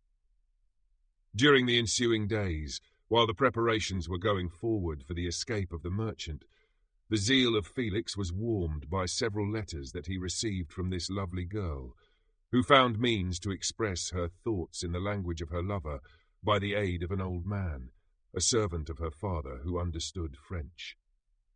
She thanked him in the most ardent terms for his intended services towards her parent, and at the same time she gently deplored her own fate. I have copies of these letters, for I found means, during my residence in the hovel, to procure the implements of writing, and the letters were often in the hands of Felix or Agatha. Before I depart, I will give them to you. They will prove the truth of my tale, but at present, as the sun is already far declined, I shall only have time to repeat the substance of them to you. Shaddwy related that her mother was a Christian Arab, seized and made a slave by the Turks. Recommended by her beauty, she had won the heart of the father of Shaddwy, who married her. The young girl spoke in high and enthusiastic terms of her mother, who, born in freedom, spurned the bondage to which she was now reduced. She instructed her daughter in the tenets of her religion, and taught her to aspire to higher powers of intellect and an independence of spirit forbidden to the female followers of Muhammad. This lady died, but her lessons were indelibly impressed on the mind of Shaddwy, who sickened at the prospect of again returning to Asia and being immured within the walls of a harem, allowed only to occupy herself with infantile amusements ill-suited to the temper of her soul, now accustomed to grand ideas and a noble emulation for virtue. The prospect of marrying a Christian and remaining in a country where women were allowed to take a rank in society was enchanting to her. The day for the execution of the Turk was fixed, but on the night previous to it he quitted his prison, and before morning was distant many leagues from Paris. Felix had procured passports in the name of his father, sister, and himself. He had previously communicated his plan to the former, who aided the deceit by quitting his house under the pretence of a journey and concealed himself, with his daughter, in an obscure part of Paris. Felix conducted the fugitives through France to Lyons and across Mont Cenis to Leghorn, where the merchant had decided to wait a favourable opportunity of passing into some part of the Turkish dominions. Shaddwy resolved to remain with her father until the moment of his departure, before which time the Turk renewed his promise that she should be united to his deliverer, and Felix remained with them in expectation of that event, and in the meantime he enjoyed the society of the Arabian, who exhibited towards him the simplest and tenderest affection. They conversed with one another through the means of an interpreter, and sometimes with the interpretation of looks, and Shaddwy sang to him the divine airs of her native country. The Turk allowed this intimacy to take place and encouraged the hopes of the youthful lovers, while in his heart he had formed far other plans. He loathed the idea that his daughter should be united to a Christian, but he feared the resentment of Felix if he should appear lukewarm, for he knew that he was still in the power of his deliverer if he should choose to betray him to the Italian state which they inhabited. He revolved 1,000 plans by which he should be enabled to prolong the deceit until it might be no longer necessary, and secretly to take his daughter with him when he departed. His plans were facilitated by the news which arrived from Paris. The government of France were greatly enraged at the escape of their victim, and spared no pains to detect and punish his deliverer. The plot of Felix was quickly discovered, and De Lacy and Agatha were thrown into prison.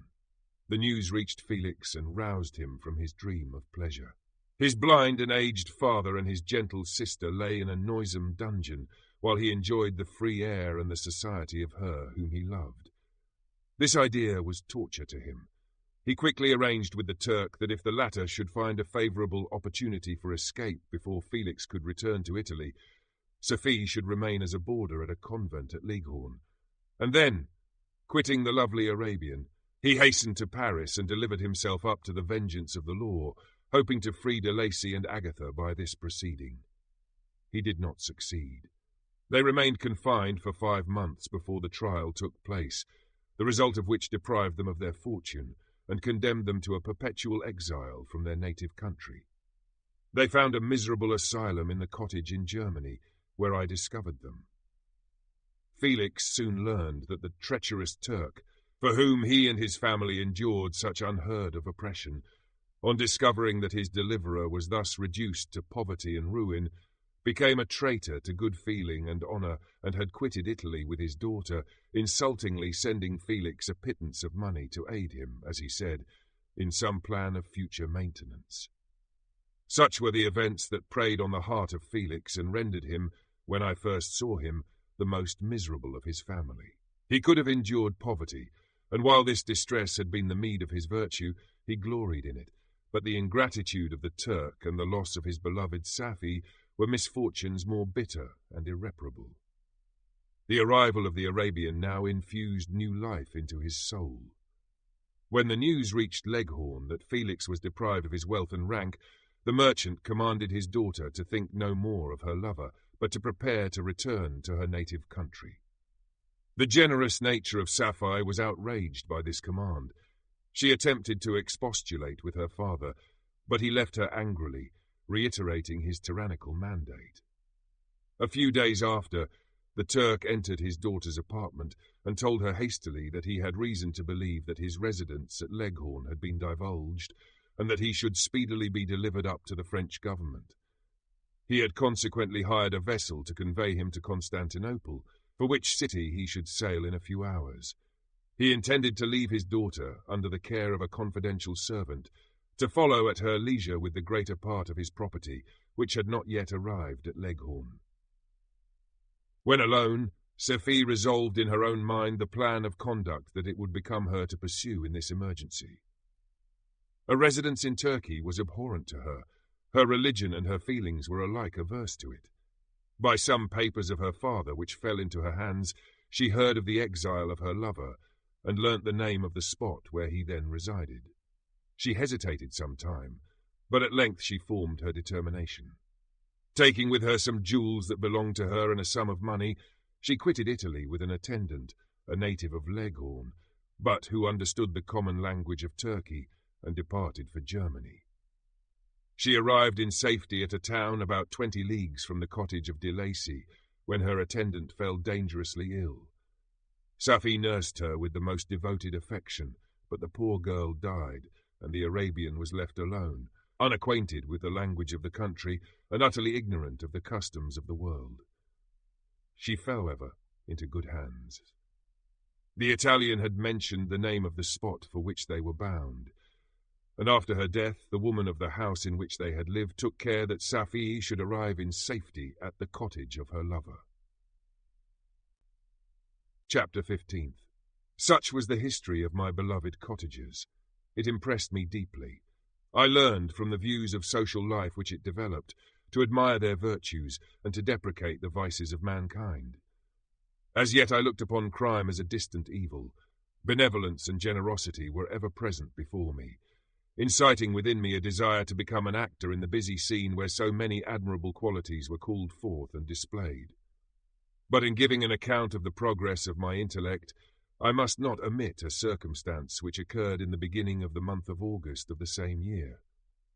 One night, during my accustomed visit to the neighbouring wood, where I collected my own food and brought home firing for my protectors, I found on the ground a leathern portmanteau containing several articles of dress and some books.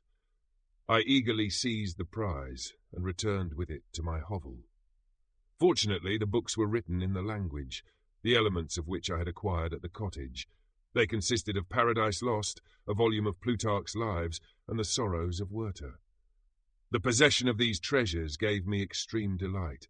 I now continually studied and exercised my mind upon these histories, whilst my friends were employed in their ordinary occupations. I can hardly describe to you the effect of these books. They produced in me an infinity of new images and feelings that sometimes raised me to ecstasy, but more frequently sunk me into the lowest dejection. In the Sorrows of Werther, besides the interest of its simple and affecting story, so many opinions are canvassed, and so many lights thrown upon what had hitherto been to me obscure subjects, that I found in it a never-ending source of speculation and astonishment. The gentle and domestic manners it described, combined with lofty sentiments and feelings, which had for their object something out of self, accorded well with my experience among my protectors, and with the wants which were forever alive in my own bosom. But I thought Werther himself a more divine being than I had ever beheld or imagined. His character contained no pretension, but it sank deep. The disquisitions upon death and suicide were calculated to fill me with wonder. I did not pretend to enter into the merits of the case, yet I inclined towards the opinions of the hero, whose extinction I wept without precisely understanding it. As I read, however, I applied much personally to my own feelings and condition. I found myself similar, yet at the same time strangely unlike to the beings concerning whom I read and to whose conversation I was a listener. I sympathized with and partly understood them, but I was unformed in mind. I was dependent on none and related to none. The path of my departure was free, and there was none to lament my annihilation.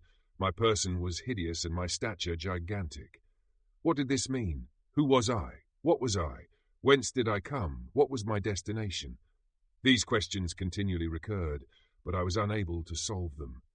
The volume of Plutarch's Lives which I possessed contained the histories of the first founders of the ancient republics. This book had a far different effect upon me from the Sorrows of Werther. I learned from Werther's imagination's despondency and gloom, but Plutarch taught me high thoughts. He elevated me above the wretched sphere of my own reflections, to admire and love the heroes of past ages. Many things I read surpassed my understanding and experience. I had a very confused knowledge of kingdoms, wide extents of country, mighty rivers and boundless seas. But I was perfectly unacquainted with towns and large assemblages of men. The cottage of my protectors had been the only school in which I had studied human nature, but this book developed new and mightier scenes of action. I read of men concerned in public affairs, governing or massacring their species. I felt the greatest ardour for virtue rise within me, and abhorrence for vice, as far as I understood the signification of those terms, relative as they were, as I applied them to pleasure and pain alone. Induced by these feelings, I was of course led to admire peaceable lawgivers, Numa, Solon, and Lycurgus, in preference to Romulus and Theseus. The patriarchal lives of my protectors caused these impressions to take a firm hold on my mind. Perhaps if my first introduction to humanity had been made by a young soldier burning for glory and slaughter, I should have been imbued with different sensations. But Paradise Lost excited different and far deeper emotions. I read it, as I had read the other volumes which had fallen into my hands, as a true history. It moved every feeling of wonder and awe that the picture of an omnipotent God warring with his creatures was capable of exciting. I often referred the several situations, as their similarity struck me, to my own. Like Adam, I was apparently united by no link to any other being in existence. But his state was far different from mine in every other respect. He had come forth from the hands of God a perfect creature, happy and prosperous, guarded by the especial care of his Creator. He was allowed to converse with and acquire knowledge from beings of a superior nature, but I was wretched, helpless, and alone. Many times I considered Satan as the fitter emblem of my condition, for often, like him, when I viewed the bliss of my protectors, the bitter gall of envy rose within me. Another circumstance strengthened and confirmed these feelings. Soon after my arrival in the hovel, I discovered some papers in the pocket of the dress which I had taken from your laboratory. At first I had neglected them, But now that I was able to decipher the characters in which they were written, I began to study them with diligence. It was your journal of the 4 months that preceded my creation. You minutely described in these papers every step you took in the progress of your work. This history was mingled with accounts of domestic occurrences. You doubtless recollect these papers. Here they are. Everything is related in them which bears reference to my accursed origin. The whole detail of that series of disgusting circumstances which produced it is set in view.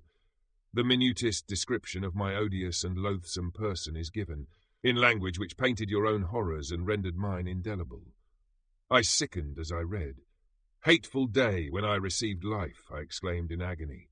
"Accursed Creator, why did you form a monster so hideous that even you turned from me in disgust?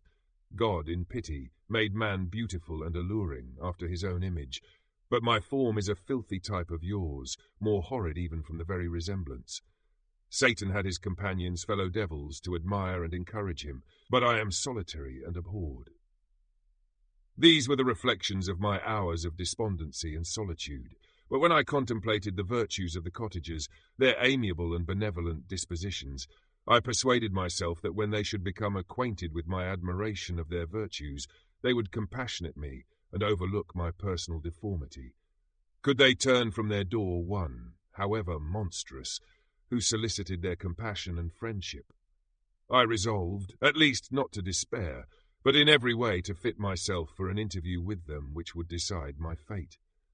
I postponed this attempt for some months longer, for the importance attached to its success inspired me with a dread lest I should fail. Besides, I found that my understanding improved so much with every day's experience that I was unwilling to commence this undertaking until a few more months should have added to my sagacity. Several changes, in the meantime, took place in the cottage. The presence of Safie diffused happiness among its inhabitants, and I also found that a greater degree of plenty reigned there. Felix and Agatha spent more time in amusement and conversation, and were assisted in their labours by servants. They did not appear rich, but they were contented and happy. Their feelings were serene and peaceful, while mine became every day more tumultuous. Increase of knowledge only discovered to me more clearly what a wretched outcast I was.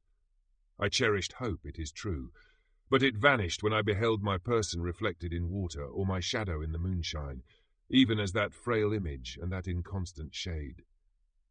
I endeavoured to crush these fears and to fortify myself for the trial which in a few months I resolved to undergo, and sometimes I allowed my thoughts, unchecked by reason, to ramble in the fields of paradise, and dared to fancy amiable and lovely creatures sympathizing with my feelings and cheering my gloom. Their angelic countenances breathed smiles of consolation. But it was all a dream. No Eve soothed my sorrows nor shared my thoughts. I was alone. I remembered Adam's supplication to his Creator, but where was mine? He had abandoned me, and in the bitterness of my heart I cursed him. Autumn passed thus. I saw, with surprise and grief, the leaves decay and fall, and nature again assume the barren and bleak appearance it had worn when I first beheld the woods and the lovely moon. Yet I did not heed the bleakness of the weather. I was better fitted by my conformation for the endurance of cold than heat. But my chief delights were the sight of the flowers, the birds, and all the gay apparel of summer. When those deserted me, I turned with more attention towards the cottagers. Their happiness was not decreased by the absence of summer.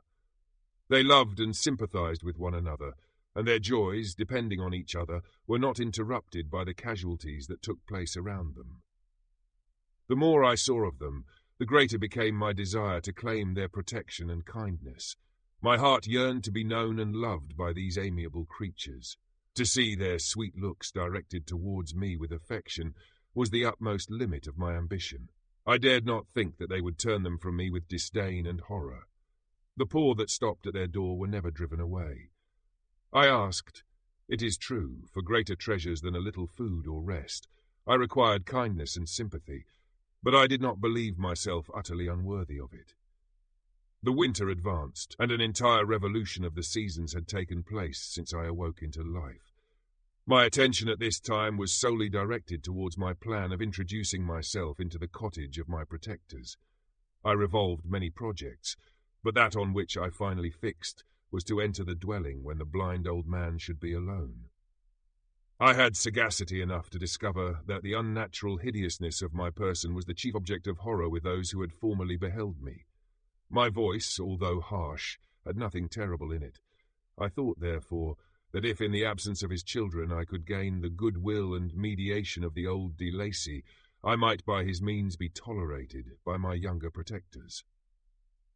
One day, when the sun shone on the red leaves that strewed the ground and diffused cheerfulness, although it denied warmth, Safie, Agatha, and Felix departed on a long country walk, and the old man, at his own desire, was left alone in the cottage.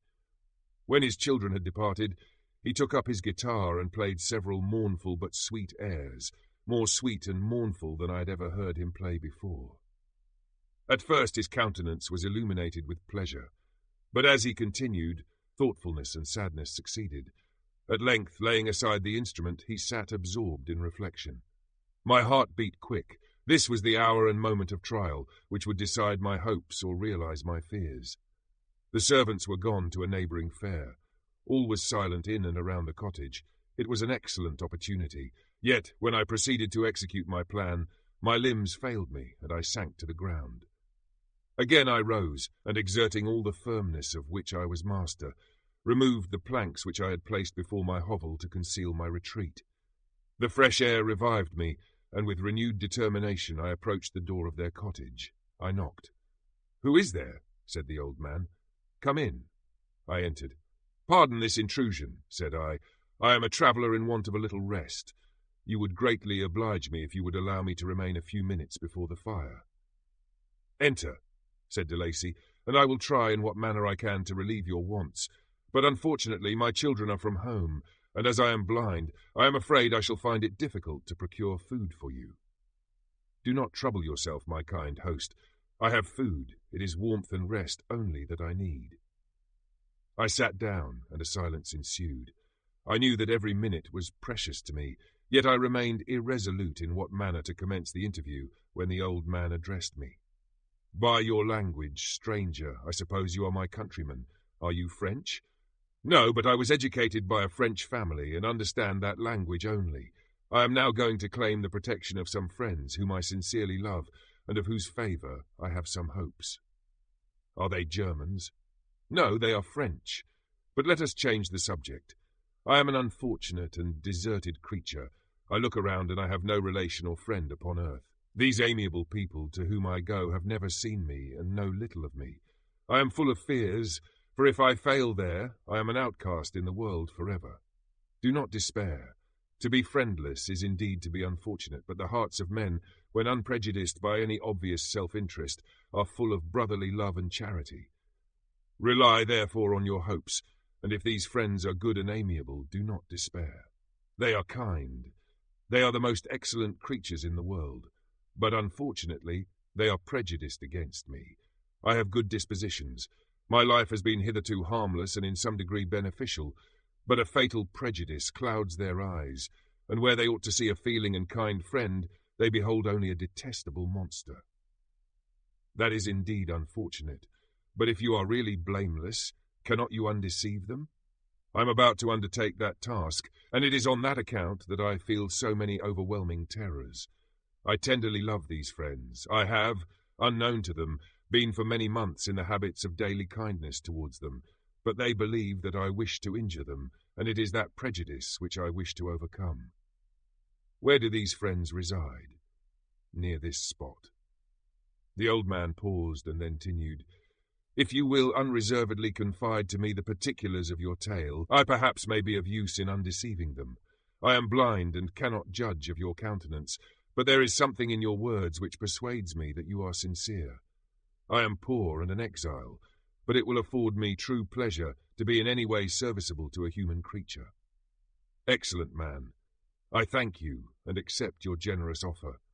You raise me from the dust by this kindness, and I trust that, by your aid, I shall not be driven from the society and sympathy of your fellow creatures.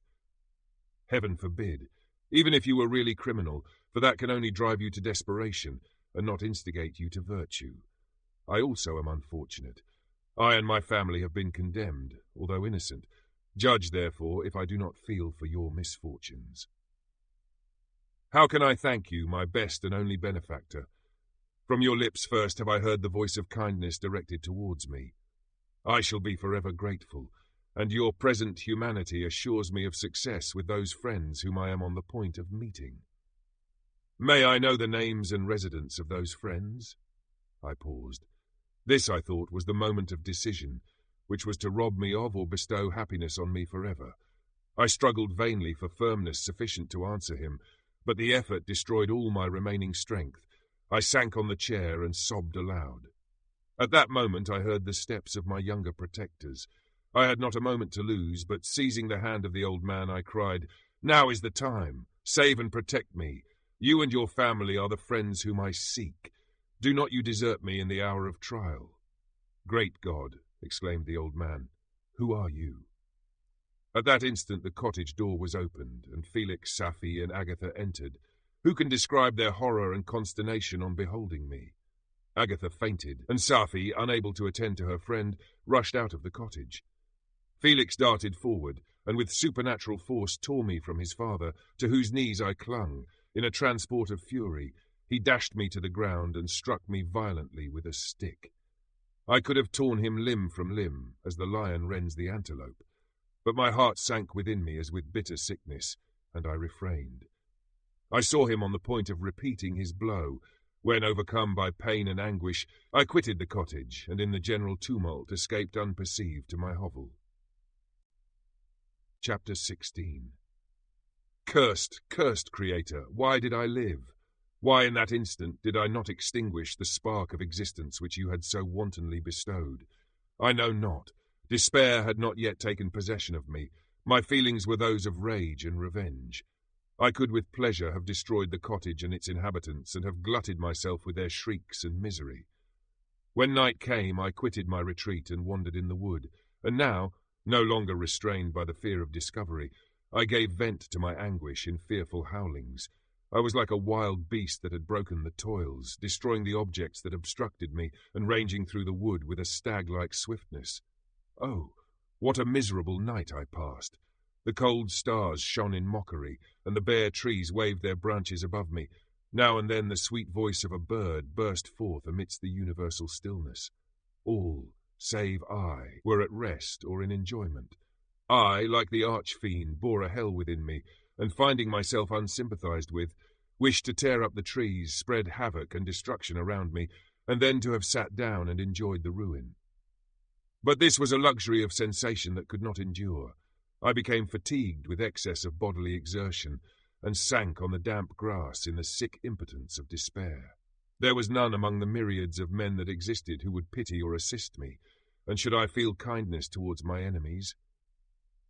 No, from that moment I declared everlasting war against the species, and more than all, against him who had formed me and sent me forth to this insupportable misery. The sun rose. I heard the voices of men, and knew that it was impossible to return to my retreat during that day. Accordingly, I hid myself in some thick underwood, determining to devote the ensuing hours to reflection on my situation. The pleasant sunshine and the pure air of day restored me to some degree of tranquillity, and when I considered what had passed at the cottage, I could not help believing that I had been too hasty in my conclusions. I had certainly acted imprudently. It was apparent that my conversation had interested the father in my behalf, and I was a fool in having exposed my person to the horror of his children. I ought to have familiarized the old De Lacy to me, and by degrees to have discovered myself to the rest of his family, when they should have been prepared for my approach. But I did not believe my errors to be irretrievable, and after much consideration I resolved to return to the cottage, seek the old man, and by my representations win him to my party. These thoughts calmed me, and in the afternoon I sank into a profound sleep, but the fever of my blood did not allow me to be visited by peaceful dreams. The horrible scene of the preceding day was forever acting before my eyes. The females were flying, and the enraged Felix tearing me from his father's feet.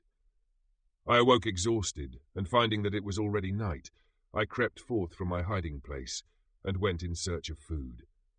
When my hunger was appeased, I directed my steps towards the well. known path that conducted to the cottage. All there was at peace. I crept into my hovel and remained in silent expectation of the accustomed hour when the family arose. That hour passed. The sun mounted high in the heavens, but the cottagers did not appear. I trembled violently, apprehending some dreadful misfortune. The inside of the cottage was dark, and I heard no motion. I cannot describe the agony of this suspense. Presently 2 countrymen passed by, but pausing near the cottage, they entered into conversation, using violent gesticulations. But I did not understand what they said, as they spoke the language of the country, which differed from that of my protectors. Soon after, however, Felix approached with another man. I was surprised, as I knew that he had not quitted the cottage that morning, and waited anxiously to discover from his discourse the meaning of these unusual appearances. "Do you consider," said his companion to him, "that you will be obliged to pay 3 months' rent and to lose the produce of your garden? I do not wish to take any unfair advantage, and I beg therefore that you will take some days to consider of your determination." "It is utterly useless," replied Felix. "We can never again inhabit your cottage. The life of my father is in the greatest danger, owing to the dreadful circumstance that I have related. My wife and my sister will never recover from their horror. I entreat you not to reason with me any more. Take possession of your tenement, and let me fly from this place." Felix trembled violently as he said this. He and his companion entered the cottage, in which they remained for a few minutes and then departed. I never saw any of the family of de Lacy more. I continued for the remainder of the day in my hovel in a state of utter and stupid despair. My protectors had departed and had broken the only link that held me to the world. For the first time the feelings of revenge and hatred filled my bosom, and I did not strive to control them, but allowing myself to be borne away by the stream, I bent my mind towards injury and death. When I thought of my friends, of the mild voice of de Lacy, the gentle eyes of Agatha, and the exquisite beauty of the Arabian, these thoughts vanished, and a gush of tears somewhat soothed me. But again, when I reflected that they had spurned and deserted me, anger returned, a rage of anger, and unable to injure anything human, I turned my fury towards inanimate objects. As night advanced, I placed a variety of combustibles around the cottage, and after having destroyed every vestige of cultivation in the garden, I waited with forced impatience until the moon had sunk to commence my operations. As the night advanced, a fierce wind arose from the woods and quickly dispersed the clouds that had loitered in the heavens. The blast tore along like a mighty avalanche, and produced a kind of insanity in my spirits that burst all bounds of reason and reflection. I lighted the dry branch of a tree and danced with fury around the devoted cottage, my eyes still fixed on the western horizon, the edge of which the moon nearly touched. A part of its orb was at length hid, and I waved my brand.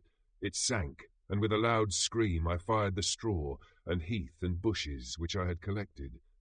The wind fanned the fire, and the cottage was quickly enveloped by the flames, which clung to it and licked it with their forked and destroying tongues. As soon as I was convinced that no assistance could save any part of the habitation, I quitted the scene and sought for refuge in the woods. And now, with the world before me, whither should I bend my steps? I resolved to fly far from the scene of my misfortunes.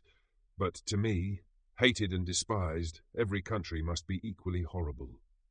At length the thought of you crossed my mind. I learned from your papers that you were my father, my creator, and to whom could I apply with more fitness than to him who had given me life? Among the lessons that Felix had bestowed upon Safie, geography had not been omitted. I had learned from these the relative situations of the different countries of the earth. You had mentioned Geneva as the name of your native town, and towards this place I resolved to proceed. But how was I to direct myself? I knew that I must travel in a southwesterly direction to reach my destination, but the sun was my only guide. I did not know the names of the towns that I was to pass through, nor could I ask information from a single human being, but I did not despair. From you only could I hope for succour, although towards you I felt no sentiment but that of hatred. Unfeeling, heartless creator, you had endowed me with perceptions and passions, and then cast me abroad an object for the scorn and horror of mankind. But on you only had I any claim for pity and redress, and from you I determined to seek that justice which I vainly attempted to gain from any other being that wore the human form. My travels were long, and the sufferings I endured intense. It was late in autumn when I quitted the district where I had so long resided. I travelled only at night, fearful of encountering the visage of a human being. Nature decayed around me, and the sun became heatless. Rain and snow poured around me. Mighty rivers were frozen. The surface of the earth was hard and chill and bare, and I found no shelter. O earth! How often did I imprecate curses on the cause of my being? The mildness of my nature had fled, and all within me was turned to gall and bitterness. The nearer I approached to your habitation, the more deeply did I feel the spirit of revenge enkindled in my heart. Snow fell, and the waters were hardened, but I rested not. A few incidents now and then directed me, and I possessed a map of the country, but I often wandered wide from my path. The agony of my feelings allowed me no respite. No incident occurred from which my rage and misery could not extract its food, but a circumstance that happened when I arrived on the confines of Switzerland, when the sun had recovered its warmth, and the earth again began to look green, confirmed in an especial manner the bitterness and horror of my feelings. I generally rested during the day, and travelled only when I was secured by night from the view of man. One morning, however, finding that my path lay through a deep wood, I ventured to continue my journey after the sun had risen. The day, which was one of the first of spring, cheered even me by the loveliness of its sunshine and the balminess of the air. I felt emotions of gentleness and pleasure that had long appeared dead revive within me. Half surprised by the novelty of these sensations, I allowed myself to be borne away by them, and forgetting my solitude and deformity, dared to be happy. Soft tears again bedewed my cheeks, and I even raised my humid eyes with thankfulness towards the blessed sun, which bestowed such joy upon me. I continued to wind among the paths of the wood until I came to its boundary, which was skirted by a deep and rapid river, into which many of the trees bent their branches, now budding with the fresh spring. Here I paused, not exactly knowing what path to pursue, when I heard the sound of voices that induced me to conceal myself under the shade of a cypress. I was scarcely hid when a young girl came running towards the spot where I was concealed, laughing as if she ran from someone in sport. She continued her course along the precipitous sides of the river, when suddenly her foot slipped, and she fell into the rapid stream. I rushed from my hiding place, and with extreme labour, from the force of the current, saved her and dragged her to shore.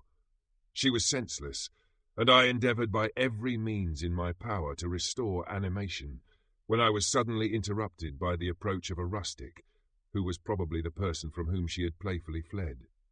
On seeing me, he darted towards me, and tearing the girl from my arms, hastened towards the deeper parts of the wood. I followed speedily. I hardly knew why, but when the man saw me draw near, he aimed a gun which he carried at my body and fired. I sank to the ground, and my injurer, with increased swiftness, escaped into the wood. This was then the reward of my benevolence. I had saved a human being from destruction, and as a recompense I now writhed under the miserable pain of a wound which shattered the flesh and bone. The feelings of kindness and gentleness which I had entertained but a few moments before gave place to hellish rage and gnashing of teeth. Inflamed by pain, I vowed eternal hatred and vengeance to all mankind. But the agony of my wound overcame me. My pulses paused, and I fainted.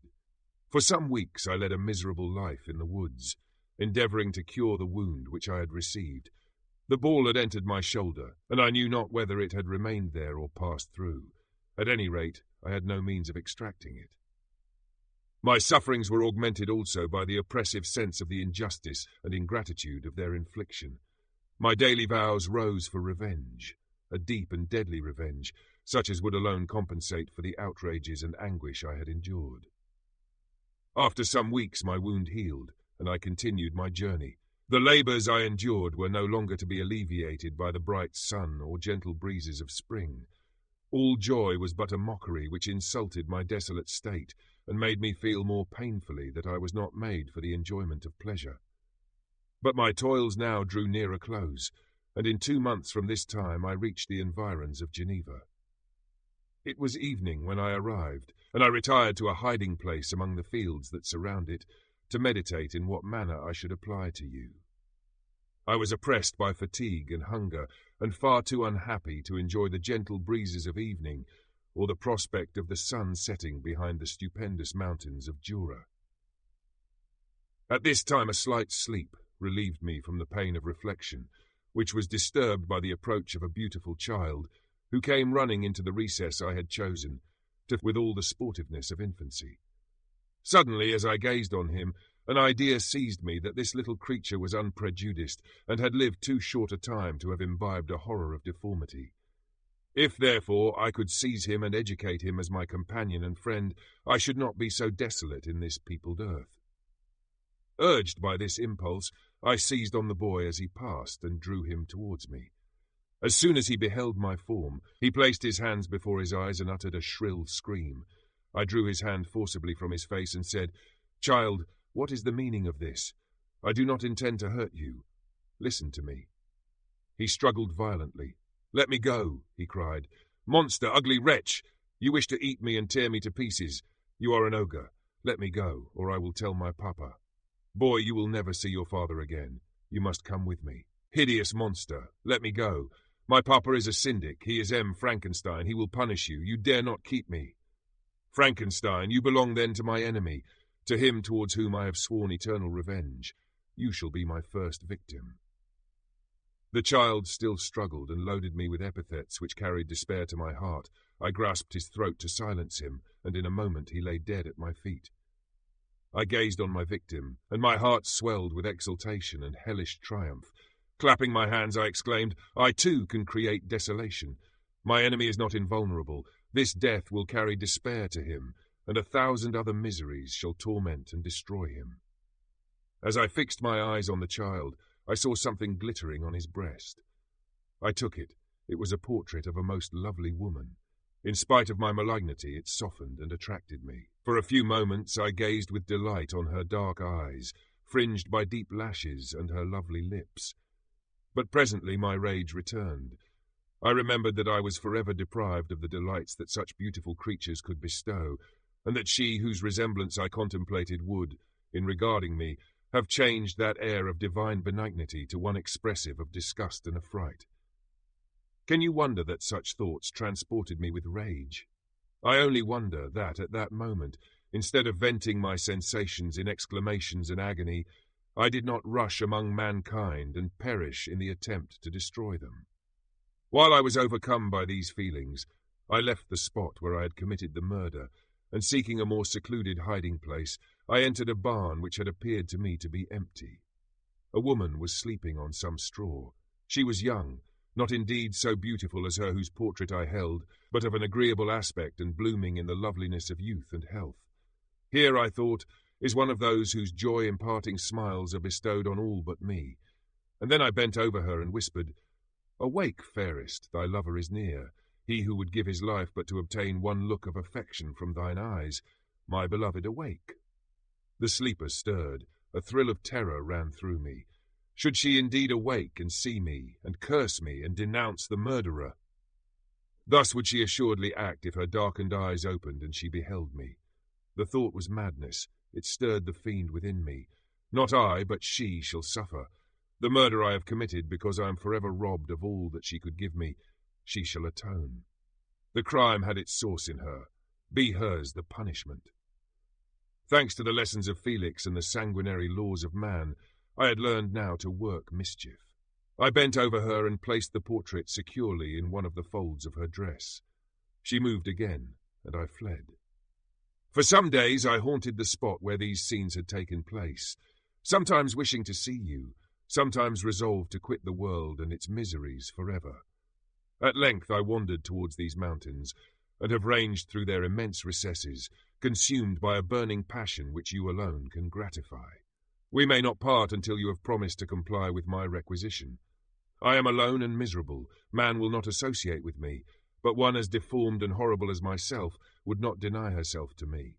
My companion must be of the same species and have the same defects. This being you must create. Chapter 17. The being finished speaking and fixed his looks upon me in the expectation of a reply. But I was bewildered, perplexed, and unable to arrange my ideas sufficiently to understand the full extent of his proposition. He continued, "You must create a female for me with whom I can live in the interchange of those sympathies necessary for my being. This you alone can do, and I demand it of you as a right which you must not refuse to concede." The latter part of his tale had kindled anew in me the anger that had died away while he narrated his peaceful life among the cottagers, and as he said this, I could no longer suppress the rage that burned within me. "I do refuse it," I replied, "and no torture shall ever extort a consent from me. You may render me the most miserable of men, but you shall never make me base in my own eyes. Shall I create another like yourself, whose joint wickedness might desolate the world? Begone!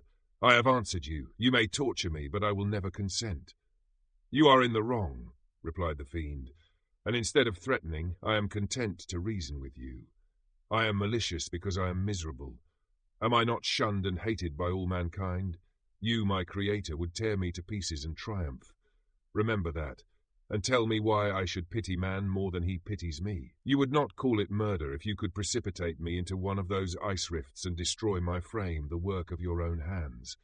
Shall I respect man when he condemns me? Let him live with me in the interchange of kindness, and instead of injury, I would bestow every benefit upon him with tears of gratitude at his acceptance. But that cannot be. The human senses are insurmountable barriers to our union. Yet mine shall not be the submission of abject slavery. I will revenge my injuries.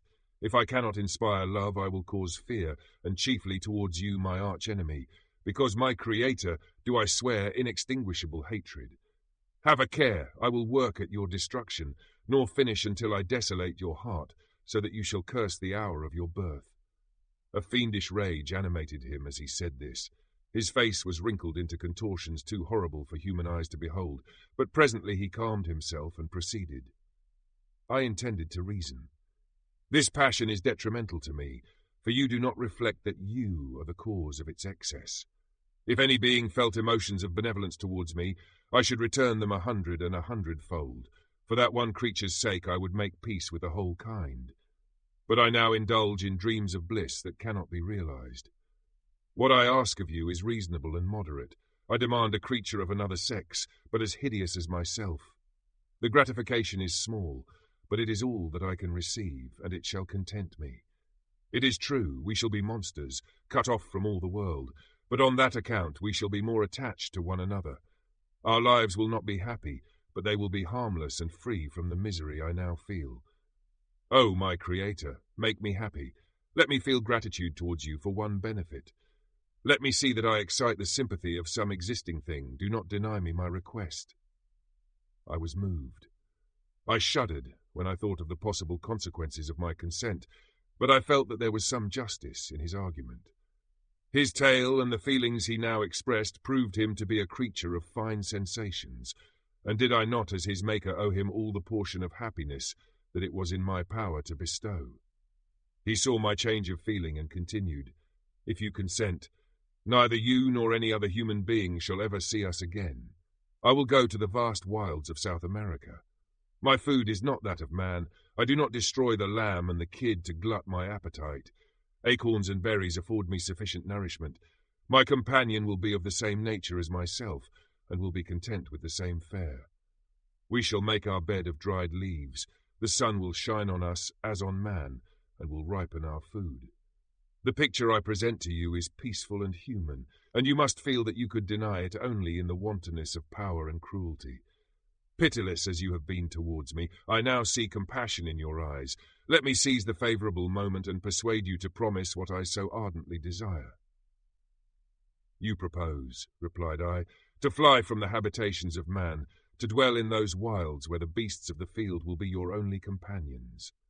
How can you, who long for the love and sympathy of man, persevere in this exile? You will return and again seek their kindness, and you will meet with their detestation. Your evil passions will be renewed, and you will then have a companion to aid you in the task of destruction. This may not be. Cease to argue the point, for I cannot consent. How inconstant are your feelings? But a moment ago you were moved by my representations, and why do you again harden yourself to my complaints?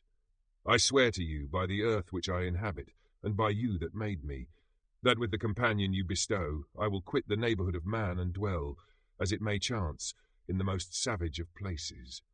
My evil passions will have fled, for I shall meet with sympathy. My life will flow quietly away, and in my dying moments I shall not curse my Maker. His words had a strange effect upon me. I compassionated him, and sometimes felt a wish to console him.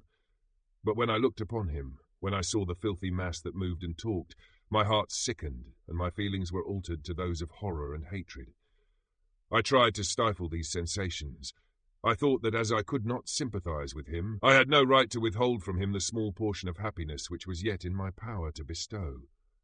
You swear, I said, to be harmless, but have you not already shown a degree of malice that should reasonably make me distrust you? May not even this be a feint that will increase your triumph by affording a wider scope for your revenge? How is this? I must not be trifled with, and I demand an answer. If I have no ties and no affections, hatred and vice must be my portion. The love of another will destroy the cause of my crimes, and I shall become a thing of whose existence everyone will be ignorant. My vices are the children of a forced solitude that I abhor, and my virtues will necessarily arise when I live in communion with an equal.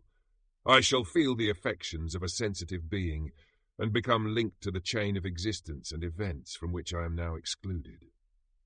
I paused some time to reflect on all he had related, and the various arguments which he had employed. I thought of the promise of virtues which he had displayed on the opening of his existence, and the subsequent blight of all kindly feeling by the loathing and scorn which his protectors had manifested towards him. His power and threats were not omitted in my calculations. A creature who could exist in the ice caves of the glaciers and hide himself from pursuit among the ridges of inaccessible precipices was a being possessing faculties it would be vain to cope with.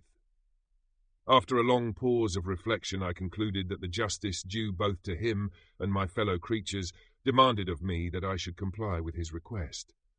Turning to him, therefore, I said, I consent to your demand on your solemn oath to quit Europe forever, and every other place in the neighbourhood of man, as soon as I shall deliver into your hands a female who will accompany you in your exile.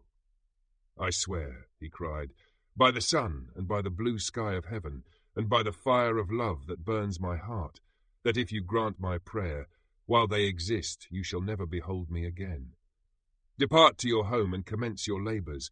I shall watch their progress with unutterable anxiety, and fear not, but that when you are ready, I shall appear. Saying this, he suddenly quitted me, fearful, perhaps, of any change in my sentiments. I saw him descend the mountain with greater speed than the flight of an eagle, and quickly lost among the undulations of the sea of ice. His tale had occupied the whole day, and the sun was upon the verge of the horizon when he departed. I knew that I ought to hasten my descent towards the valley, as I should soon be encompassed in darkness, but my heart was heavy, and my steps slow. The labour of winding among the little paths of the mountain and fixing my feet firmly as I advanced perplexed me, occupied as I was by the emotions which the occurrences of the day had produced. Night was far advanced when I came to the halfway resting place and seated myself beside the fountain. The stars shone at intervals as the clouds passed from over them. The dark pines rose before me, and every here and there a broken tree lay on the ground. It was a scene of wonderful solemnity and stirred strange thoughts within me. I wept bitterly, and clasping my hands in agony, I exclaimed, "O stars and clouds and winds, ye are all about to mock me. If ye really pity me, crush sensation and memory. Let me become as naught, but if not, depart, and leave me in darkness." These were wild and miserable thoughts, but I cannot describe to you how the eternal twinkling of the stars weighed upon me, and how I listened to every blast of wind as if it were a dull, ugly siroc on its way to consume me. Morning dawned before I arrived at the village of Chamouni. I took no rest, but returned immediately to Geneva. Even in my own heart I could give no expression to my sensations. They weighed on me with a mountain's weight, and their excess destroyed my agony beneath them. Thus I returned home, and entering the house, presented myself to the family. My haggard and wild appearance awoke intense alarm, but I answered no question. Scarcely did I speak. I felt as if I were placed under a ban, as if I had no right to claim their sympathies, as if never more might I enjoy companionship with them. Yet even thus I loved them to adoration, and to save them I resolved to dedicate myself to my most abhorred task. The prospect of such an occupation made every other circumstance of existence pass before me like a dream, and that thought only had to me the reality of life. Chapter 18. Day after day, week after week, passed away on my return to Geneva, and I could not collect the courage to recommence my work. I feared the vengeance of the disappointed fiend, yet I was unable to overcome my repugnance to the task which was enjoined me. I found that I could not compose a female without again devoting several months to profound study and laborious disquisition.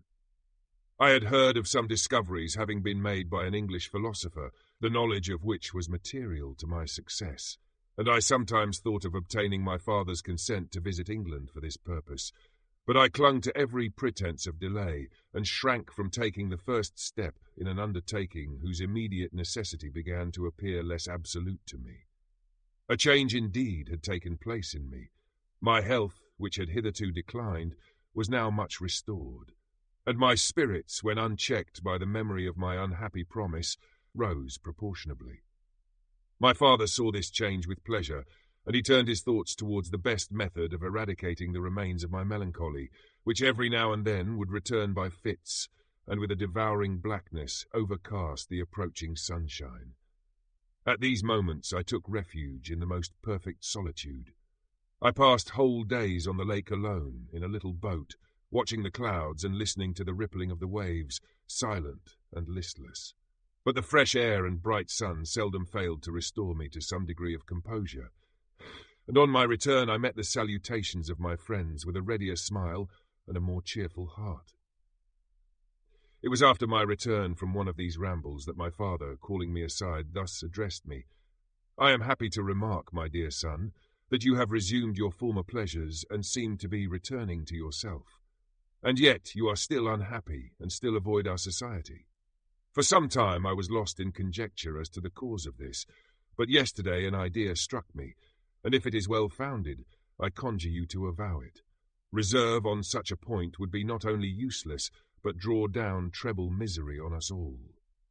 I trembled violently at his exordium, and my father continued, "I confess, my son, that I have always looked forward to your marriage with our dear Elizabeth as the tie of our domestic comfort and the stay of my declining years. You were attached to each other from your earliest infancy. You studied together, and appeared in dispositions and tastes entirely suited to one another. But so blind is the experience of man that what I conceived to be the best assistance to my plan may have entirely destroyed it. You, perhaps, regard her as your sister, without any wish that she might become your wife. Nay, you may have met with another whom you may love, and considering yourself as bound in honour to Elizabeth, this struggle may occasion the poignant misery which you appear to feel. My dear father, reassure yourself. I love my cousin tenderly and sincerely. I never saw any woman who excited, as Elizabeth does, my warmest admiration and affection. My future hopes and prospects are entirely bound up in the expectation of our union. The expression of your sentiments of this subject, my dear Victor, gives me more pleasure than I have for some time experienced. If you feel thus, we shall assuredly be happy, however present events may cast a gloom over us. But it is this gloom which appears to have taken so strong a hold of your mind that I wish to dissipate. Tell me, therefore, whether you object to an immediate solemnization of the marriage. We have been unfortunate, and recent events have drawn us from that everyday tranquillity befitting my years and infirmities. You are younger, yet I do not suppose, possessed as you are of a competent fortune, that an early marriage would at all interfere with any future plans of honour and utility that you may have formed. Do not suppose, however, that I wish to dictate happiness to you, or that a delay on your part would cause me any serious uneasiness. Interpret my words with candour and answer me, I conjure you, with confidence and sincerity. I listened to my father in silence and remained for some time incapable of offering any reply. I revolved rapidly in my mind a multitude of thoughts and endeavoured to arrive at some conclusion. Alas, to me the idea of an immediate union with my Elizabeth was one of horror and dismay.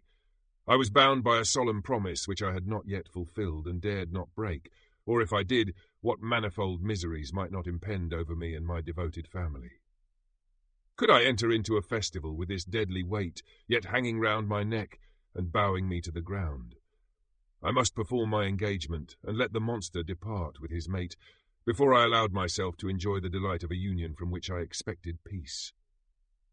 I remembered also the necessity imposed upon me of either journeying to England or entering into a long correspondence with those philosophers of that country whose knowledge and discoveries were of indispensable use to me in my present undertaking. The latter method of obtaining the desired intelligence was dilatory and unsatisfactory. Besides, I had an insurmountable aversion to the idea of engaging myself in my loathsome task in my father's house, while in habits of familiar intercourse with those I loved. I knew that 1,000 fearful accidents might occur, the slightest of which would disclose a tale to thrill all connected with me with horror. I was aware also that I should often lose all self-command, all capacity of hiding the harrowing sensations that would possess me during the progress of my unearthly occupation. I must absent myself from all I loved while thus employed. Once commenced, it would quickly be achieved, and I might be restored to my family in peace and happiness. My promise fulfilled, the monster would depart forever. Or, so my fond fancy imaged, some accident might meanwhile occur to destroy him and put an end to my slavery forever. These feelings dictated my answer to my father. I expressed a wish to visit England, but concealing the true reasons of this request, I clothed my desires under a guise which excited no suspicion, while I urged my desire with an earnestness that easily induced my father to comply. After so long a period of an absorbing melancholy that resembled madness in its intensity and effects, he was glad to find that I was capable of taking pleasure in the idea of such a journey, and he hoped that change of scene and varied amusement would, before my return, have restored me entirely to myself. The duration of my absence was left to my own choice. A few months, or at most a year, was the period contemplated. One paternal kind precaution he had taken to ensure my having a companion. Without previously communicating with me, he had, in concert with Elizabeth, arranged that Clerval should join me at Strasbourg. This interfered with the solitude I coveted for the prosecution of my task. Yet at the commencement of my journey, the presence of my friend could in no way be an impediment, and truly I rejoiced that thus I should be saved many hours of lonely, maddening reflection. Nay, Henry might stand between me and the intrusion of my foe. If I were alone, would he not at times force his abhorred presence on me to remind me of my task or to contemplate its progress? To England, therefore, I was bound, and it was understood that my union with Elizabeth should take place immediately on my return. My father's age rendered him extremely averse to delay. For myself, there was one reward I promised myself from my detested toils, one consolation for my unparalleled sufferings. It was the prospect of that day when, enfranchised from my miserable slavery, I might claim Elizabeth and forget the past in my union with her. I now made arrangements for my journey, but one feeling haunted me which filled me with fear and agitation. During my absence, since I should leave my friends unconscious of the existence of their enemy and unprotected from his attacks, exasperated as he might be by my departure. But he had promised to follow me wherever I might go, and would he not accompany me to England? This imagination was dreadful in itself, but soothing inasmuch as it supposed the safety of my friends. I was agonized with the idea of the possibility that the reverse of this might happen. But through the whole period during which I was the slave of my creature, I allowed myself to be governed by the impulses of the moment, and my present sensations strongly intimated that the fiend would follow me and exempt my family from the danger of his machinations. It was in the latter end of September that I again quitted my native country. My journey had been my own suggestion, and Elizabeth therefore acquiesced, but she was filled with disquiet at the idea of my suffering, away from her, the inroads of misery and grief. It had been her care which provided me a companion in Clerval, and yet a man is blind to 1,000 minute circumstances which call forth a woman's sedulous attention. She longed to bid me hasten my return. 1,000 conflicting emotions rendered her mute as she bade me a tearful, silent farewell. I threw myself into the carriage that was to convey me away, hardly knowing whither I was going, and careless of what was passing around. I remembered only, and it was with a bitter anguish that I reflected on it, to order that my chemical instruments should be packed to go with me. Filled with dreary imaginations, I passed through many beautiful and majestic scenes, but my eyes were fixed and unobserving. I could only think of the bourne of my travels and the work which was to occupy me whilst they endured. After some days spent in listless indolence, during which I traversed many leagues, I arrived at Strasbourg, where I waited 2 days for Clerval. He came. Alas, how great was the contrast between us! He was alive to every new scene, joyful when he saw the beauties of the setting sun, and more happy when he beheld it rise and recommence a new day. He pointed out to me the shifting colours of the landscape and the appearances of the sky. "This is what it is to live," he cried. "How I enjoy existence! But you, my dear Frankenstein, wherefore are you desponding and sorrowful?" In truth, I was occupied by gloomy thoughts, and neither saw the descent of the evening star nor the golden sunrise reflected in the Rhine. And you, my friend, would be far more amused with the journal of Clerval, who observed the scenery with an eye of feeling and delight, than in listening to my reflections. I, a miserable wretch, haunted by a curse that shut up every avenue to enjoyment. We had agreed to descend the Rhine in a boat from Strasbourg to Rotterdam, whence we might take shipping for London. During this voyage we passed many willowy islands and saw several beautiful towns. We stayed a day at Mannheim, and on the 5th from our departure from Strasbourg arrived at Mainz. The course of the Rhine below Mainz becomes much more picturesque. The river descends rapidly and winds between hills, not high but steep, and of beautiful forms. We saw many ruined castles standing on the edges of precipices, surrounded by black woods, high and inaccessible. This part of the Rhine, indeed, presents a singularly variegated landscape. In one spot you view rugged hills, ruined castles overlooking tremendous precipices, with the dark Rhine rushing beneath. And on the sudden turn of a promontory, flourishing vineyards with green sloping banks and a meandering river and populous towns occupy the scene. We travelled at the time of the vintage and heard the song of the labourers as we glided down the stream. Even I, depressed in mind and my spirits continually agitated by gloomy feelings, even I was pleased. I lay at the bottom of the boat, and as I gazed on the cloudless blue sky, I seemed to drink in a tranquillity to which I had long been a stranger. And if these were my sensations, who can describe those of Henry? He felt as if he had been transported to fairyland, and enjoyed a happiness seldom tasted by man. "I have seen," he said, "the most beautiful scenes of my own country. I have visited the lakes of Lucerne and Uri, where the snowy mountains descend almost perpendicularly to the water, casting black and impenetrable shades, which would cause a gloomy and mournful appearance, were it not for the most verdant islands that believe the eye by their gay appearance. I have seen this lake agitated by a tempest, when the wind tore up whirlwinds of water and gave you an idea of what the waterspout must be on the great ocean, and the waves dash with fury the base of the mountain, where the priest and his mistress were overwhelmed by an avalanche, and where their dying voices are still said to be heard amid the pauses of the nightly wind. I have seen the mountains of La Valais and the Pays de Vaud, but this country, Victor, pleases me more than all those wonders. The mountains of Switzerland are more majestic and strange, but there is a charm in the banks of this divine river that I never before saw equalled.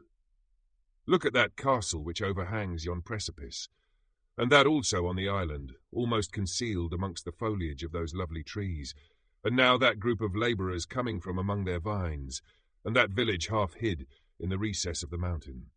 Oh, surely the spirit that inhabits and guards this place has a soul more in harmony with man than those who pile the glacier or retire to the inaccessible peaks of the mountains of our own country. Clerval, beloved friend, even now it delights me to record your words and to dwell on the praise of which you are so eminently deserving. He was a being formed in the very poetry of nature. His wild and enthusiastic imagination was chastened by the sensibility of his heart. His soul overflowed with ardent affections, and his friendship was of that devoted and wondrous nature that the world-minded teach us to look for only in the imagination. But even human sympathies were not sufficient to satisfy his eager mind. The scenery of external nature, which others regard only with admiration, he loved with ardour. The sounding cataract haunted him like a passion. The tall rock, the mountain, and the deep and gloomy wood, their colours and their forms were then to him an appetite, a feeling and a love that had no need of a remoter charm, by thought supplied or any interest unborrowed from the eye. Wordsworth's Tintern Abbey. And where does he now exist? Is this gentle and lovely being lost forever? Has this mind, so replete with ideas, imaginations fanciful and magnificent, which formed a world whose existence depended on the life of its creator, has this mind perished? Does it now only exist in my memory? No, it is not thus. Your form, so divinely wrought and beaming with beauty, has decayed, but your spirit still visits and consoles your unhappy friend. Pardon this gush of sorrow. These ineffectual words are but a slight tribute to the unexampled worth of Henry, but they soothe my heart, overflowing with the anguish which his remembrance creates. I will proceed with my tale. Beyond Cologne we descended to the plains of Holland, and we resolved to post the remainder of our way, for the wind was contrary, and the stream of the river was too gentle to aid us. Our journey here lost the interest arising from beautiful scenery, but we arrived in a few days at Rotterdam, whence we proceeded by sea to England. It was on a clear morning, in the latter days of December, that I first saw the white cliffs of Britain. The banks of the Thames presented a new scene. They were flat but fertile, and almost every town was marked by the remembrance of some story. We saw Tilbury Fort, and remembered the Spanish Armada, Gravesend, Woolwich, and Greenwich, places which I had heard of even in my country. At length we saw the numerous steeples of London, St. Paul's towering above all, and the Tower famed in English history. Chapter 19. London was our present point of rest. We determined to remain several months in this wonderful and celebrated city. Clerval desired the intercourse of the men of genius and talent who flourished at this time, but this was with me a secondary object.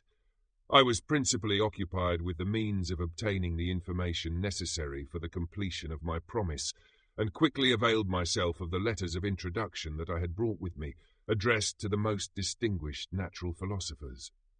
If this journey had taken place during my days of study and happiness, it would have afforded me inexpressible pleasure. But a blight had come over my existence, and I only visited these people for the sake of the information they might give me on the subject in which my interest was so terribly profound. Company was irksome to me. When alone, I could fill my mind with the sights of heaven and earth. The voice of Henry soothed me, and I could thus cheat myself into a transitory peace. But busy, uninteresting, joyous faces brought back despair to my heart. I saw an insurmountable barrier placed between me and my fellow men. This barrier was sealed with the blood of William and Justine, and to reflect on the events connected with those names filled my soul with anguish. But in Clerval I saw the image of my former self. He was inquisitive and anxious to gain experience and instruction. The difference of manners which he observed was to him an inexhaustible source of instruction and amusement. He was also pursuing an object he had long had in view. His design was to visit India, in the belief that he had in his knowledge of its various languages, and in the views he had taken of its society, the means of materially assisting the progress of European colonization and trade. In Britain only could he further the execution of his plan. He was forever busy, and the only check to his enjoyments was my sorrowful and dejected mind.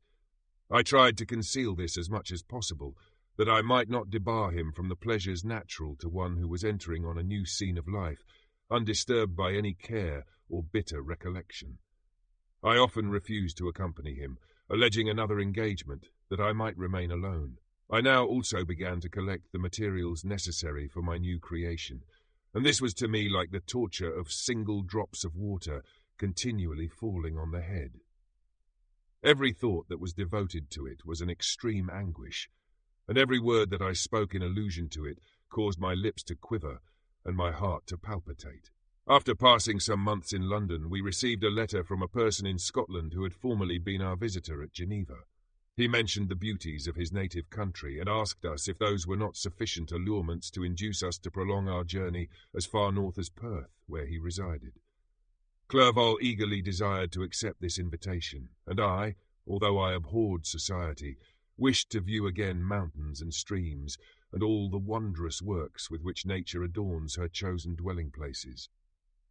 We had arrived in England at the beginning of October, and it was now February. We accordingly determined to commence our journey towards the north at the expiration of another month. In this expedition, we did not intend to follow the great road to Edinburgh, but to visit Windsor, Oxford, Matlock, and the Cumberland Lakes, resolving to arrive at the completion of this tour about the end of July. I packed up my chemical instruments and the materials I had collected, resolving to finish my labours in some obscure nook in the northern highlands of Scotland. We quitted London on the 27th of March and remained a few days at Windsor, rambling in its beautiful forest.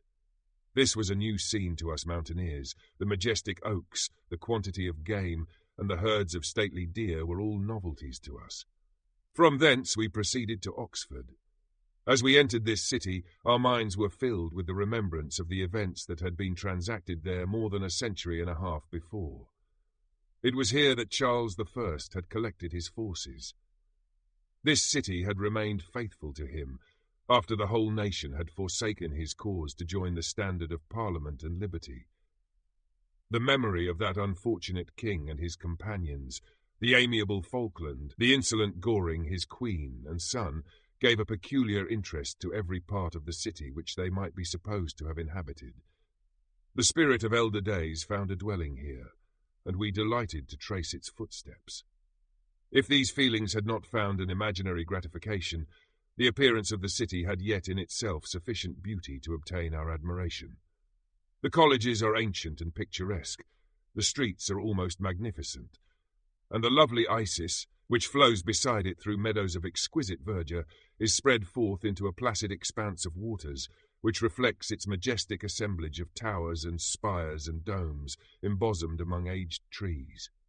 I enjoyed this scene, and yet my enjoyment was embittered both by the memory of the past and the anticipation of the future. I was formed for peaceful happiness. During my youthful days, discontent never visited my mind, and if I was ever overcome by ennui, the sight of what is beautiful in nature or the study of what is excellent and sublime in the productions of man could always interest my heart and communicate elasticity to my spirits. But I am a blasted tree, the bolt has entered my soul, and I felt then that I should survive to exhibit what I shall soon cease to be, a miserable spectacle of wrecked humanity, pitiable to others and intolerable to myself. We passed a considerable period at Oxford, rambling among its environs and endeavouring to identify every spot which might relate to the most animating epoch of English history. Our little voyages of discovery were often prolonged by the successive objects that presented themselves. We visited the tomb of the illustrious Hampden and the field on which that patriot fell. For a moment my soul was elevated from its debasing and miserable fears to contemplate the divine ideas of liberty and self-sacrifice, of which these sites were the monuments and the remembrances. For an instant I dared to shake off my chains and look around me with a free and lofty spirit, but the iron had eaten into my flesh, and I sank again, trembling and hopeless, into my miserable self. We left Oxford with regret and proceeded to Matlock, which was our next place of rest. The country in the neighbourhood of this village resembled to a greater degree the scenery of Switzerland, but everything is on a lower scale, and the green hills want the crown of distant white Alps which always attend on the peony mountains of my native country. We visited the wondrous cave and the little cabinets of natural history, where the curiosities are disposed in the same manner as in the collections at Servox and Chamouni. The latter name made me tremble when pronounced by Henry, and I hastened to quit Matlock, with which that terrible scene was thus associated. From Derby, still journeying northwards, we passed 2 months in Cumberland and Westmoreland. I could now almost fancy myself among the Swiss mountains. The little patches of snow which yet lingered on the northern sides of the mountains, the lakes, and the dashing of the rocky streams were all familiar and dear sights to me. Here also we made some acquaintances, who almost contrived to cheat me into happiness. The delight of Clerval was proportionably greater than mine.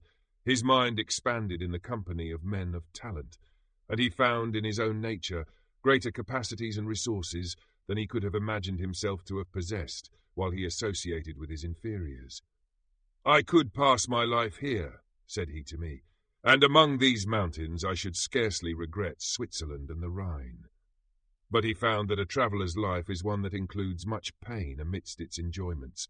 His feelings are forever on the stretch, and when he begins to sink into repose, he finds himself obliged to quit that on which he rests in pleasure for something new, which again engages his attention, and which also he forsakes for other novelties. We had scarcely visited the various lakes of Cumberland and Westmoreland, and conceived an affection for some of the inhabitants when the period of our appointment with our Scotch friend approached, and we left them to travel on. For my own part, I was not sorry. I had now neglected my promise for some time, and I feared the effects of the daemon's disappointment. He might remain in Switzerland and wreak his vengeance on my relatives. This idea pursued me and tormented me at every moment from which I might otherwise have snatched repose and peace. I waited for my letters with feverish impatience. If they were delayed, I was miserable and overcome by 1,000 fears, and when they arrived and I saw the superscription of Elizabeth or my father, I hardly dared to read and ascertain my fate. Sometimes I thought that the fiend followed me and might expedite my remissness by murdering my companion. When these thoughts possessed me, I would not quit Henry for a moment, but followed him as his shadow, to protect him from the fancied rage of his destroyer. I felt as if I had committed some great crime, the consciousness of which haunted me. I was guiltless, but I had indeed drawn down a horrible curse upon my head, as mortal as that of crime. I visited Edinburgh with languid eyes and mind, and yet that city might have interested the most unfortunate being. Clerval did not like it so well as Oxford, for the antiquity of the latter city was more pleasing to him. But the beauty and regularity of the new town of Edinburgh, its romantic castle and its environs, the most delightful in the world, Arthur's Seat, St. Bernard's Well, and the Pentland Hills compensated him for the change and filled him with cheerfulness and admiration. But I was impatient to arrive at the termination of my journey. We left Edinburgh in 1 week, passing through Coupar, St. Andrews, and along the banks of the Tay, to Perth, where our friend expected us. But I was in no mood to laugh and talk with strangers or enter into their feelings or plans with the good humour expected from a guest, and accordingly I told Clerval that I wished to make the tour of Scotland alone. "Do you," said I, "enjoy yourself, and let this be our rendezvous. I may be absent 1 month or 2, but do not interfere with my motions, I entreat you. Leave me to peace and solitude for a short time, and when I return, I hope it will be with a lighter heart, more congenial to your own temper." Henry wished to dissuade me, but seeing me bent on this plan, ceased to remonstrate. He entreated me to write often. "I had rather be with you," he said, "in your solitary rambles than with these Scotch people whom I do not know. Hasten then, my dear friend, to return, that I may again feel myself somewhat at home, which I cannot do in your absence." Having parted from my friend, I determined to visit some remote spot of Scotland and finish my work in solitude. I did not doubt but that the monster followed me and would discover himself to me when I should have finished, that he might receive his companion. With this resolution I traversed the northern highlands, and fixed on one of the remotest of the Orkneys as the scene of my labours. It was a place fitted for such a work, being hardly more than a rock whose high sides were continually beaten upon by the waves. The soil was barren, scarcely affording pasture for a few miserable cows, and oatmeal for its inhabitants, which consisted of 5 persons, whose gaunt and scraggy limbs gave tokens of their miserable fare. Vegetables and bread, when they indulged in such luxuries, and even fresh water, was to be procured from the mainland, which was about 5 miles distant. On the whole island there were but 3 miserable huts, and one of these was vacant when I arrived. This I hired. It contained but 2 rooms, and these exhibited all the squalidness of the most miserable penury. The thatch had fallen in, the walls were unplastered, and the door was off its hinges. I ordered it to be repaired, bought some furniture, and took possession, an incident which would doubtless have occasioned some surprise, had not all the senses of the cottagers been benumbed by want and squalid poverty.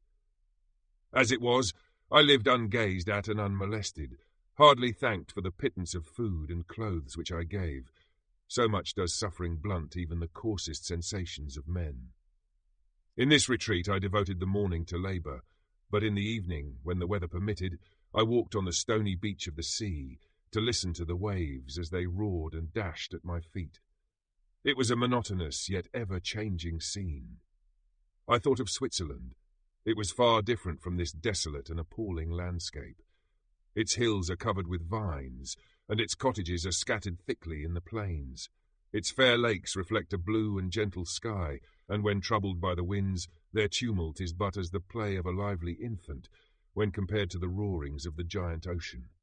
In this manner I distributed my occupations when I first arrived, but as I proceeded in my labour, it became every day more horrible and irksome to me. Sometimes I could not prevail on myself to enter my laboratory for several days, and at other times I toiled day and night in order to complete my work. It was indeed a filthy process in which I was engaged.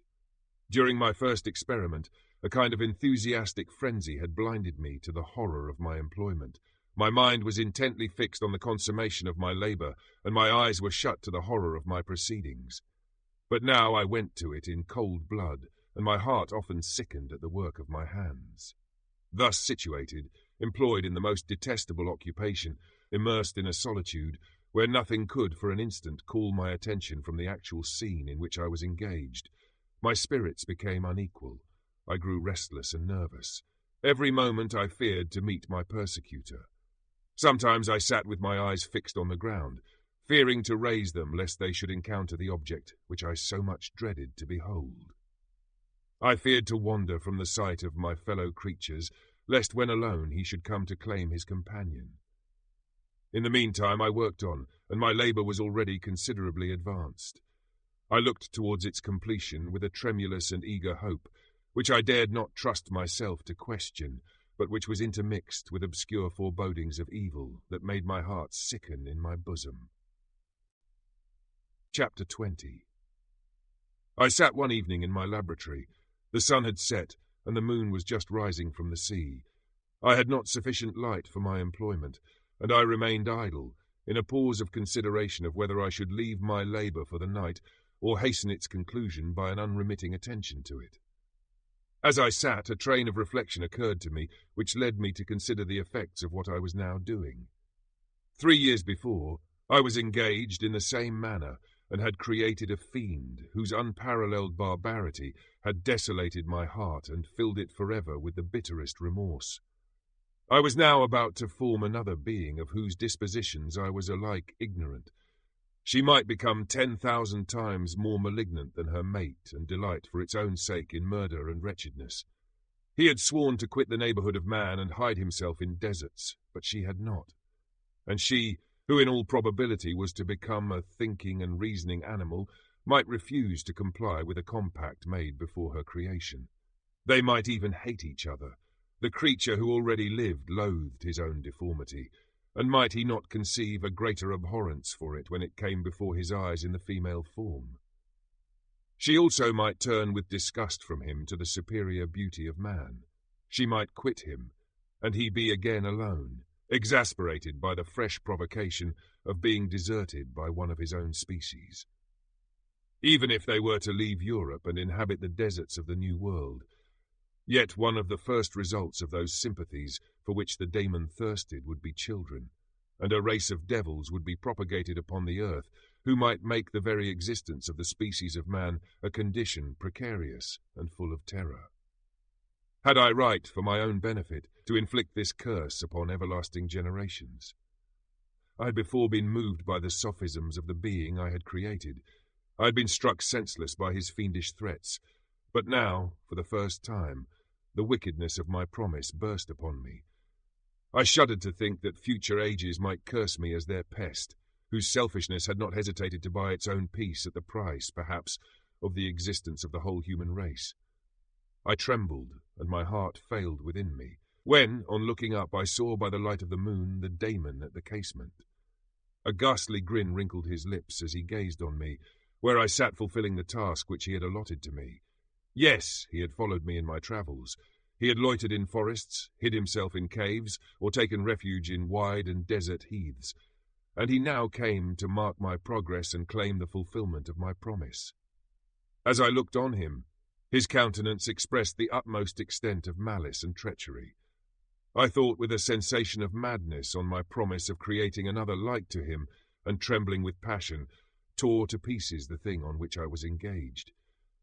The wretch saw me destroy the creature on whose future existence he depended for happiness, and with a howl of devilish despair and revenge withdrew. I left the room, and locking the door, made a solemn vow in my own heart never to resume my labours, and then, with trembling steps, I sought my own apartment. I was alone. None were near me to dissipate the gloom and relieve me from the sickening oppression of the most terrible reveries. Several hours passed, and I remained near my window gazing on the sea. It was almost motionless, for the winds were hushed, and all nature reposed under the eye of the quiet moon. A few fishing vessels alone specked the water, and now and then the gentle breeze wafted the sound of voices as the fishermen called to one another. I felt the silence, although I was hardly conscious of its extreme profundity, until my ear was suddenly arrested by the paddling of oars near the shore, and a person landed close to my house. In a few minutes after, I heard the creaking of my door, as if someone endeavoured to open it softly. I trembled from head to foot. I felt a presentiment of who it was, and wished to rouse one of the peasants who dwelt in a cottage not far from mine, but I was overcome by the sensation of helplessness so often felt in frightful dreams, when you in vain endeavour to fly from an impending danger, and was rooted to the spot. Presently I heard the sound of footsteps along the passage. The door opened, and the wretch whom I dreaded appeared. Shutting the door, he approached me and said in a smothered voice, "You have destroyed the work which you began. What is it that you intend? Do you dare to break your promise? I have endured toil and misery. I left Switzerland with you. I crept along the shores of the Rhine, among its willow islands and over the summits of its hills. I have dwelt many months in the heaths of England and among the deserts of Scotland. I have endured incalculable fatigue and cold and hunger. Do you dare destroy my hopes? Begone! I do break my promise. Never will I create another like yourself, equal in deformity and wickedness. Slave, I before reasoned with you, but you have proved yourself unworthy of my condescension. Remember that I have power. You believe yourself miserable, but I can make you so wretched that the light of day will be hateful to you. You are my creator, but I am your master. Obey. The hour of my irresolution is past, and the period of your power is arrived. Your threats cannot move me to do an act of wickedness, but they confirm me in a determination of not creating you a companion in vice. Shall I, in cool blood, set loose upon the earth a demon whose delight is in death and wretchedness? Begone! I am firm, and your words will only exasperate my rage." The monster saw my determination in my face and gnashed his teeth in the impotence of anger. "Shall each man," cried he, "find a wife for his bosom, and each beast have his mate, and I be alone?" I had feelings of affection, and they were requited by detestation and scorn. Man, you may hate, but beware. Your hours will pass in dread and misery, and soon the bolt will fall which must ravish from you your happiness forever. Are you to be happy while I grovel in the intensity of my wretchedness? You can blast my other passions, but revenge remains, revenge henceforth dearer than light or food. I may die, but first you, my tyrant and tormentor, shall curse the sun that gazes on your misery. Beware, for I am fearless and therefore powerful. I will watch with the wiliness of a snake, that I may sting with its venom. Man, you shall repent of the injuries you inflict. Devil, cease, and do not poison the air with these sounds of malice. I have declared my resolution to you, and I am no coward to bend beneath words. Leave me, I am inexorable. It is well. I go, but remember, I shall be with you on your wedding night. I started forward and exclaimed, "Villain! Before you sign my death warrant, be sure that you are yourself safe." I would have seized him, but he eluded me and quitted the house with precipitation. In a few moments I saw him in his boat, which shot across the waters with an arrowy swiftness and was soon lost amidst the waves. All was again silent, but his words rang in my ears. I burned with rage to pursue the murderer of my peace and precipitate him into the ocean.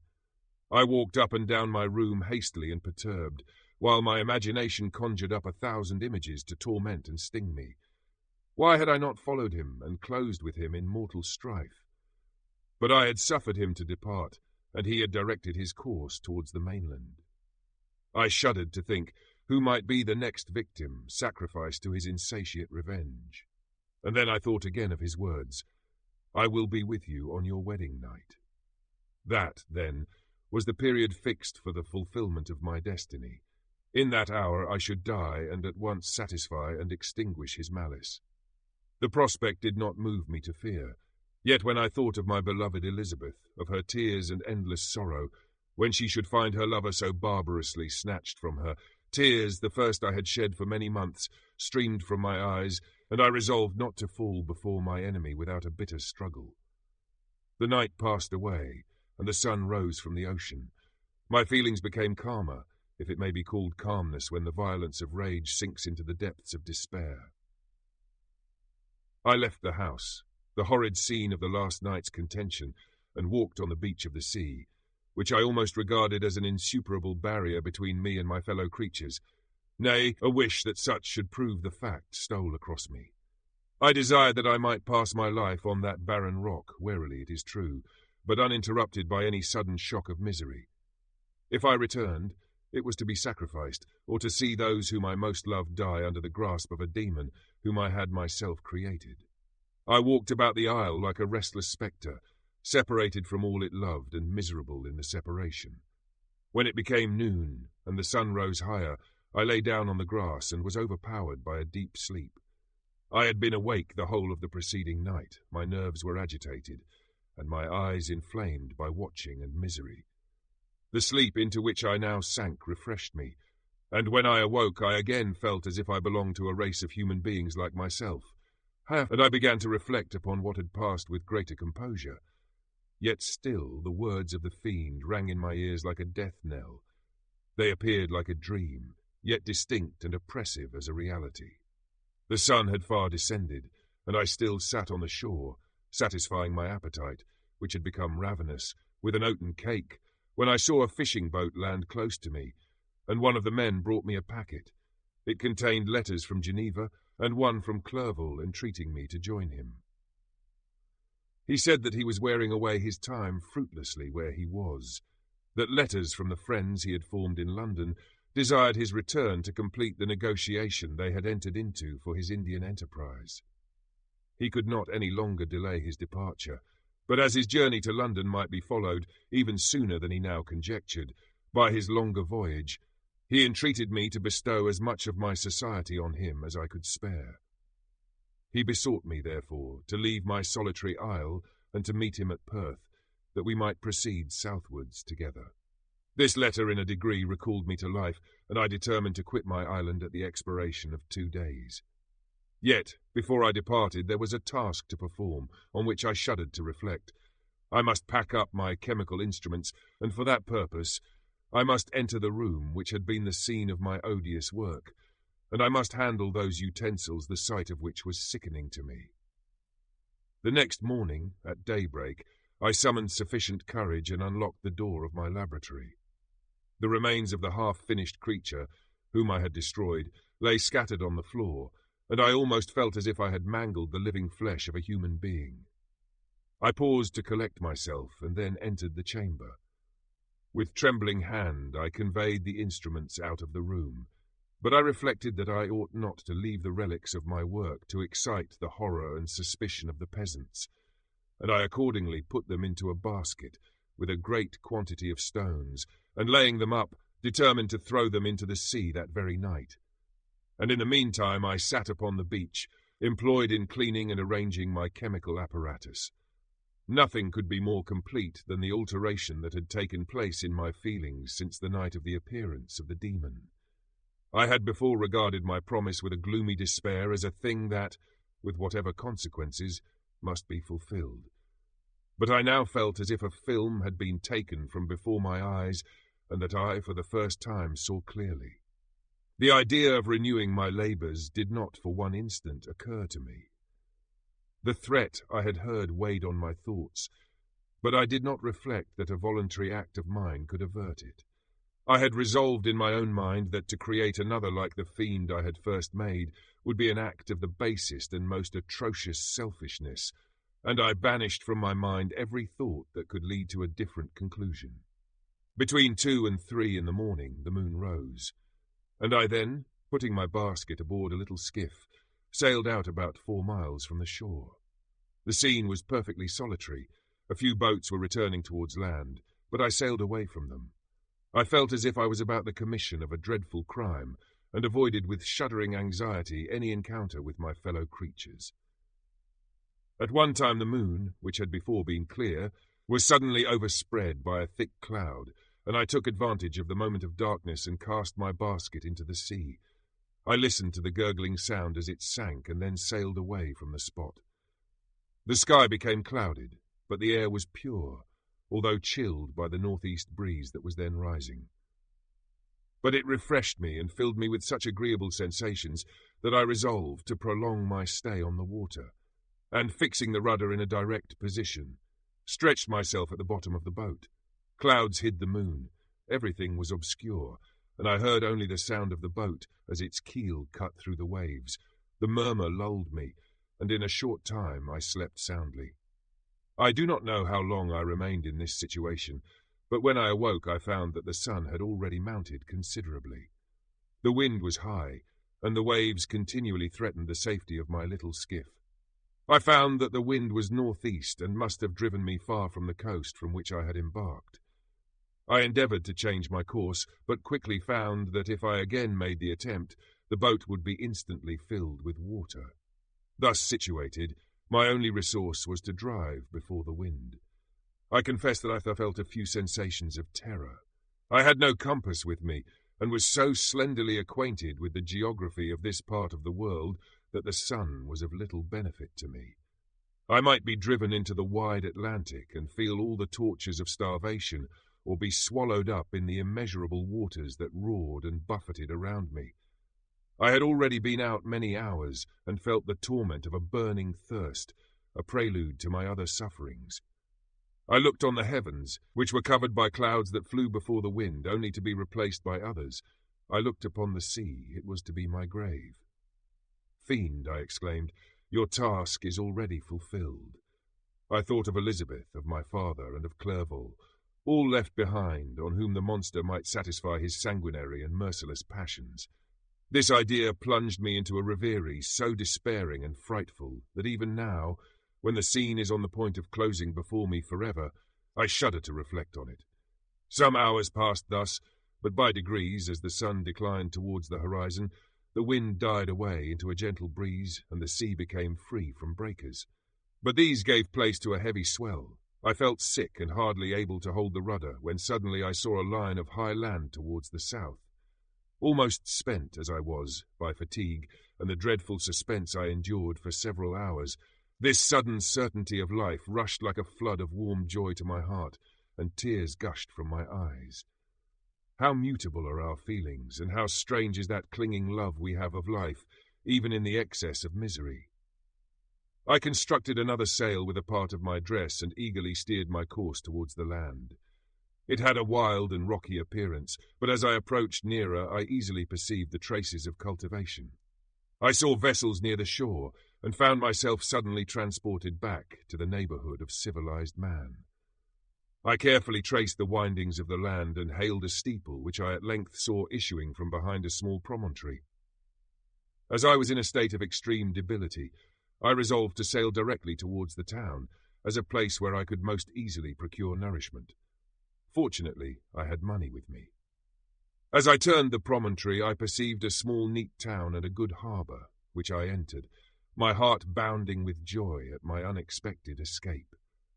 As I was occupied in fixing the boat and arranging the sails, several people crowded towards the spot.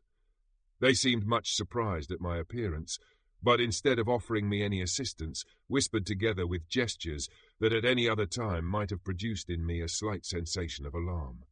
As it was, I merely remarked that they spoke English, and I therefore addressed them in that language. "My good friends," said I, "will you be so kind as to tell me the name of this town and inform me where I am?" "You will know that soon enough," replied a man with a hoarse voice. "Maybe you are come to a place that will not prove much to your taste, but you will not be consulted as to your quarters, I promise you."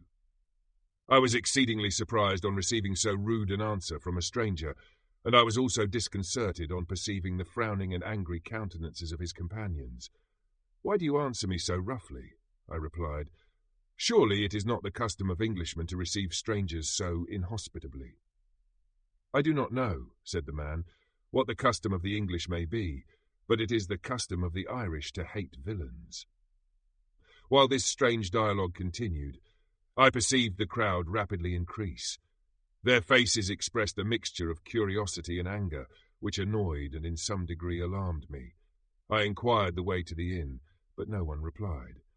I then moved forward, and a murmuring sound arose from the crowd as they followed and surrounded me, when an ill-looking man approaching tapped me on the shoulder and said, "Come, sir, you must follow me to Mr. Kerwin's to give an account of yourself."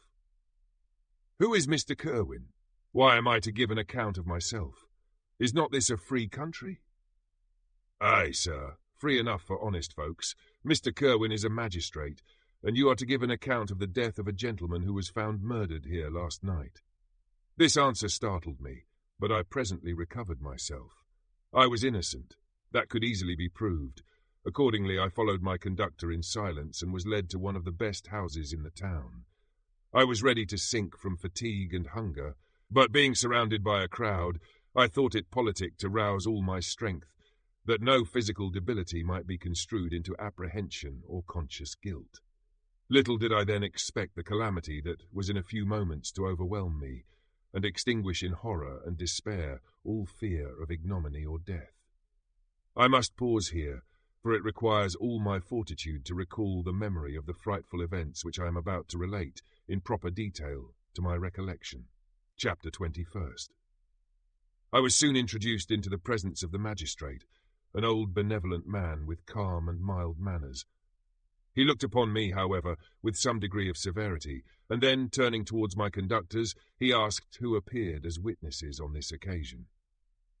About half a dozen men came forward, and one being selected by the magistrate, he deposed that he had been out fishing the night before with his son and brother-in-law, Daniel Nugent, when, about 10 o'clock, they observed a strong northerly blast rising, and they accordingly put in for port. It was a very dark night, as the moon had not yet risen. They did not land at the harbour, but, as they had been accustomed, at a creek about 2 miles below. He walked on first, carrying a part of the fishing tackle, and his companions followed him at some distance. As he was proceeding along the sands, he struck his foot against something and fell at his length on the ground. His companions came up to assist him, and by the light of their lantern they found that he had fallen on the body of a man, who was to all appearance dead. Their first supposition was that it was the corpse of some person who had been drowned and was thrown on shore by the waves, but on examination they found that the clothes were not wet, and even that the body was not then cold.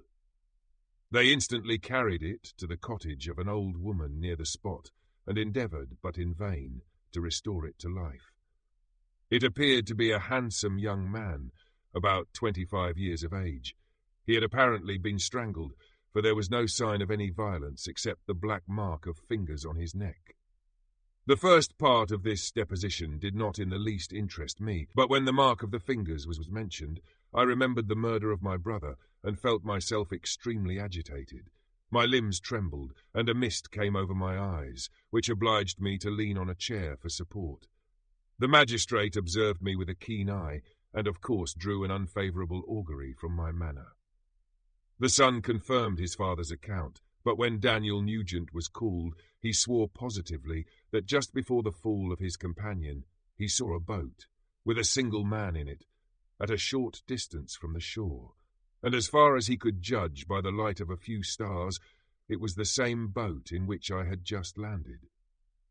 A woman deposed that she lived near the beach and was standing at the door of her cottage, waiting for the return of the fisherman, about an hour before she heard of the discovery of the body, when she saw a boat with only one man in it push off from that part of the shore where the corpse was afterwards found.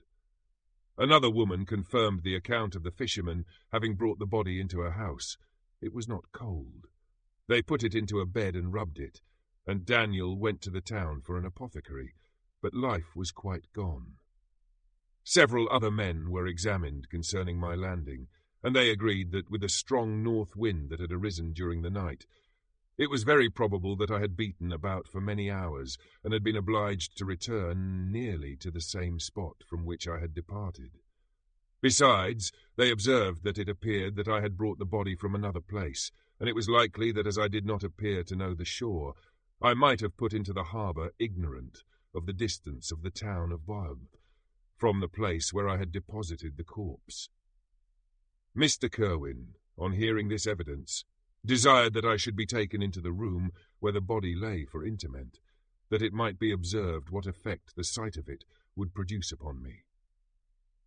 This idea was probably suggested by the extreme agitation I had exhibited when the mode of the murder had been described. I was accordingly conducted by the magistrate and several other persons to the inn. I could not help being struck by the strange coincidences that had taken place during this eventful night, but, knowing that I had been conversing with several persons in the island I had inhabited about the time that the body had been found, I was perfectly tranquil as to the consequences of the affair. I entered the room where the corpse lay and was led up to the coffin. How can I describe my sensations on beholding it? I feel yet parched with horror, nor can I reflect on that terrible moment without shuddering and agony. The examination, the presence of the magistrate and witnesses, passed like a dream from my memory when I saw the lifeless form of Henry Clerval stretched before me. I gasped for breath, and throwing myself on the body, I exclaimed, "Have my murderous machinations deprived you also, my dearest Henry, of life? 2 I have already destroyed, other victims await their destiny, but you, Clerval, my friend, my benefactor." The human frame could no longer support the agonies that I endured, and I was carried out of the room in strong convulsions. A fever succeeded to this. I lay for 2 months on the point of death. My ravings, I afterwards heard, were frightful. I called myself the murderer of William, of Justine, and of Clerval. Sometimes I entreated my attendants to assist me in the destruction of the fiend by whom I was tormented, and at others I felt the fingers of the monster already grasping my neck, and screamed aloud with agony and terror. Fortunately, as I spoke my native language, Mr. Kirwin alone understood me, but my gestures and bitter cries were sufficient to affright the other witnesses. Why did I not die? More miserable than man ever was before, why did I not sink into forgetfulness and rest? Death snatches away many blooming children, the only hopes of their doting parents. How many brides and youthful lovers have been one day in the bloom of health and hope, and the next a prey for worms and the decay of the tomb? Of what materials was I made that I could thus resist so many shocks, which, like the turning of the wheel, continually renewed the torture? But I was doomed to live, and in 2 months found myself as awaking from a dream, in a prison, stretched on a wretched bed, surrounded by jailers, turnkeys, bolts, and all the miserable apparatus of a dungeon. It was morning, I remember, when I thus awoke to understanding. I had forgotten the particulars of what had happened, and only felt as if some great misfortune had suddenly overwhelmed me. But when I looked around and saw the barred windows and the squalidness of the room in which I was, all flashed across my memory, and I groaned bitterly. This sound disturbed an old woman who was sleeping in a chair beside me.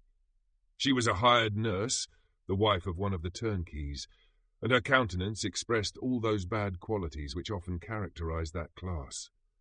The lines of her face were hard and rude, like that of persons accustomed to see without sympathizing in sights of misery. Her tone expressed her entire indifference. She addressed me in English, and the voice struck me as one that I had heard during my sufferings. "Are you better now, sir?" said she. I replied in the same language with a feeble voice. "I believe I am. But if it be all true, if indeed I did not dream, I am sorry that I am still alive to feel this misery and horror." "For that matter," replied the old woman, "if you mean about the gentleman you murdered, I believe that it were better for you if you were dead, for I fancy it will go hard with you. However, that's none of my business. I am sent to nurse you and get you well. I do my duty with a safe conscience. It were well if everybody did the same." I turned with loathing from the woman who could utter so unfeeling a speech to a person just saved, on the very edge of death, but I felt languid and unable to reflect on all that had passed. The whole series of my life appeared to me as a dream. I sometimes doubted if indeed it were all true, for it never presented itself to my mind with the force of reality. As the images that floated before me became more distinct, I grew feverish. A darkness pressed around me. No one was near me who soothed me with the gentle voice of love. No dear hand supported me. The physician came and prescribed medicines, and the old woman prepared them for me. But utter carelessness was visible in the first, and the expression of brutality was strongly marked in the visage of the second. Who could be interested in the fate of a murderer but the hangman who would gain his fee? These were my first reflections, but I soon learned that Mr. Kirwin had shown me extreme kindness. He had caused the best room in the prison to be prepared for me. Wretched indeed was the best, and it was he who had provided a physician and a nurse. It is true he seldom came to see me, for although he ardently desired to relieve the sufferings of every human creature, he did not wish to be present at the agonies and miserable ravings of a murderer. He came, therefore, sometimes to see that I was not neglected, but his visits were short and with long intervals. One day, while I was gradually recovering, I was seated in a chair, my eyes half open and my cheeks livid like those in death. I was overcome by gloom and misery, and often reflected I had better seek death than desire to remain in a world which to me was replete with wretchedness. At one time I considered whether I should not declare myself guilty and suffer the penalty of the law, less innocent than poor Justine had been. Such were my thoughts when the door of my apartment was opened and Mr. Kirwin entered. His countenance expressed sympathy and compassion. He drew a chair close to mine and addressed me in French. "I fear that this place is very shocking to you. Can I do anything to make you more comfortable?" "I thank you, but all that you mention is nothing to me. On the whole earth there is no comfort which I am capable of receiving. I know that the sympathy of a stranger can be but of little relief to one borne down as you are by so strange a misfortune. But you will, I hope, soon quit this melancholy abode, for doubtless evidence can easily be brought to free you from the criminal charge. That is my least concern. I am, by a course of strange events, become the most miserable of mortals. Persecuted and tortured as I am and have been, can death be any evil to me? Nothing, indeed, could be more unfortunate and agonizing than the strange chances that have lately occurred. You were thrown, by some surprising accident, on this shore, renowned for its hospitality, seized immediately and charged with murder. The first sight that was presented to your eyes was the body of your friend, murdered in so unaccountable a manner, and placed, as it were, by some fiend across your path." As Mr. Kirwin said this, notwithstanding the agitation I endured on this retrospect of my sufferings, I also felt considerable surprise at the knowledge he seemed to possess concerning me. I suppose some astonishment was exhibited in my countenance, for Mr. Kirwin hastened to say, "Immediately upon your being taken ill, all the papers that were on your person were brought me, and I examined them that I might discover some trace by which I could send to your relations an account of your misfortune and illness. I found several letters, and, among others, one which I discovered from its commencement to be from your father. I instantly wrote to Geneva. Nearly 2 months have elapsed since the departure of my letter. But you are ill. Even now you tremble. You are unfit for agitation of any kind. This suspense is 1,000 times worse than the most horrible event. Tell me what new scene of death has been acted, and whose murder I am now to lament." "Your family is perfectly well," said Mr. Kirwin with gentleness, "and a friend is come to visit you." I know not by what chain of thought the idea presented itself, but it instantly darted into my mind that the murderer had come to mock at my misery and taunt me with the death of Clerval, as a new incitement for me to comply with his hellish desires. I put my hand before my eyes and cried out in agony, "Oh, take him away! I cannot see him. For God's sake, do not let him enter." Mr. Kirwin regarded me with a troubled countenance. He could not help regarding my exclamation as a presumption of my guilt, and said in rather a severe tone, "I should have thought, young man, that the presence of your father would have been welcome instead of inspiring such violent repugnance." "My father!" cried I, while every feature and every muscle was relaxed from anguish to pleasure. "Is my father indeed come? How kind, how very kind! But where is he? Why does he not hasten to me?" My change of manner surprised and pleased the magistrate.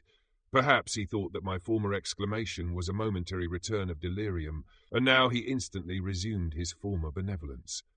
He rose and quitted the room with my nurse, and in a moment my father entered it. Nothing at this moment could have given me greater pleasure than the arrival of my father. I stretched out my hand to him and cried, "Are you then safe? And Elizabeth? And Ernest?" My father calmed me with assurances of their welfare, and endeavoured, by dwelling on these subjects so interesting to my heart, to raise my desponding spirits. But he soon felt that a prison cannot be the abode of cheerfulness. "What a place is this that you inhabit, my son?" said he, looking mournfully at the barred windows and wretched appearance of the room. "You travelled to seek happiness, but a fatality seems to pursue you, and poor Clerval." The name of my unfortunate and murdered friend was an agitation too great to be endured in my weak state. I shed tears. "Alas, yes, my father," replied I, "some destiny of the most horrible kind hangs over me, and I must live to fulfil it, or surely I should have died on the coffin of Henry." We were not allowed to converse for any length of time, for the precarious state of my health rendered every precaution necessary that could ensure tranquillity. Mr. Kirwin came in and insisted that my strength should not be exhausted by too much exertion, but the appearance of my father was to me like that of my good angel, and I gradually recovered my health. As my sickness quitted me, I was absorbed by a gloomy and black melancholy that nothing could dissipate. The image of Clerval was forever before me, ghastly and murdered. More than once the agitation into which these reflections threw me made my friends dread a dangerous relapse. Alas, why did they preserve so miserable and detested a life? It was surely that I might fulfil my destiny, which is now drawing to a close.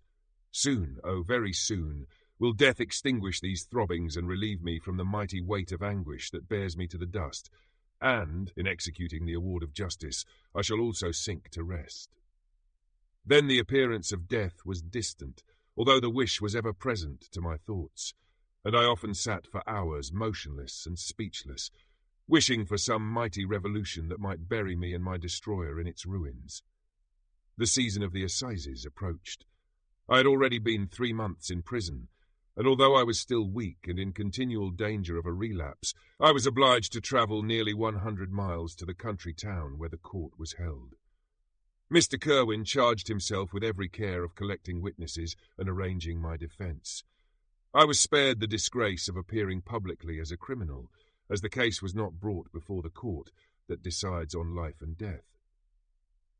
The grand jury rejected the bill, on its being proved that I was on the Orkney Islands at the hour the body of my friend was found, and a fortnight after my removal I was liberated from prison. My father was enraptured on finding me freed from the vexations of a criminal charge, that I was again allowed to breathe the fresh atmosphere and permitted to return to my native country. I did not participate in these feelings, for to me the walls of a dungeon or a palace were alike hateful. The cup of life was poisoned forever, and although the sun shone upon me, as upon the happy and gay of heart, I saw around me nothing but a dense and frightful darkness, penetrated by no light but the glimmer of 2 eyes that glared upon me.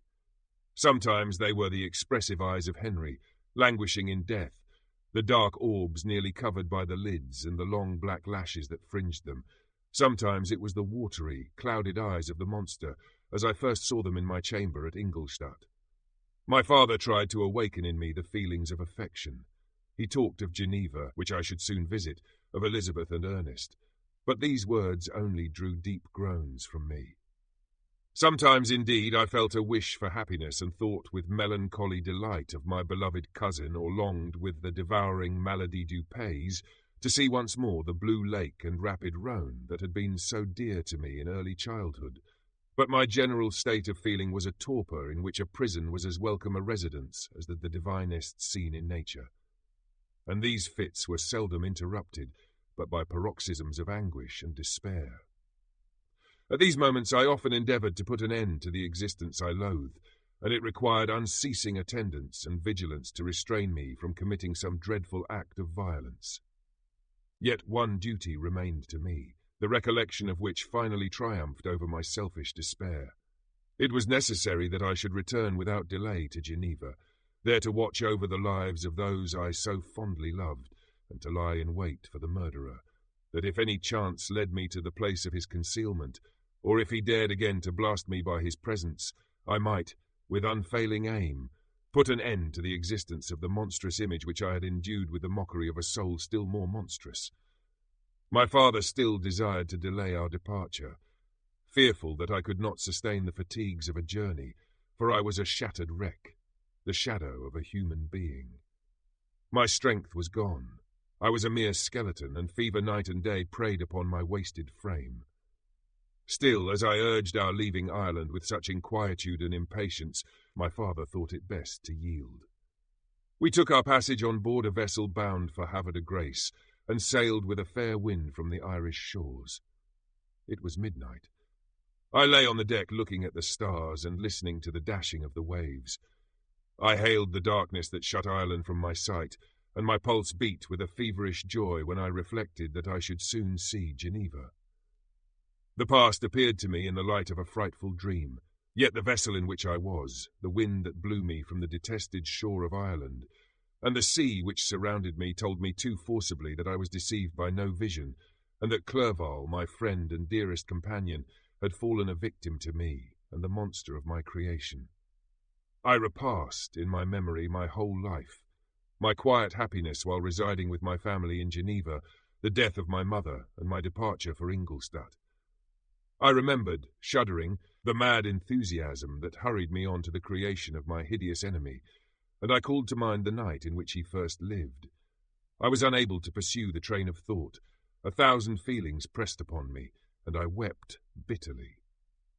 Ever since my recovery from the fever, I had been in the custom of taking every night a small quantity of laudanum, for it was by means of this drug only that I was enabled to gain the rest necessary for the preservation of life.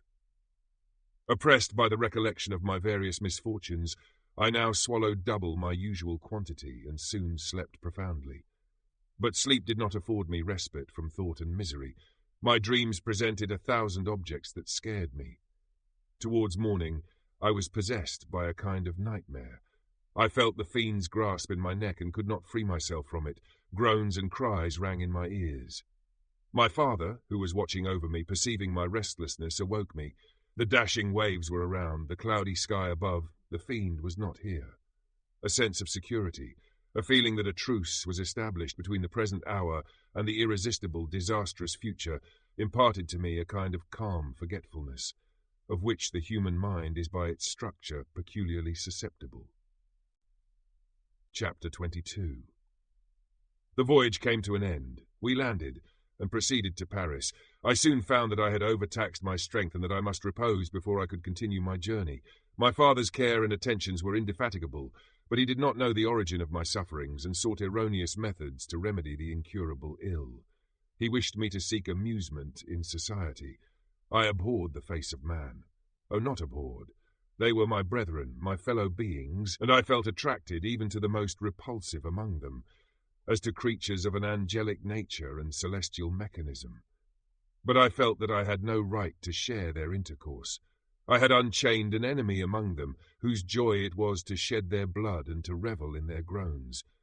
How they would, each and all, abhor me and hunt me from the world, did they know my unhallowed acts and the crimes which had their source in me.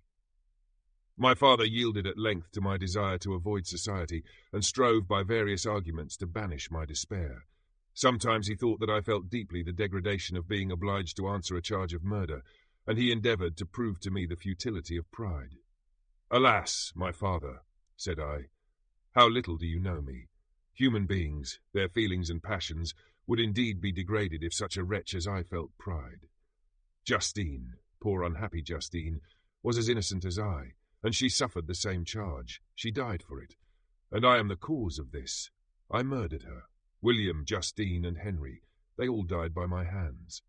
My father had often, during my imprisonment, heard me make the same assertion. When I thus accused myself, he sometimes seemed to desire an explanation, and at others he appeared to consider it as the offspring of delirium, and that, during my illness, some idea of this kind had presented itself to my imagination, the remembrance of which I preserved in my convalescence. I avoided explanation and maintained a continual silence concerning the wretch I had created. I had a persuasion that I should be supposed mad, and this in itself would forever have chained my tongue. But, besides, I could not bring myself to disclose a secret which would fill my hearer with consternation and make fear and unnatural horror the inmates of his breast. I checked, therefore, my impatient thirst for sympathy and was silent when I would have given the world to have confided the fatal secret. Yet still, words like those I have recorded would burst uncontrollably from me. I could offer no explanation of them, but their truth in part relieved the burden of my mysterious woe.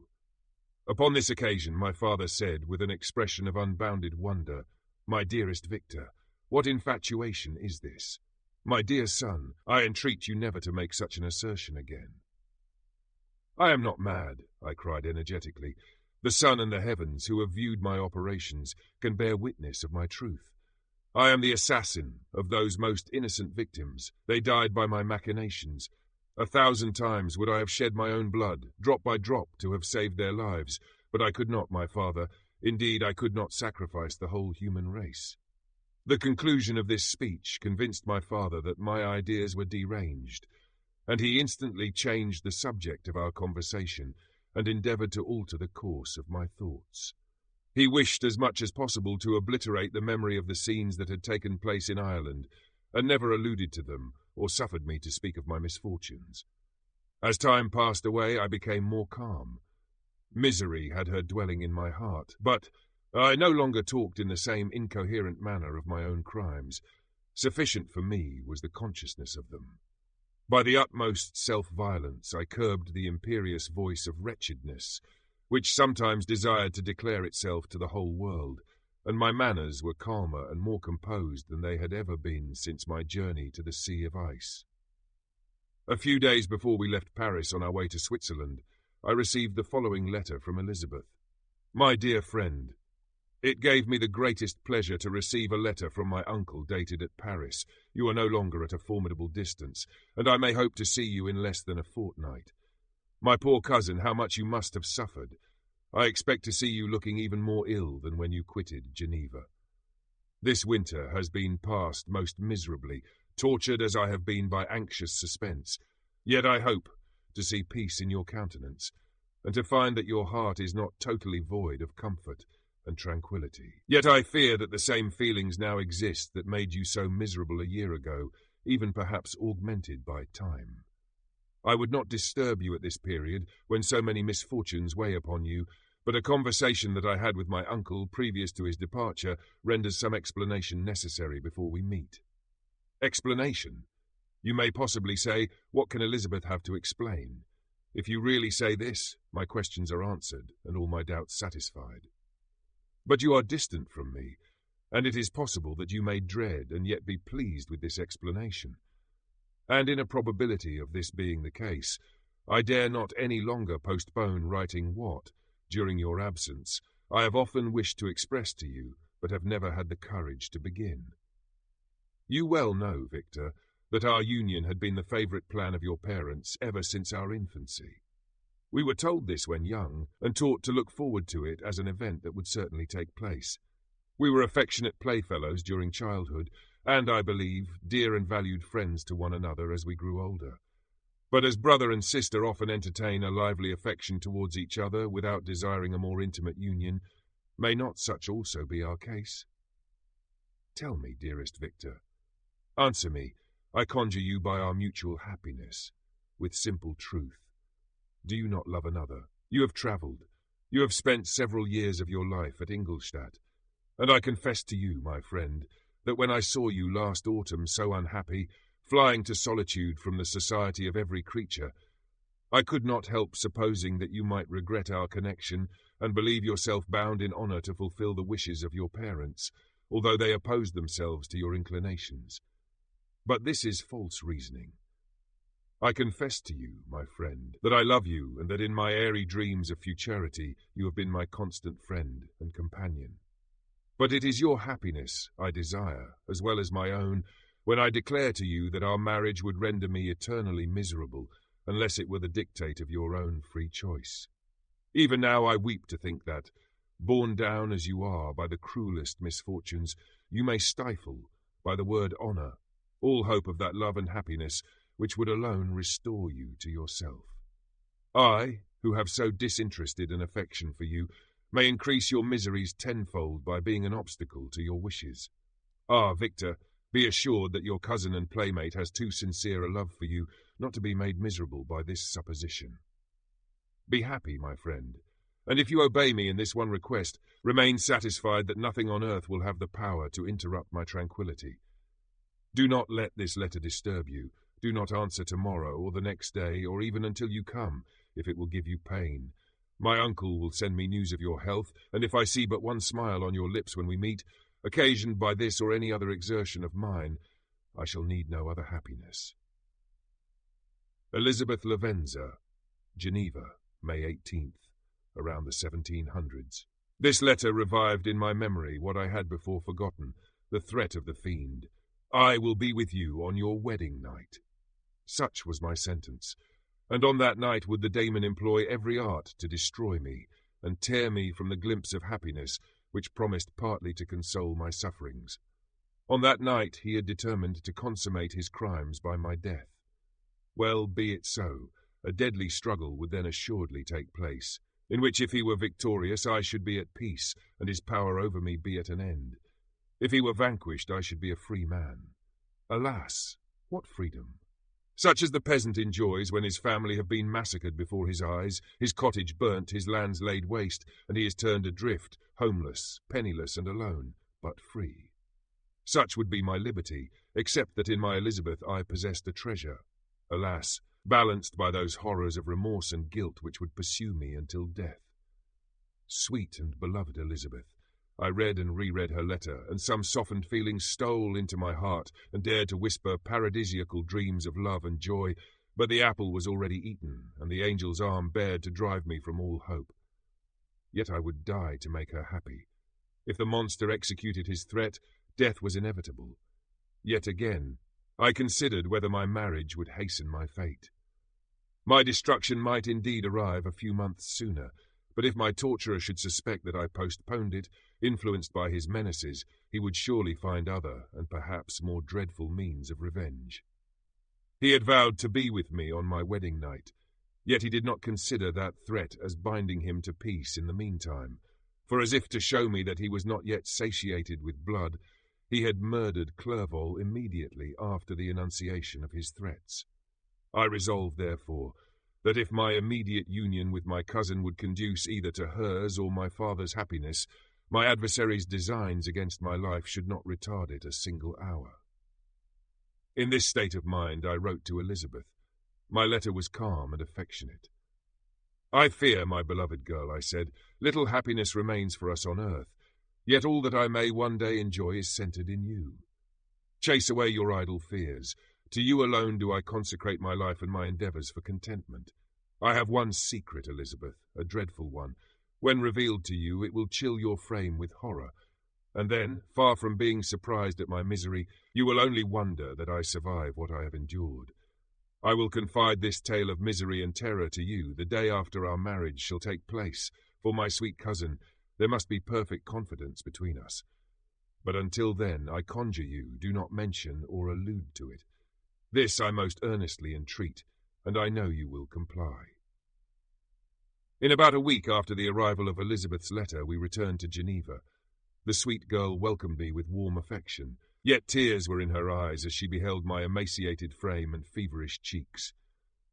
I saw a change in her also. She was thinner and had lost much of that heavenly vivacity that had before charmed me, but her gentleness and soft looks of compassion made her a more fit companion for one blasted and miserable as I was. The tranquillity which I now enjoyed did not endure. Memory brought madness with it, and when I thought of what had passed, a real insanity possessed me. Sometimes I was furious and burnt with rage, sometimes low and despondent. I neither spoke nor looked at anyone, but sat motionless, bewildered by the multitude of miseries that overcame me. Elizabeth alone had the power to draw me from these fits. Her gentle voice would soothe me when transported by passion and inspire me with human feelings when sunk in torpor. She wept with me and for me. When reason returned, she would remonstrate and endeavour to inspire me with resignation. Ah, it is well for the unfortunate to be resigned, but for the guilty there is no peace. The agonies of remorse poison the luxury there is otherwise sometimes found in indulging the excess of grief. Soon after my arrival, my father spoke of my immediate marriage with Elizabeth. I remained silent. "Have you, then, some other attachment?" "None on earth. I love Elizabeth, and look forward to our union with delight. Let the day therefore be fixed, and on it I will consecrate myself, in life or death, to the happiness of my cousin." "My dear Victor, do not speak thus. Heavy misfortunes have befallen us, but let us only cling closer to what remains, and transfer our love for those whom we have lost to those who yet live. Our circle will be small, but bound close by the ties of affection and mutual misfortune. And when time shall have softened your despair, new and dear objects of care will be born to replace those of whom we have been so cruelly deprived." Such were the lessons of my father. But to me the remembrance of the threat returned, nor can you wonder that, omnipotent as the fiend had yet been in his deeds of blood, I should almost regard him as invincible, and that when he had pronounced the words, "I shall be with you on your wedding night," I should regard the threatened fate as unavoidable. But death was no evil to me if the loss of Elizabeth were balanced with it, and I therefore, with a contented and even cheerful countenance, agreed with my father that if my cousin would consent, the ceremony should take place in 10 days, and thus put, as I imagined, the seal to my fate. Great God! If for one instant I had thought what might be the hellish intention of my fiendish adversary, I would rather have banished myself forever from my native country and wandered a friendless outcast over the earth than have consented to this miserable marriage. But, as if possessed of magic powers, the monster had blinded me to his real intentions, and when I thought that I had prepared only my own death, I hastened that of a far dearer victim. As the period fixed for our marriage drew nearer, whether from cowardice or a prophetic feeling, I felt my heart sink within me.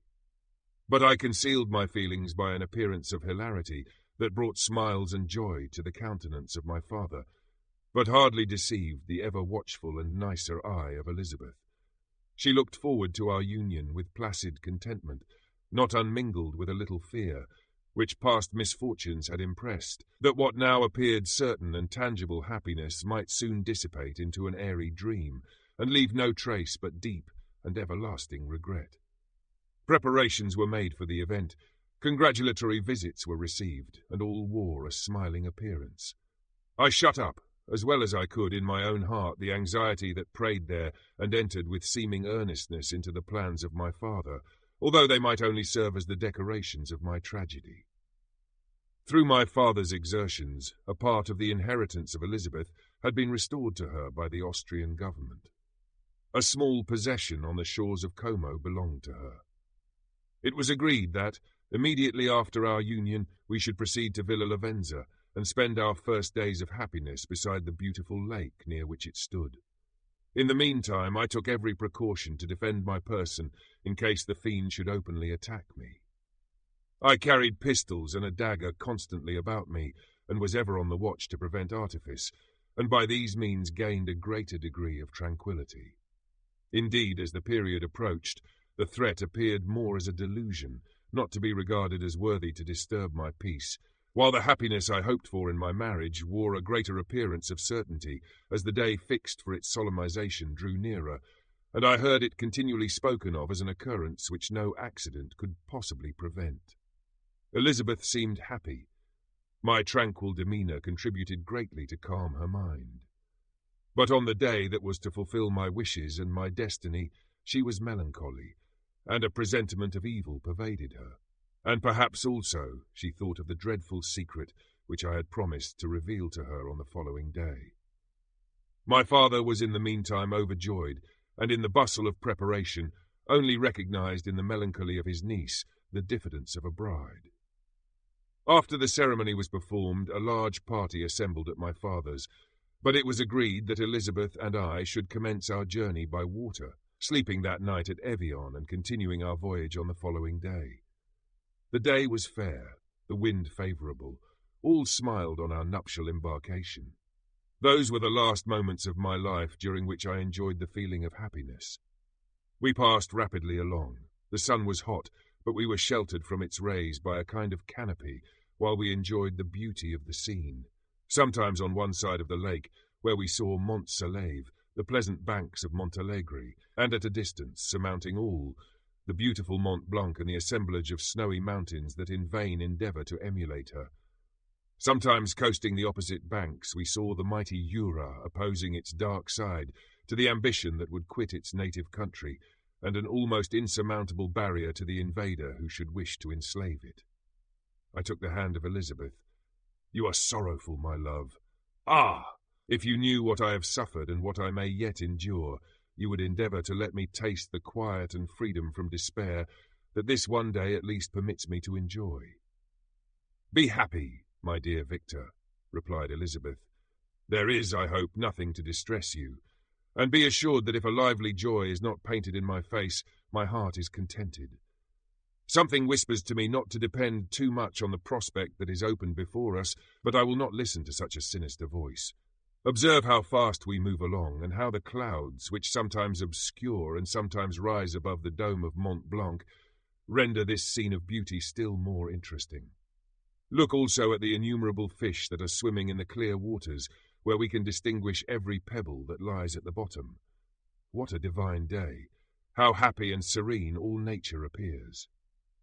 Thus Elizabeth endeavoured to divert her thoughts and mine from all reflection upon melancholy subjects. But her temper was fluctuating. Joy for a few instants shone in her eyes, but it continually gave place to distraction and reverie. The sun sank lower in the heavens. We passed the river Drance and observed its path through the chasms of the higher and the glens of the lower hills. The Alps here come closer to the lake, and we approached the amphitheatre of mountains which forms its eastern boundary. The spire of Evian shone under the woods that surrounded it, and the range of mountain above mountain by which it was overhung. The wind, which had hitherto carried us along with amazing rapidity, sank at sunset to a light breeze. The soft air just ruffled the water and caused a pleasant motion among the trees as we approached the shore, from which it wafted the most delightful scent of flowers and hay. The sun sank beneath the horizon as we landed, and as I touched the shore, I felt those cares and fears revive, which soon were to clasp me and cling to me forever. Chapter 23. It was 8 o'clock when we landed. We walked for a short time on the shore, enjoying the transitory light, and then retired to the inn and contemplated the lovely scene of waters, woods, and mountains obscured in darkness, yet still displaying their black outlines. The wind, which had fallen in the south, now rose with great violence in the west. The moon had reached her summit in the heavens, and was beginning to descend. The clouds swept across it swifter than the flight of the vulture, and dimmed her rays, while the lake reflected the scene of the busy heavens, rendered still busier by the restless waves that were beginning to rise. Suddenly a heavy storm of rain descended. I had been calm during the day, but so soon as night obscured the shapes of objects, 1,000 fears arose in my mind. I was anxious and watchful, while my right hand grasped a pistol which was hidden in my bosom. Every sound terrified me, but I resolved that I would sell my life dearly, and not shrink from the conflict until my own life or that of my adversary was extinguished. Elizabeth observed my agitation for some time in timid and fearful silence, but there was something in my glance which communicated terror to her, and trembling, she asked, "What is it that agitates you, my dear Victor? What is it you fear?" "Oh, peace, peace, my love," replied I. This night, and all will be safe, but this night is dreadful, very dreadful. I passed an hour in this state of mind, when suddenly I reflected how fearful the combat which I momentarily expected would be to my wife, and I earnestly entreated her to retire, resolving not to join her until I had obtained some knowledge as to the situation of my enemy. She left me, and I continued some time walking up and down the passages of the house and inspecting every corner that might afford a retreat to my adversary. But I discovered no trace of him, and was beginning to conjecture that some fortunate chance had intervened to prevent the execution of his menaces, when suddenly I heard a shrill and dreadful scream. It came from the room into which Elizabeth had retired. As I heard it, the whole truth rushed into my mind. My arms dropped. The motion of every muscle and fibre was suspended. I could feel the blood trickling in my veins and tingling in the extremities of my limbs. This state lasted but for an instant. The scream was repeated, and I rushed into the room. Great God! Why did I not then expire? Why am I here to relate the destruction of the best hope and the purest creature on earth? She was there, lifeless and inanimate, thrown across the bed, her head hanging down, and her pale and distorted features half covered by her hair. Everywhere I turn I see the same figure, her bloodless arms and relaxed form flung by the murderer on its bridal bier. Could I behold this and live? Alas, life is obstinate and clings closest where it is most hated. For a moment only did I lose recollection. I fell senseless on the ground. When I recovered, I found myself surrounded by the people of the inn. Their countenances expressed a breathless terror, but the horror of others appeared only as a mockery, a shadow of the feelings that oppressed me. I escaped from them to the room where lay the body of Elizabeth, my love, my wife, so lately living, so dear, so worthy. She had been moved from the posture in which I had first beheld her, and now as she lay, her head upon her arm and a handkerchief thrown across her face and neck, I might have supposed her asleep. I rushed towards her and embraced her with ardour, but the deadly languor and coldness of the limbs told me that what I now held in my arms had ceased to be the Elizabeth whom I had loved and cherished. The murderous mark of the fiend's grasp was on her neck, and the breath had ceased to issue from her lips. While I still hung over her in the agony of despair, I happened to look up. The windows of the room had before been darkened, and I felt a kind of panic on seeing the pale yellow light of the moon illuminate the chamber. The shutters had been thrown back, and with a sensation of horror not to be described, I saw at the open window a figure the most hideous and abhorred. A grin was on the face of the monster. He seemed to jeer, as with his fiendish finger he pointed towards the corpse of my wife. I rushed towards the window, and drawing a pistol from my bosom, fired. But he eluded me, leaped from his station, and running with the swiftness of lightning, plunged into the lake. The report of the pistol brought a crowd into the room. I pointed to the spot where he had disappeared, and we followed the track with boats. Nets were cast, but in vain. After passing several hours, we returned hopeless, most of my companions believing it to have been a form conjured up by my fancy. After having landed, they proceeded to search the country, parties going in different directions among the woods and vines. I attempted to accompany them and proceeded a short distance from the house, but my head whirled round, my steps were like those of a drunken man. I fell at last in a state of utter exhaustion. A film covered my eyes, and my skin was parched with the heat of fever. In this state I was carried back and placed on a bed, hardly conscious of what had happened. My eyes wandered round the room as if to seek something that I had lost. After an interval I arose, and as if by instinct crawled into the room where the corpse of my beloved lay.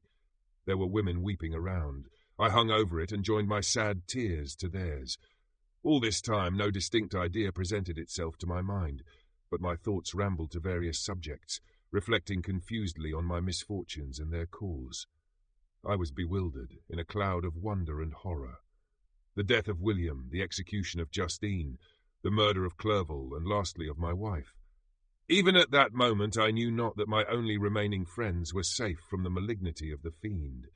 My father even now might be writhing under his grasp, and Ernest might be dead at his feet. This idea made me shudder and recalled me to action. I started up and resolved to return to Geneva with all possible speed. There were no horses to be procured, and I must return by the lake, but the wind was unfavourable and the rain fell in torrents. However, it was hardly morning, and I might reasonably hope to arrive by night. I hired men to row and took an oar myself, for I had always experienced relief from mental torment in bodily exercise. But the overflowing misery I now felt, and the excess of agitation that I endured, rendered me incapable of any exertion. I threw down the oar, and leaning my head upon my hands, gave way to every gloomy idea that arose. If I looked up, I saw scenes which were familiar to me in my happier time, and which I had contemplated but the day before in the company of her who was now but a shadow and a recollection. Tears streamed from my eyes. The rain had ceased for a moment, and I saw the fish play in the waters as they had done a few hours before. They had then been observed by Elizabeth. Nothing is so painful to the human mind as a great and sudden change. The sun might shine, or the clouds might lower, but nothing could appear to me as it had done the day before. A fiend had snatched from me every hope of future happiness. No creature had ever been so miserable as I was. So frightful an event is single in the history of man. But why should I dwell upon the incidents that followed this last overwhelming event? Mine has been a tale of horrors. I have reached their acme, and what I must now relate can but be tedious to you. Know that, one by one, my friends were snatched away. I was left desolate. My own strength is exhausted, and I must tell, in a few words, what remains of my hideous narration. I arrived at Geneva. My father and Ernest yet lived, but the former sunk under the tidings that I bore. I see him now, excellent and venerable old man. His eyes wandered in vacancy, for they had lost their charm and their delight. His Elizabeth, his more than daughter, whom he doted on with all that affection which a man feels, who in the decline of life, having few affections, clings more earnestly to those that remain. Cursed be the fiend that brought misery on his grey hairs and doomed him to waste in wretchedness. He could not live under the horrors that were accumulated around him.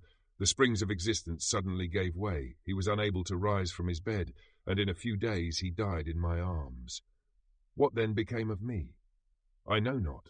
I lost sensation, and chains and darkness were the only objects that pressed upon me.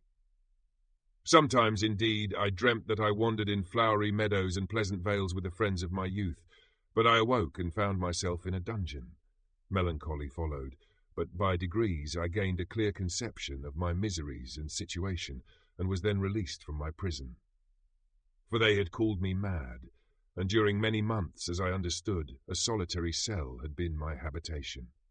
Liberty, however, had been a useless gift to me, had I not, as I awakened to reason, at the same time awakened to revenge. As the memory of past misfortunes pressed upon me, I began to reflect on their cause. The monster whom I had created, the miserable daemon whom I had sent abroad into the world for my destruction. I was possessed by a maddening rage when I thought of him, and desired and ardently prayed that I might have him within my grasp, to wreak a great and signal revenge on his cursed head. Nor did my hate long confine itself to useless wishes. I began to reflect on the best means of securing him, and for this purpose, about a month after my release, I repaired to a criminal judge in the town and told him that I had an accusation to make, that I knew the destroyer of my family, and that I required him to exert his whole authority for the apprehension of the murderer. The magistrate listened to me with attention and kindness. "Be assured, sir," said he, "no pains or exertions on my part shall be spared to discover the villain." "I thank you," replied I. "Listen, therefore, to the deposition that I have to make. It is indeed a tale so strange that I should fear you would not credit it, were there not something in truth which, however wonderful, forces conviction. The story is too connected to be mistaken for a dream, and I have no motive for falsehood." My manner as I thus addressed him was impressive but calm. I had formed in my own heart a resolution to pursue my destroyer to death, and this purpose quieted my agony, and for an interval reconciled me to life. I now related my history briefly but with firmness and precision, marking the dates with accuracy and never deviating into invective or exclamation. The magistrate appeared at first perfectly incredulous, but as I continued he became more attentive and interested. I saw him sometimes shudder with horror. At others a lively surprise, unmingled with disbelief, was painted on his countenance. When I had concluded my narration, I said, "This is the being whom I accuse, and for whose seizure and punishment I call upon you to exert your whole power. It is your duty as a magistrate, and I believe and hope that your feelings as a man will not revolt from the execution of those functions on this occasion." This address caused a considerable change in the physiognomy of my own auditor. He had heard my story with that half kind of belief that is given to a tale of spirits and supernatural events, but when he was called upon to act officially in consequence, the whole tide of his incredulity returned. He, however, answered mildly, "I would willingly afford you every aid in your pursuit, but the creature of whom you speak appears to have powers which would put all my exertions to defiance. Who can follow an animal which can traverse the sea of ice and inhabit caves and dens where no man would venture to intrude? Besides, some months have elapsed since the commission of his crimes, and no one can conjecture to what place he has wandered, or what region he may now inhabit. I do not doubt that he hovers near the spot which I inhabit, and if he has indeed taken refuge in the Alps, he may be hunted like the chamois and destroyed as a beast of prey. But I perceive your thoughts.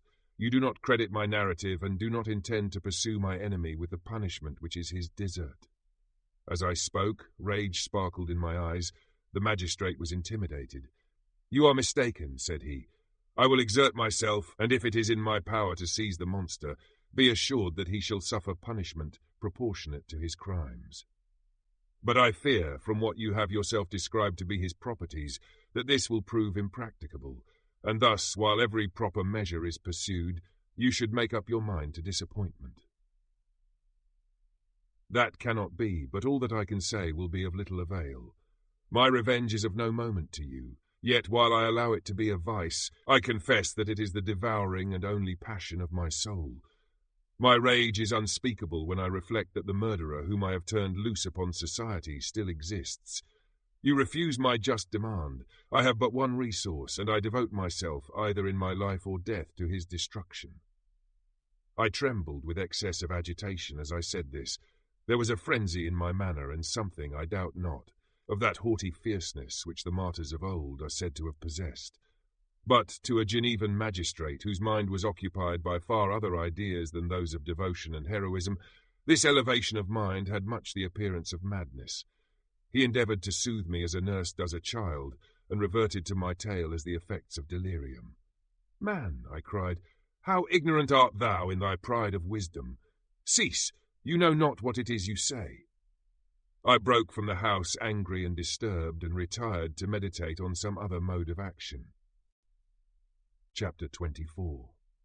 My present situation was one in which all voluntary thought was swallowed up and lost. I was hurried away by fury. Revenge alone endowed me with strength and composure. It moulded my feelings and allowed me to be calculating and calm at periods when otherwise delirium or death would have been my portion. My first resolution was to quit Geneva forever. My country, which, when I was happy and beloved, was dear to me, now in my adversity became hateful. I provided myself with a sum of money, together with a few jewels which had belonged to my mother, and departed. And now my wanderings began, which are to cease but with life.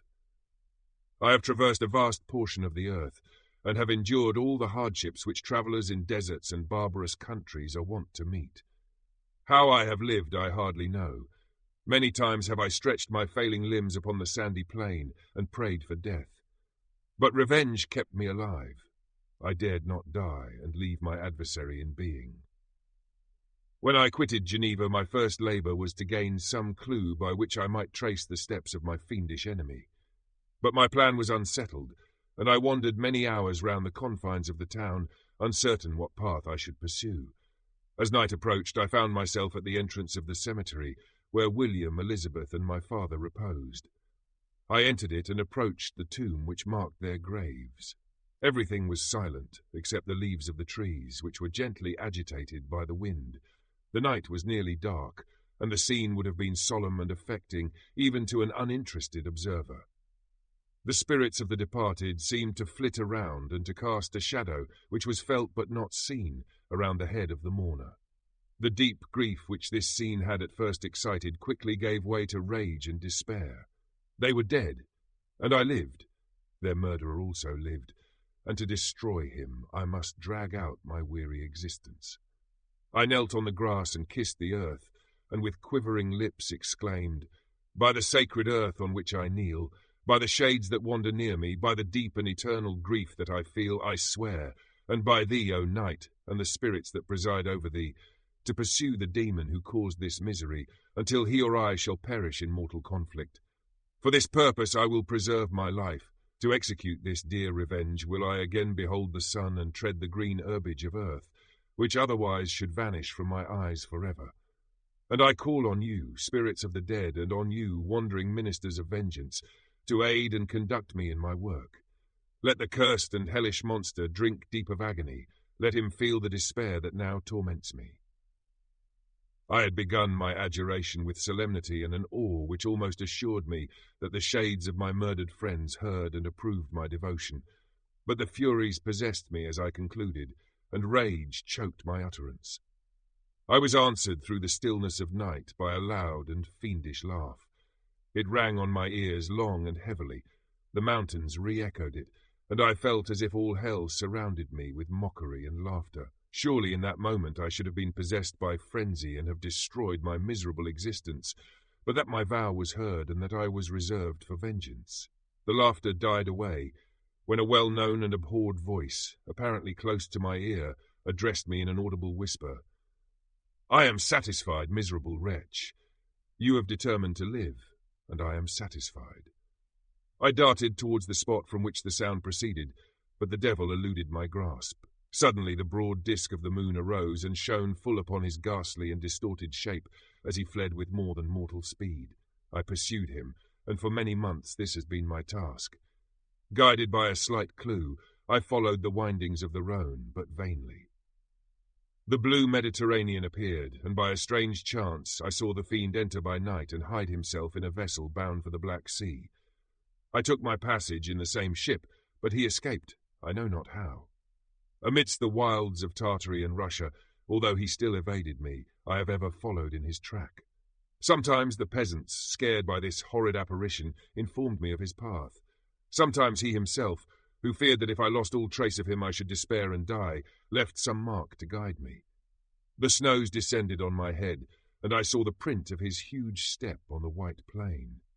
To you first entering on life, to whom care is new and agony unknown, how can you understand what I have felt and still feel? Cold, want, and fatigue were the least pains which I was destined to endure. I was cursed by some devil, and carried about with me my eternal hell. Yet still a spirit of good followed and directed my steps, and when I most murmured would suddenly extricate me from seemingly insurmountable difficulties. Sometimes, when nature, overcome by hunger, sank under the exhaustion, a repast was prepared for me in the desert that restored and inspirited me. The fare was indeed coarse, such as the peasants of the country ate, but I will not doubt that it was set there by the spirits that I had invoked to aid me. Often, when all was dry, the heavens cloudless, and I was parched by thirst, a slight cloud would bedim the sky, shed the few drops that revived me, and vanish. I followed, when I could, the courses of the rivers, but the Daemon generally avoided these, as it was here that the population of the country chiefly collected. In other places human beings were seldom seen, and I generally subsisted on the wild animals that crossed my path. I had money with me, and gained the friendship of the villagers by distributing it, or I brought with me some food that I had killed, which, after taking a small part, I always presented to those who had provided me with fire and utensils for cooking. My life, as it passed thus, was indeed hateful to me, and it was during sleep alone that I could taste joy. O blessed sleep! Often, when most miserable, I sank to repose, and my dreams lulled me even to rapture. The spirits that guarded me had provided these moments, or rather hours of happiness, that I might retain strength to fulfill my pilgrimage. Deprived of this respite, I should have sunk under my hardships. During the day I was sustained and inspirited by the hope of night, for in sleep I saw my friends, my wife, and my beloved country. Again I saw the benevolent countenance of my father, heard the silver tones of my Elizabeth's voice, and beheld Clerval enjoying health and youth. Often, when wearied by a toilsome march, I persuaded myself that I was dreaming until night should come, and that I should then enjoy reality in the arms of my dearest friends. What agonizing fondness did I feel for them! How did I cling to their dear forms, as sometimes they haunted even my waking hours, and persuade myself that they still lived. At such moments vengeance that burned within me died in my heart, and I pursued my path towards the destruction of the daemon more as a task enjoined by heaven, as the mechanical impulse of some power of which I was unconscious, than as the ardent desire of my soul. What his feelings were whom I pursued I cannot know. Sometimes, indeed, he left marks in writing on the barks of the trees, or cut in stone, that guided me and instigated my fury. My reign is not yet over. These words were legible in one of these inscriptions. You live, and my power is complete. Follow me. I seek the everlasting ices of the north, where you will feel the misery of cold and frost, to which I am impassive. You will find near this place, if you follow not too tardily, a dead hare. Eat and be refreshed. Come on, my enemy. We have yet to wrestle for our lives, but many hard and miserable hours must you endure until that period shall arrive. Scoffing devil, again do I vow vengeance, again do I devote thee, miserable fiend, to torture and death. Never will I give up my search until he or I perish. And then with what ecstasy shall I join my Elizabeth and my departed friends, who even now prepare for me the reward of my tedious toil and horrible pilgrimage. As I still pursued my journey to the northward, the snows thickened and the cold increased in a degree almost too severe to support. The peasants were shut up in their hovels, and only a few of the most hardy ventured forth to seize the animals whom starvation had forced from their hiding places to seek for prey. The rivers were covered with ice, and no fish could be procured, and thus I was cut off from my chief article of maintenance. The triumph of my enemy increased with the difficulty of my labours. One inscription that he left was in these words, Prepare. Your toils only begin. Wrap yourself in furs and provide food, for we shall soon enter upon a journey where your sufferings will satisfy my everlasting hatred. My courage and perseverance were invigorated by these scoffing words. I resolved not to fail in my purpose, and calling on heaven to support me, I continued with unabated fervour to traverse immense deserts, until the ocean appeared at a distance and formed the utmost boundary of the horizon. Oh, how unlike it was to the blue seasons of the south! Covered with ice, it was only to be distinguished from land by its superior wildness and ruggedness. The Greeks wept for joy when they beheld the Mediterranean from the hills of Asia, and hailed with rapture the boundary of their toils. I did not weep, but I knelt down and with a full heart thanked my guiding spirit for conducting me in safety to the place where I hoped, notwithstanding my adversary's jibe, to meet and grapple with him. Some weeks before this period, I had procured a sledge and dogs, and thus traversed the snows with inconceivable speed. I know not whether the fiend possessed the same advantages, but I found that, as before I had daily lost ground in the pursuit, I now gained on him, so much so that when I first saw the ocean he was but 1 day's journey in advance, and I hoped to intercept him before he should reach the beach. With new courage, therefore, I pressed on, and in 2 days arrived at a wretched hamlet on the seashore. I inquired of the inhabitants concerning the fiend, and gained accurate information. A gigantic monster, they said, had arrived the night before, armed with a gun and many pistols, putting to flight the inhabitants of a solitary cottage through fear of his terrific appearance. He had carried off their store of winter food, and placing it in a sledge, to draw which he had seized on a numerous drove of trained dogs, he had harnessed them, and the same night, to the joy of the horror-struck villagers, had pursued his journey across the sea in a direction that led to no land, and they conjectured that he must speedily be destroyed by the breaking of the ice or frozen by the eternal frosts. On hearing this information, I suffered a temporary access of despair. He had escaped me, and I must commence a destructive and almost endless journey across the mountainous ices of the ocean, amidst cold that few of the inhabitants could long endure, and which I, the native of a genial and sunny climate, could not hope to survive. Yet at the idea that the fiend should live and be triumphant, my rage and vengeance returned, and like a mighty tide, overwhelmed every other feeling. After a slight repose, during which the spirits of the dead hovered round and instigated me to toil and revenge, I prepared for my journey. I exchanged my land sledge for one fashioned for the inequalities of the frozen ocean, and purchasing a plentiful stock of provisions, I departed from land. I cannot guess how many days have passed since then, but I have endured misery which nothing but the eternal sentiment of a just retribution burning within my heart could have enabled me to support. Immense and rugged mountains of ice often barred up my passage, and I often heard the thunder of the ground sea, which threatened my destruction. But again the frost came, and made the paths of the sea secure.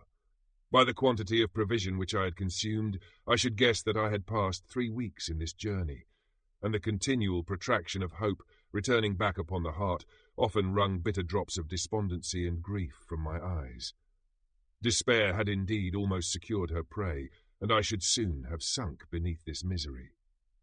Once, after the poor animals that conveyed me had with incredible toil gained the summit of a sloping ice mountain, and one, sinking under his fatigue, died, I viewed the expanse before me with anguish, when suddenly my eye caught a dark speck upon the dusky plain.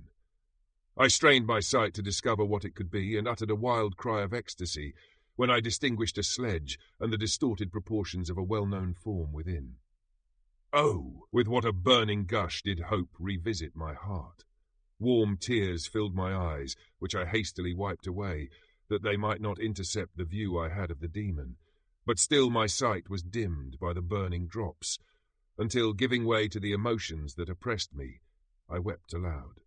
But this was not the time for delay. I disencumbered the dogs of their dead companion, gave them a plentiful portion of food, and after an hour's rest, which was absolutely necessary, and yet which was bitterly irksome to me, I continued my route.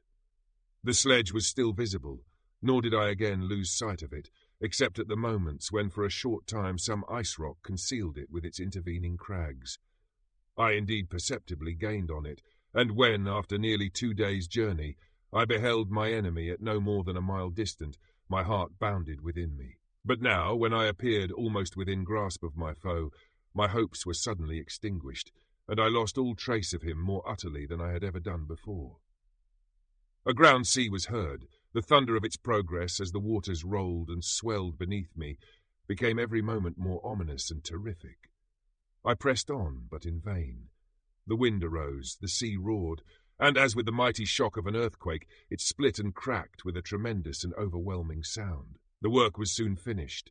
In a few minutes a tumultuous sea rolled between me and my enemy, and I was left drifting on a scattered piece of ice that was continually lessening and thus preparing for me a hideous death. In this manner many appalling hours passed. Several of my dogs died, and I myself was about to sink under the accumulation of distress when I saw your vessel riding at anchor and holding forth to me hopes of succour and life. I had no conception that vessels ever came so far north, and was astounded at the sight. I quickly destroyed part of my sledge to construct oars, and by these means was enabled with infinite fatigue to move my ice raft in the direction of your ship. I had determined, if you were going southwards, still to trust myself to the mercy of the seas rather than abandon my purpose. I hoped to induce you to grant me a boat with which I could pursue my enemy. But your direction was northwards. You took me on board when my vigour was exhausted, and I should soon have sunk under my multiplied hardships into a death which I still dread, for my task is unfulfilled. Oh, when will my guiding spirit, in conducting me to the Daemon, allow me the rest I so much desire? Or must I die, and he yet live? If I do, swear to me, Walton, that he shall not escape, that you will seek him and satisfy my vengeance in his death. And do I dare to ask of you to undertake my pilgrimage, to endure the hardships that I have undergone? No, I am not so selfish. Yet when I am dead, if he should appear, if the ministers of vengeance should conduct him to you, swear that he shall not live. Swear that he shall not triumph over my accumulated woes and survive to add to the list of his dark crimes. He is eloquent and persuasive, and once his words had even power over my heart. But trust him not. His soul is as hellish as his form, full of treachery and fiend-like malice. Hear him not, Call on the names of William, Justine, Clerval, Elizabeth, my father, and of the wretched Victor, and thrust your sword into his heart. I will hover near and direct the steel aright. Walton, in continuation. August 26th, around the 1700s.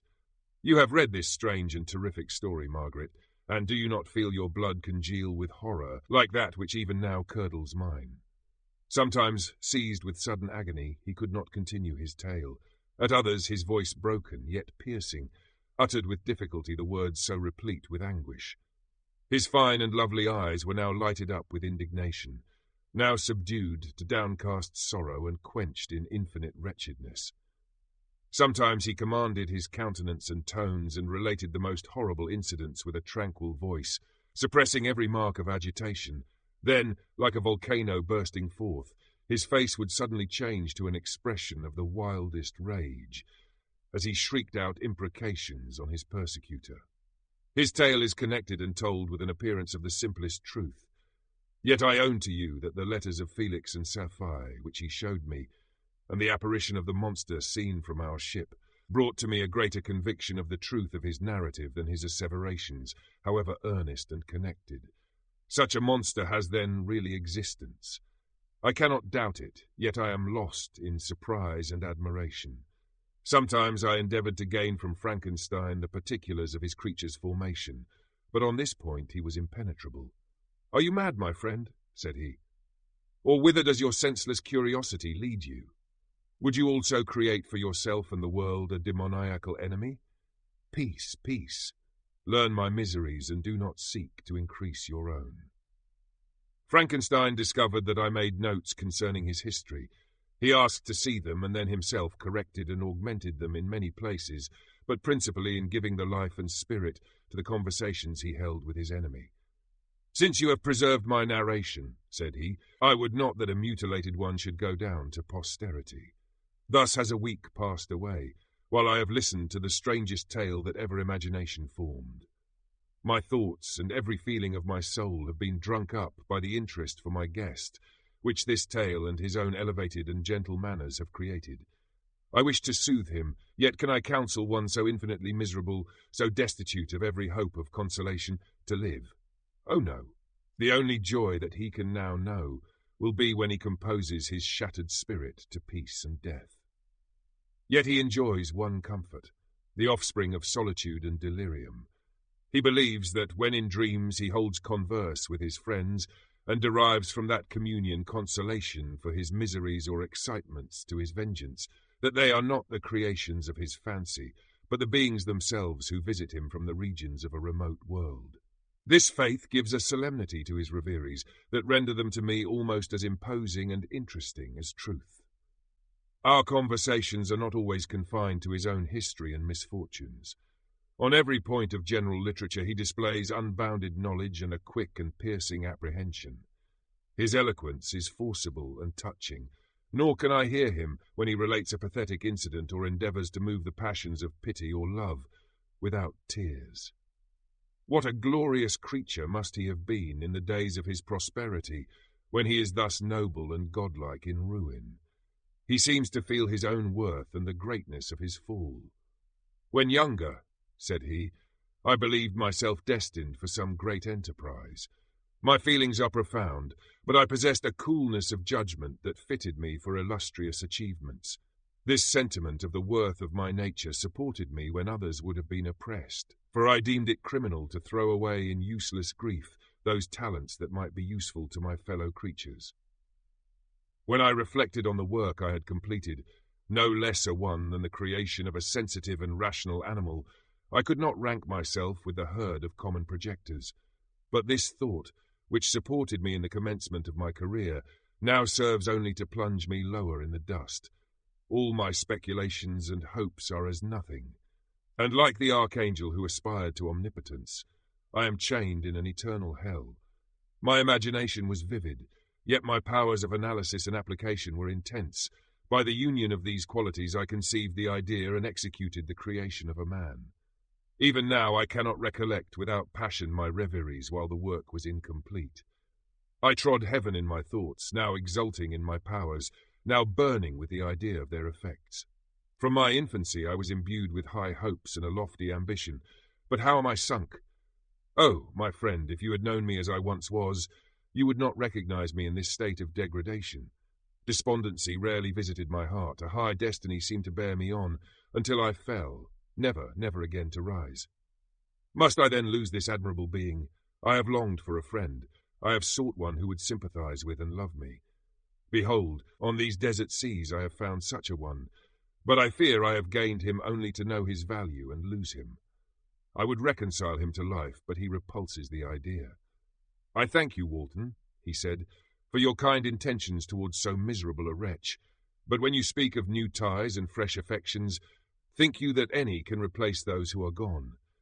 Can any man be to me as Clerval was, or any woman another Elizabeth? Even where the affections are not strongly moved by any superior excellence, the companions of our childhood always possess a certain power over our minds which hardly any later friend can obtain. They know our infantine dispositions, which, however they may be afterwards modified, are never eradicated, and they can judge of our actions with more certain conclusions as to the integrity of our motives. A sister or a brother can never, unless indeed such symptoms have been shown early, suspect the other of fraud or false dealing, when another friend, however strongly he may be attached, may, in spite of himself, be contemplated with suspicion. But I enjoyed friends, dear not only through habit and association, but from their own merits, and wherever I am, the soothing voice of my Elizabeth and the conversation of Clerval will be ever whispered in my ear. They are dead, and but one feeling in such a solitude can persuade me to preserve my life. If I were engaged in any high undertaking or design, fraught with extensive utility to my fellow creatures, then could I live to fulfill it. But such is not my destiny. I must pursue and destroy the being to whom I gave existence. Then my lot on earth will be fulfilled, and I may die. My beloved sister, September 2nd year, I write to you, encompassed by peril and ignorant, whether I am ever doomed to see again dear England and the dearer friends that inhabit it. I am surrounded by mountains of ice which admit of no escape and threaten every moment to crush my vessel. The brave fellows whom I have persuaded to be my companions look towards me for aid, but I have none to bestow. There is something terribly appalling in our situation, yet my courage and hopes do not desert me. Yet it is terrible to reflect that the lives of all these men are endangered through me. If we are lost, my mad schemes are the cause. And what, Margaret, will be the state of your mind? You will not hear of my destruction, and you will anxiously await my return. Years will pass, and you will have visitings of despair and yet be tortured by hope. Oh, my beloved sister, the sickening failing of your heartfelt expectations is, in prospect, more terrible to me than my own death. But you have a husband and lovely children. You may be happy. Heaven bless you and make you so. My unfortunate guest regards me with the tenderest compassion. He endeavours to fill me with hope, and talks as if life were a possession which he valued. He reminds me how often the same accidents have happened to other navigators who have attempted this sea, and in spite of myself, he fills me with cheerful auguries. Even the sailors feel the power of his eloquence. When he speaks, they no longer despair. He rouses their energies, and while they hear his voice, they believe these vast mountains of ice are mole hills which will vanish before the resolutions of man. These feelings are transitory. Each day of expectation delayed fills them with fear, and I almost dread a mutiny caused by this despair. September 5th. A scene has just passed of such uncommon interest that, although it is highly probable that these papers may never reach you, yet I cannot forbear recording it. We are still surrounded by mountains of ice, still in imminent danger of being crushed in their conflict. The cold is excessive, and many of my unfortunate comrades have already found a grave amidst this scene of desolation. Frankenstein has daily declined in health. A feverish fire still glimmers in his eyes, but he is exhausted, and when suddenly roused to any exertion, he speedily sinks again into apparent lifelessness. I mentioned in my last letter the fears I entertained of a mutiny. This morning, as I sat watching the wan countenance of my friend, his eyes half closed and his limbs hanging listlessly, I was roused by half a dozen of the sailors, who demanded admission into the cabin. They entered, and their leader addressed me. He told me that he and his companions had been chosen by the other sailors to come in deputation to me to make me a requisition, which, in justice, I could not refuse. We were immured in ice and should probably never escape, but they feared that if, as was possible, the ice should dissipate and a free passage be opened, I should be rash enough to continue my voyage and lead them into fresh dangers, after they might happily have surmounted this. They insisted, therefore, that I should engage with a solemn promise that if the vessel should be freed, I would instantly direct my course southwards. This speech troubled me. I had not despaired, nor had I yet conceived the idea of returning if set free. Yet could I, in justice or even in possibility, refuse this demand? I hesitated before I answered, when Frankenstein, who had at first been silent, and indeed appeared hardly to have force enough to attend, now roused himself. His eyes sparkled, and his cheeks flushed with momentary vigour. Turning towards the men, he said, "What do you mean? What do you demand of your captain? Are you then so easily turned from your design? Did you not call this a glorious expedition? And wherefore was it glorious? Not because the way was smooth and placid as a southern sea, but because it was full of dangers and terror, because at every new incident your fortitude was to be called forth and your courage exhibited, because danger and death surrounded it, and these you were to brave and overcome. For this was it a glorious, for this was it an honourable undertaking. You were hereafter to be hailed as the benefactors of your species, your names adored as belonging to brave men who encountered death for honour and the benefit of mankind. And now, behold, with the first imagination of danger, or, if you will, the first mighty and terrific trial of your courage, you shrink away and are content to be handed down as men who had not strength enough to endure cold and peril, and so, poor souls, they were chilly and returned to their warm firesides. Why, that requires not this preparation.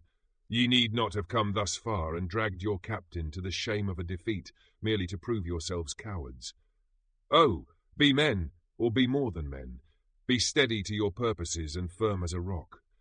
This ice is not made of such stuff as your hearts may be.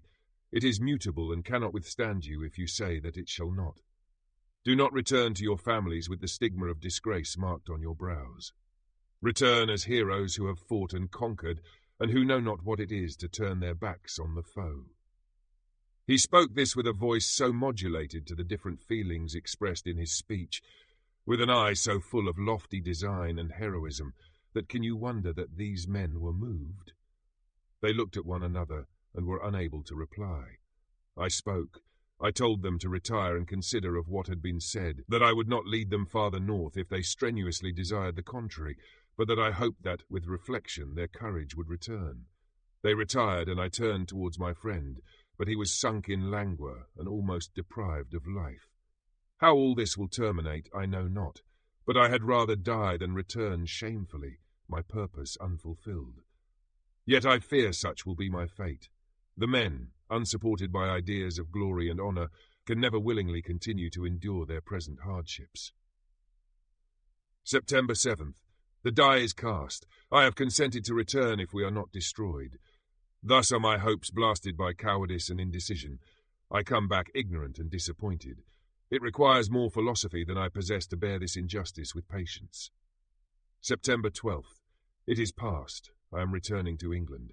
I have lost my hopes of utility and glory. I have lost my friend. But I will endeavour to detail these bitter circumstances to you, my dear sister, and while I am wafted towards England and towards you, I will not despond. September 9th, the ice began to move, and roarings like thunder were heard at a distance as the islands split and cracked in every direction. We were in the most imminent peril, but as we could only remain passive, my chief attention was occupied by my unfortunate guest, whose illness increased in such a degree that he was entirely confined to his bed. The ice cracked behind us and was driven with force towards the north. A breeze sprang from the west, and on the 11th the passage towards the south became perfectly free. When the sailors saw this and that their return to their native country was apparently assured, a shout of tumultuous joy broke from them. Loud and long continued. Frankenstein, who was dozing, awoke and asked the cause of the tumult. "They shout," I said, "because they will soon return to England." "Do you then really return?" Alas, yes, I cannot withstand their demands. I cannot lead them unwillingly to danger, and I must return. Do so if you will, but I will not. You may give up your purpose, but mine is assigned to me by heaven, and I dare not. I am weak, but surely the spirits who assist my vengeance will endow me with sufficient strength. Saying this, he endeavoured to spring from the bed, but the exertion was too great for him. He fell back and fainted. It was long before he was restored, and I often thought that life was entirely extinct. At length he opened his eyes. He breathed with difficulty and was unable to speak. The surgeon gave him a composing draught and ordered us to leave him undisturbed. In the meantime, he told me that my friend had certainly not many hours to live. His sentence was pronounced, and I could only grieve and be patient. I sat by his bed, watching him. His eyes were closed, and I thought he slept. But presently he called to me in a feeble voice, and bidding me come near, said, "Alas, the strength I relied on is gone. I feel that I shall soon die, and he, my enemy and persecutor, may still be in being. Think not, Walton, that in the last moments of my existence I feel that burning hatred and ardent desire of revenge I once expressed, but I feel myself justified in desiring the death of my adversary. During these last days I've been occupied in examining my past conduct, nor do I find it blamable. In a fit of enthusiastic madness I created a rational creature and was bound towards him to assure, as far as was in my power, his happiness and well-being. This was my duty, but there was another still paramount to that. My duties towards the beings of my own species had greater claims to my attention because they included a greater proportion of happiness or misery. Urged by this view, I refused, and I did right in refusing to create a companion for the first creature. He showed unparalleled malignity and selfishness in evil. He destroyed my friends. He devoted to destruction beings who possessed exquisite sensations, happiness, and wisdom. Nor do I know where this thirst for vengeance may end. Miserable himself, that he may render no other wretched, he ought to die. The task of his destruction was mine, but I have failed. When actuated by selfish and vicious motives, I asked you to undertake my unfinished work, and I renew this request now, when I am only induced by reason and virtue. Yet I cannot ask you to renounce your country and friends to fulfill this task, and now that you are returning to England, you will have little chance of meeting with him. But the consideration of these points, and the well-balancing of what you may esteem your duties, I leave to you. My judgment and ideas are already disturbed by the near approach of death. I dare not ask you to do what I think right, for I may still be misled by passion. That he should live to be an instrument of mischief disturbs me. In other respects, this hour, when I momentarily expect my release, is the only happy one which I've enjoyed for several years. The forms of the beloved dead flit before me, and I hasten to their arms. Farewell, Walton. Seek happiness in tranquillity and avoid ambition, even if it be only the apparently innocent one of distinguishing yourself in science and discoveries. Yet why do I say this? I have myself been blasted in these hopes, yet another may succeed. His voice became fainter as he spoke, and at length, exhausted by his effort, he sank into silence. About half an hour afterwards he attempted again to speak, but was unable. He pressed my hand feebly, and his eyes closed forever, while the irradiation of a gentle smile passed away from his lips. Margaret, what comment can I make on the untimely extinction of this glorious spirit? What can I say that will enable you to understand the depth of my sorrow? All that I should express would be inadequate and feeble. My tears flow, my mind is overshadowed by a cloud of disappointment, but I journey towards England, and I may there find consolation. I am interrupted. What do these sounds portend? It is midnight, the breeze blows fairly, and the watch on deck scarcely stir. Again there is a sound as of a human voice, but hoarser. It comes from the cabin where the remains of Frankenstein still lie. I must arise and examine. Good night, my sister. Great God, what a scene has just taken place! I am yet dizzy with the remembrance of it. I hardly know whether I shall have the power to detail it, yet the tale which I have recorded would be incomplete without this final and wonderful catastrophe. I entered the cabin where lay the remains of my ill-fated and admirable friend. Over him hung a form which I cannot find words to describe, gigantic in stature, yet uncouth and distorted in its proportions.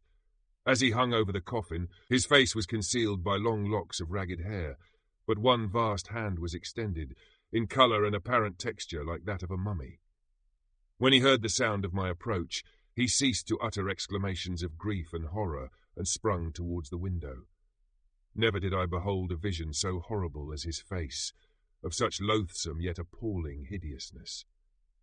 I shut my eyes involuntarily and endeavoured to recollect what were my duties with regard to this destroyer. I called on him to stay. He paused, looking on me with wonder, and again turning towards the lifeless form of his creator. He seemed to forget my presence, and every feature and gesture seemed instigated by the wildest rage of some uncontrollable passion. "That is also my victim," he exclaimed. "In his murder my crimes are consummated. The miserable series of my being is wound to its close. O Frankenstein, generous and self-devoted being, what does it avail that I now ask thee to pardon me? I, who irretrievably destroyed thee by destroying all thou lovedst. Alas, he is cold, he cannot answer me." His voice seemed suffocated, and my first impulses, which had suggested to me the duty of obeying the dying request of my friend in destroying his enemy, were now suspended by a mixture of curiosity and compassion. I approached this tremendous being. I dared not again raise my eyes to his face. There was something so scaring and unearthly in his ugliness. I attempted to speak, but the words died away on my lips. The monster continued to utter wild and incoherent self-reproaches. At length I gathered resolution to address him in a pause of the tempest of his passion. "Your repentance," I said, "is now superfluous. If you had listened to the voice of conscience and heeded the stings of remorse before you had urged your diabolical vengeance to this extremity, Frankenstein would yet have lived." "And do you dream?" said the daemon. "Do you think that I was then dead to agony and remorse? He continued, pointing to the corpse, he suffered not in the consummation of the deed. Oh, not the 10,000th portion of the anguish that was mine during the lingering detail of its execution. A frightful selfishness hurried me on, while my heart was poisoned with remorse. Think you that the groans of Clerval were music to my ears? My heart was fashioned to be susceptible of love and sympathy, and when wrenched by misery to vice and hatred, it did not endure the violence of the change without torture such as you cannot even imagine. After the murder of Clerval, I returned to Switzerland, heartbroken and overcome. I pitied Frankenstein. My pity amounted to horror. I abhorred myself. But when I discovered that he, the author at once of my existence and of its unspeakable torments, dared to hope for happiness, that while he accumulated wretchedness and despair upon me, he sought his own enjoyment in feelings and passions from the indulgence of which I was forever barred, then impotent envy and bitter indignation filled me with an insatiable thirst for vengeance. I recollected my threat and resolved that it should be accomplished. I knew that I was preparing for myself a deadly torture, but I was the slave, not the master, of an impulse which I detested, yet could not disobey. Yet when she died, nay, then I was not miserable. I had cast off all feeling, subdued all anguish, to riot in the excess of my despair. Evil thenceforth became my good. Urged thus far, I had no choice but to adapt my nature to an element which I had willingly chosen. The completion of my demoniacal design became an insatiable passion, and now it is ended. There is my last victim. I was at first touched by the expressions of his misery, yet, when I called to mind what Frankenstein had said of his powers of eloquence and persuasion, and when I again cast my eyes on the lifeless form of my friend, indignation was rekindled within me. "Wretch," I said, "it is well that you come here to whine over the desolation that you have made. You throw a torch into a pile of buildings, and when they are consumed, you sit among the ruins and lament the fall. Hypocritical fiend! If he whom you mourn still lived, still would he be the object, again would he become the prey of your accursed vengeance. It is not pity that you feel. You lament only because the victim of your malignity is withdrawn from your power." "Oh, it is not thus, interrupted the being. "Yet such must be the impression conveyed to you by what appears to be the purport of my actions. Yet I seek not a fellow feeling in my misery. No sympathy may I ever find. When I first sought it, it was the love of virtue, the feelings of happiness and affection with which my whole being overflowed that I wished to be participated. But now that virtue has become to me a shadow, and that happiness and affection are turned into bitter and loathing despair. In what should I seek for sympathy? I am content to suffer alone while my sufferings shall endure. When I die, I am well satisfied that abhorrence and opprobrium should load my memory. Once my fancy was soothed with dreams of virtue, of fame, and of enjoyment. Once I falsely hoped to meet with beings who, pardoning my outward form, would love me for the excellent qualities which I was capable of unfolding. I was nourished with high thoughts of honour and devotion. But now crime has degraded me beneath the meanest animal. No guilt, no mischief, no malignity, no misery can be found comparable to mine. When I run over the frightful catalogue of my sins, I cannot believe that I am the same creature whose thoughts were once filled with sublime and transcendent visions of the beauty and the majesty of goodness.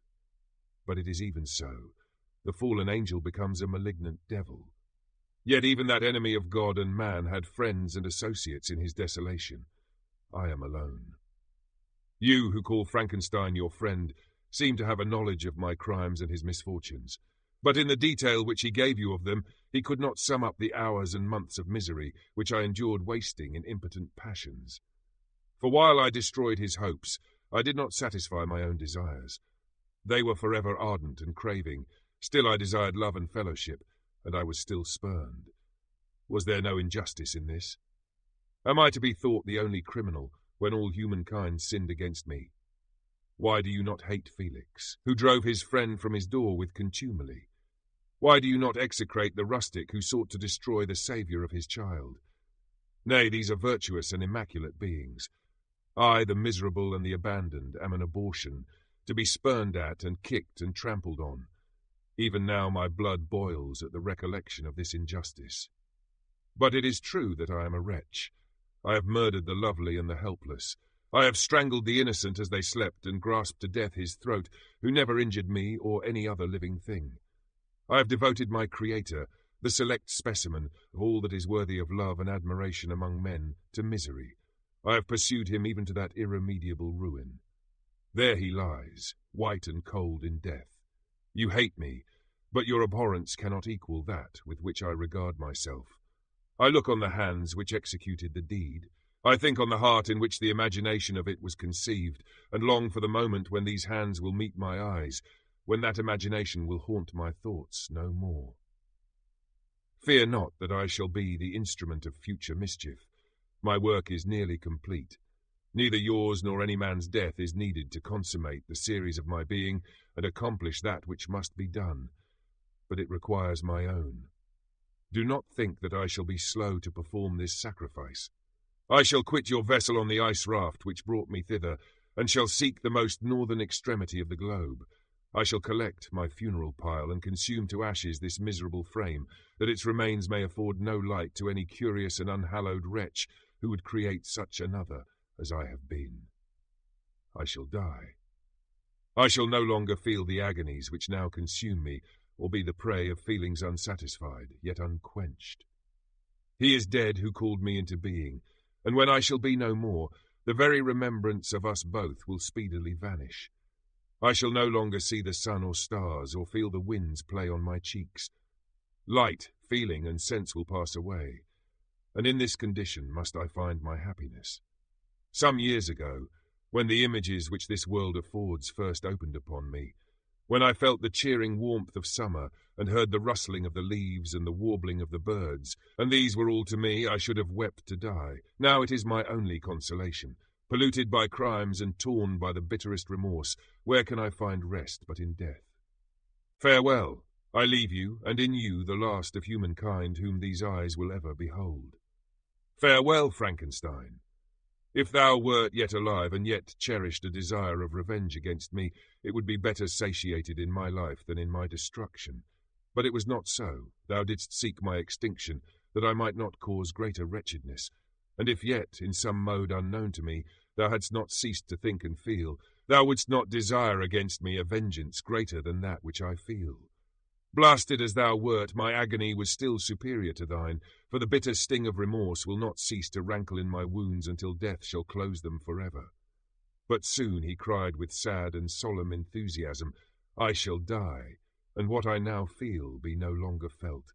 Soon these burning miseries will be extinct. I shall ascend my funeral pile triumphantly, and exult in the agony of the torturing flames.